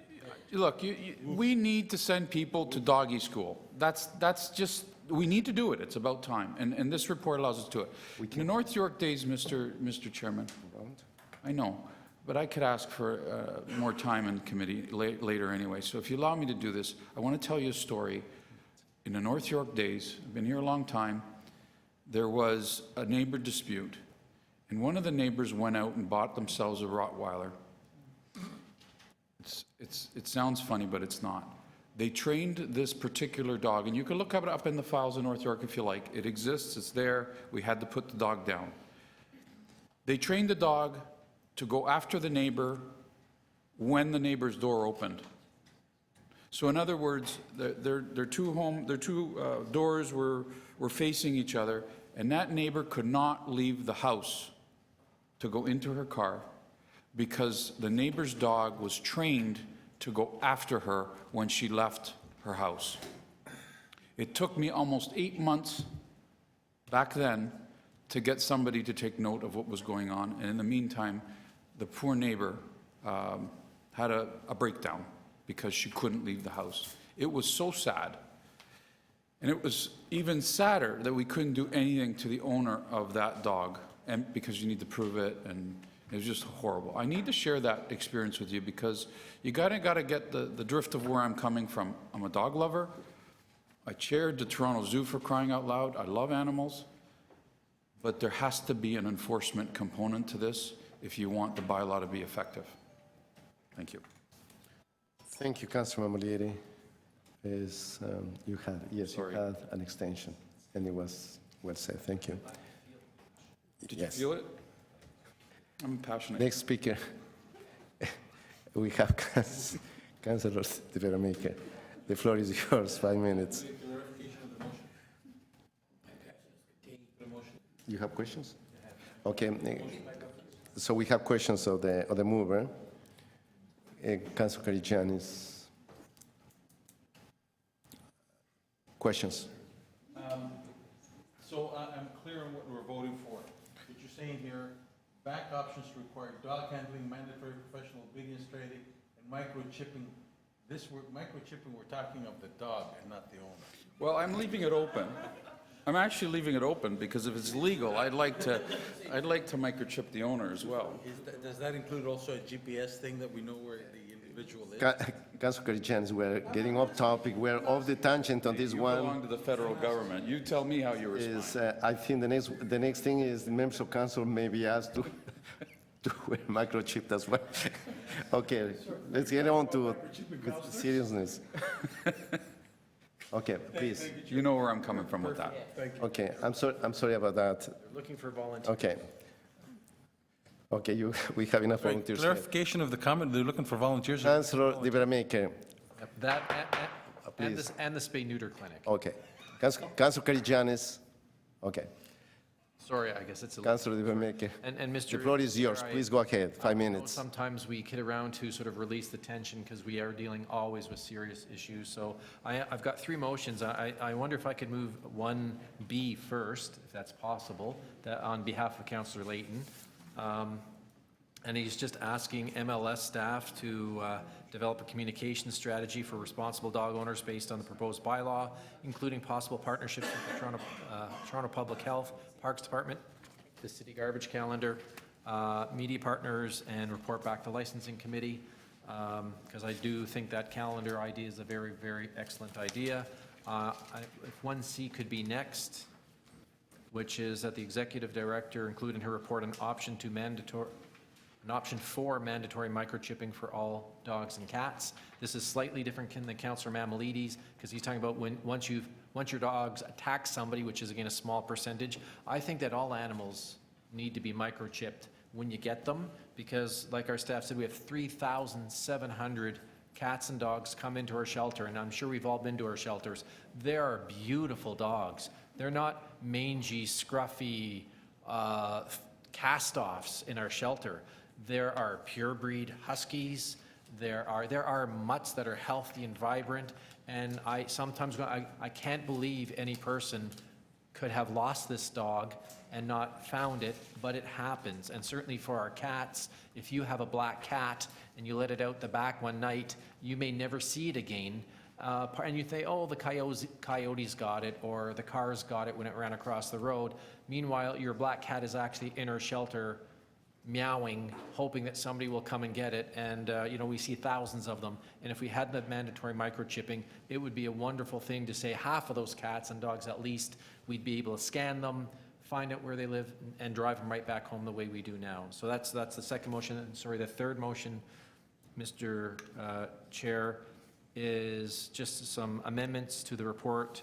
1B saying to the satisfaction of the city. That's about the training, so that it's not just any guy at the end of your street who can, quote, train your dog. It would have to be to the satisfaction of the city. I'll leave it to staff to when they report back to how they do that. And I'm asking for staff to report back on the options of 1, 2, or 3 hour time limits on tethering, and including licensing fees and banning the use of choke collars, chain or prong collars, just in general. I've talked to staff about it. They're fine with it, and they'll report back on all of these things.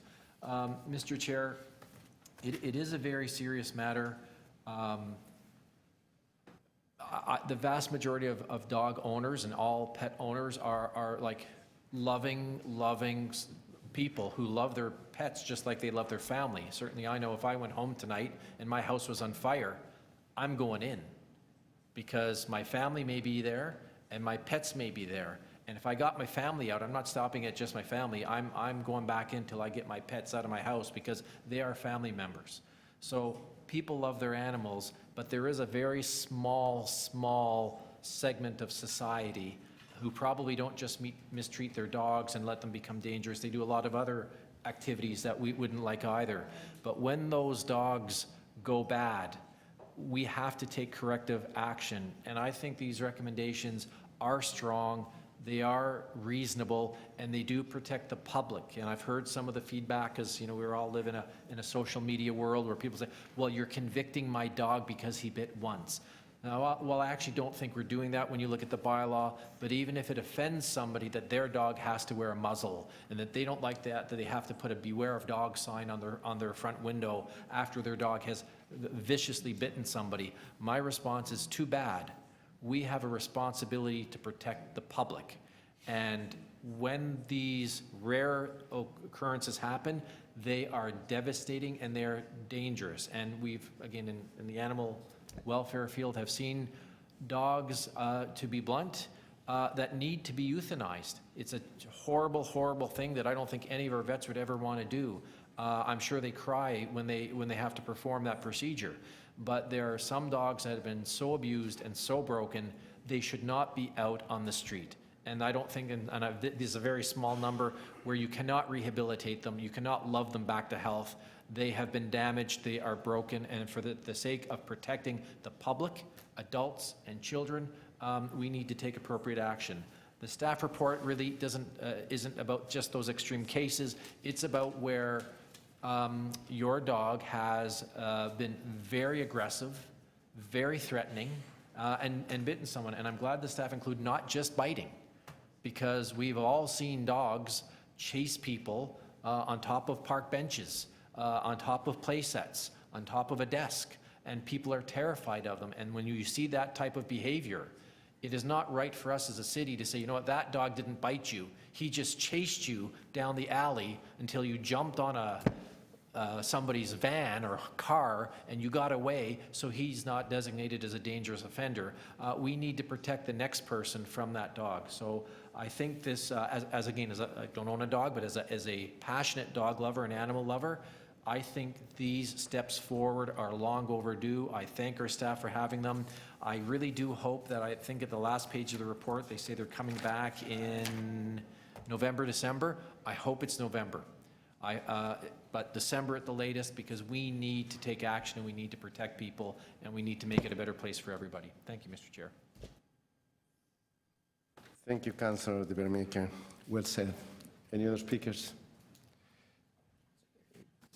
Vice Chair, Councillor Kerjanis. Thank you, Chair. In all seriousness, I mean, you know, there's fun that we say we may microchip the owner or not. In all seriousness, I mean, pets are I totally agree with Councillor De Bermeker. Pets are a part of the family.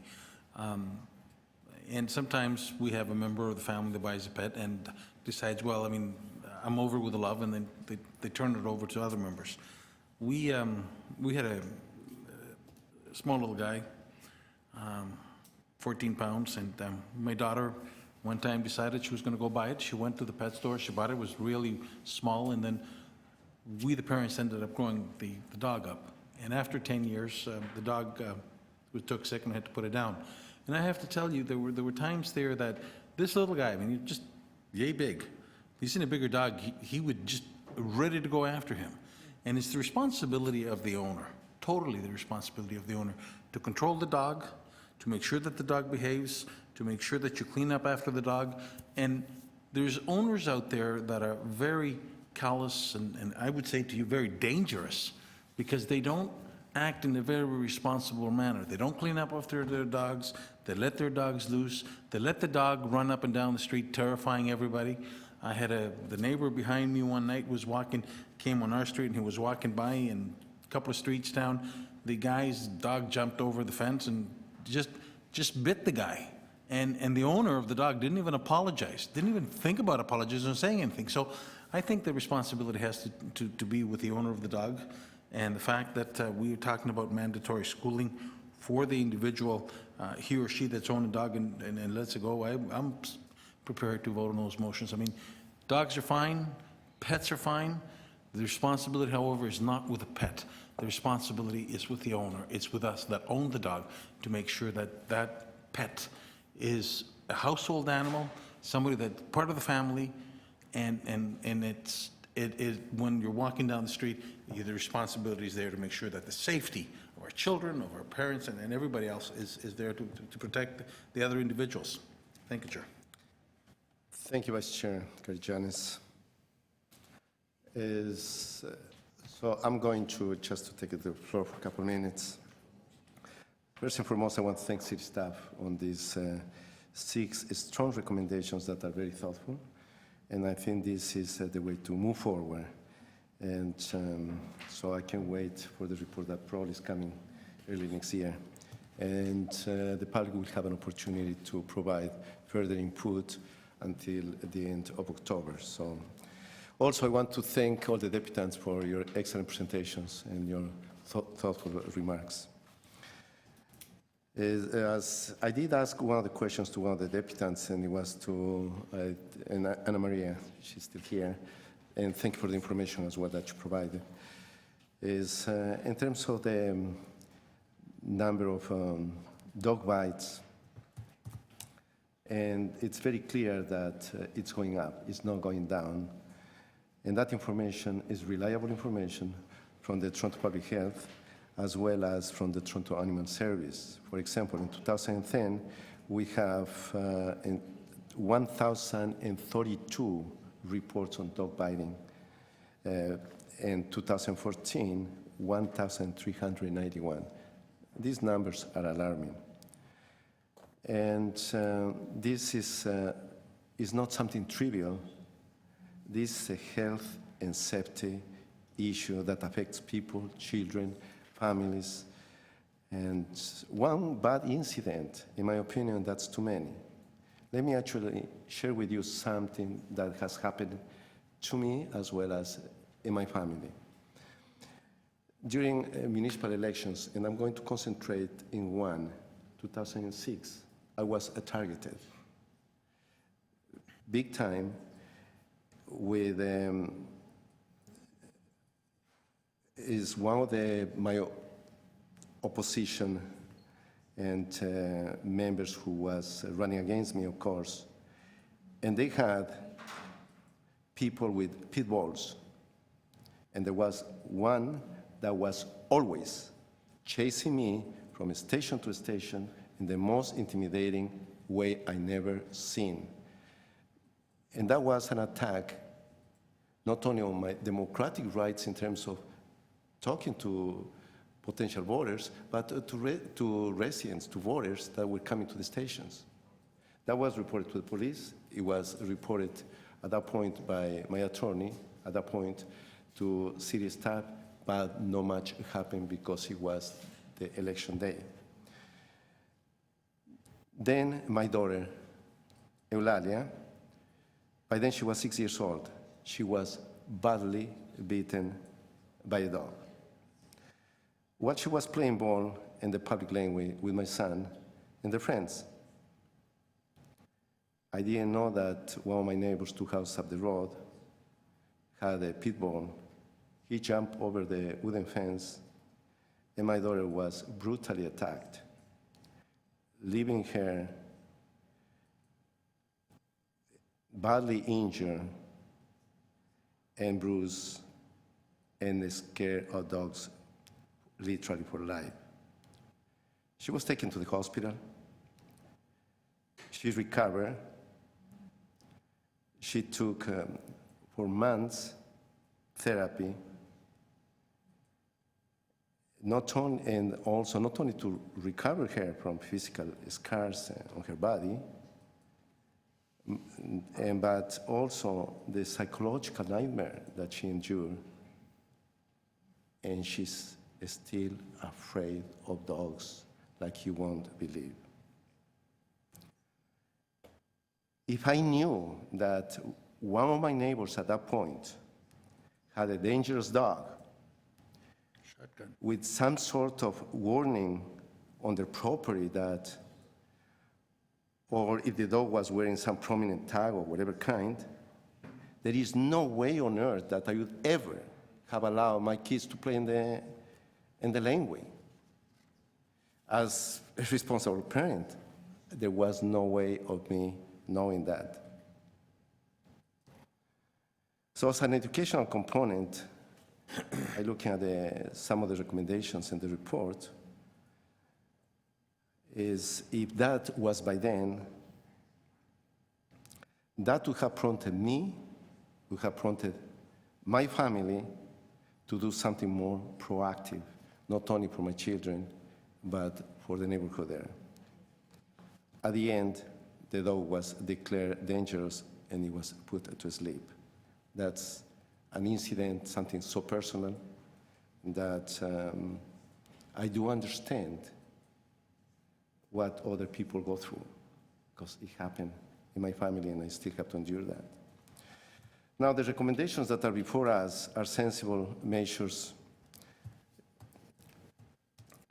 that will protect people in every sense and pets at the same time. Is from dogs that truly deserve to be labeled as dangerous. And the report clearly states that other cities, other jurisdictions, they are doing it effectively, like Calgary, Burnaby, and British Columbia. They have adopted similar steps. One of the things that is very clear in the report is that the recommendations are not targeting dangerous breeds, like pit bulls or bull terriers or whatever. The new proposal, what's focusing, and that's important for us as we're making decisions, the new proposals focus on bad behavior by all dogs and the lack of responsibility of dog owners as well. So irrespectively of, regardless of breed, I believe that this is a more constructive way of moving forward, and that to be in line with other jurisdictions. So I think that we're in the right track. And then my last point is that in terms of bringing forward the definition, what constitutes a dangerous dog is extremely important. So at least we have something that we can take it from there. Thank you. So I'm moving also the recommendations within the report. And so we have a number of recommendations. I have a request to, and by the way, we have Councilor Layton, thank you, and thank you for bringing the universal motion as well to council that ended up with a good report here. Thank you. So I have a request to have the vote recorded. All those in favor, and we'll take it as a package. All those in favor, Councilor Di Giorgio, Councilor Di Baramaker, Palacio, Garijanes, and Mamoliri. Unanimous. And the staff's recommendations have been moved as well. I did move them. And the item is adopted. All those in favor? Recorded as well. Di Giorgio and Councilor Di Giorgio, Councilor Di Baramaker, Palacio, Garijanes, and Mamoliri. Unanimous. Thank you. Can I have a motion to adjourn? All those in favor? Thank you. Thank you so much, everyone.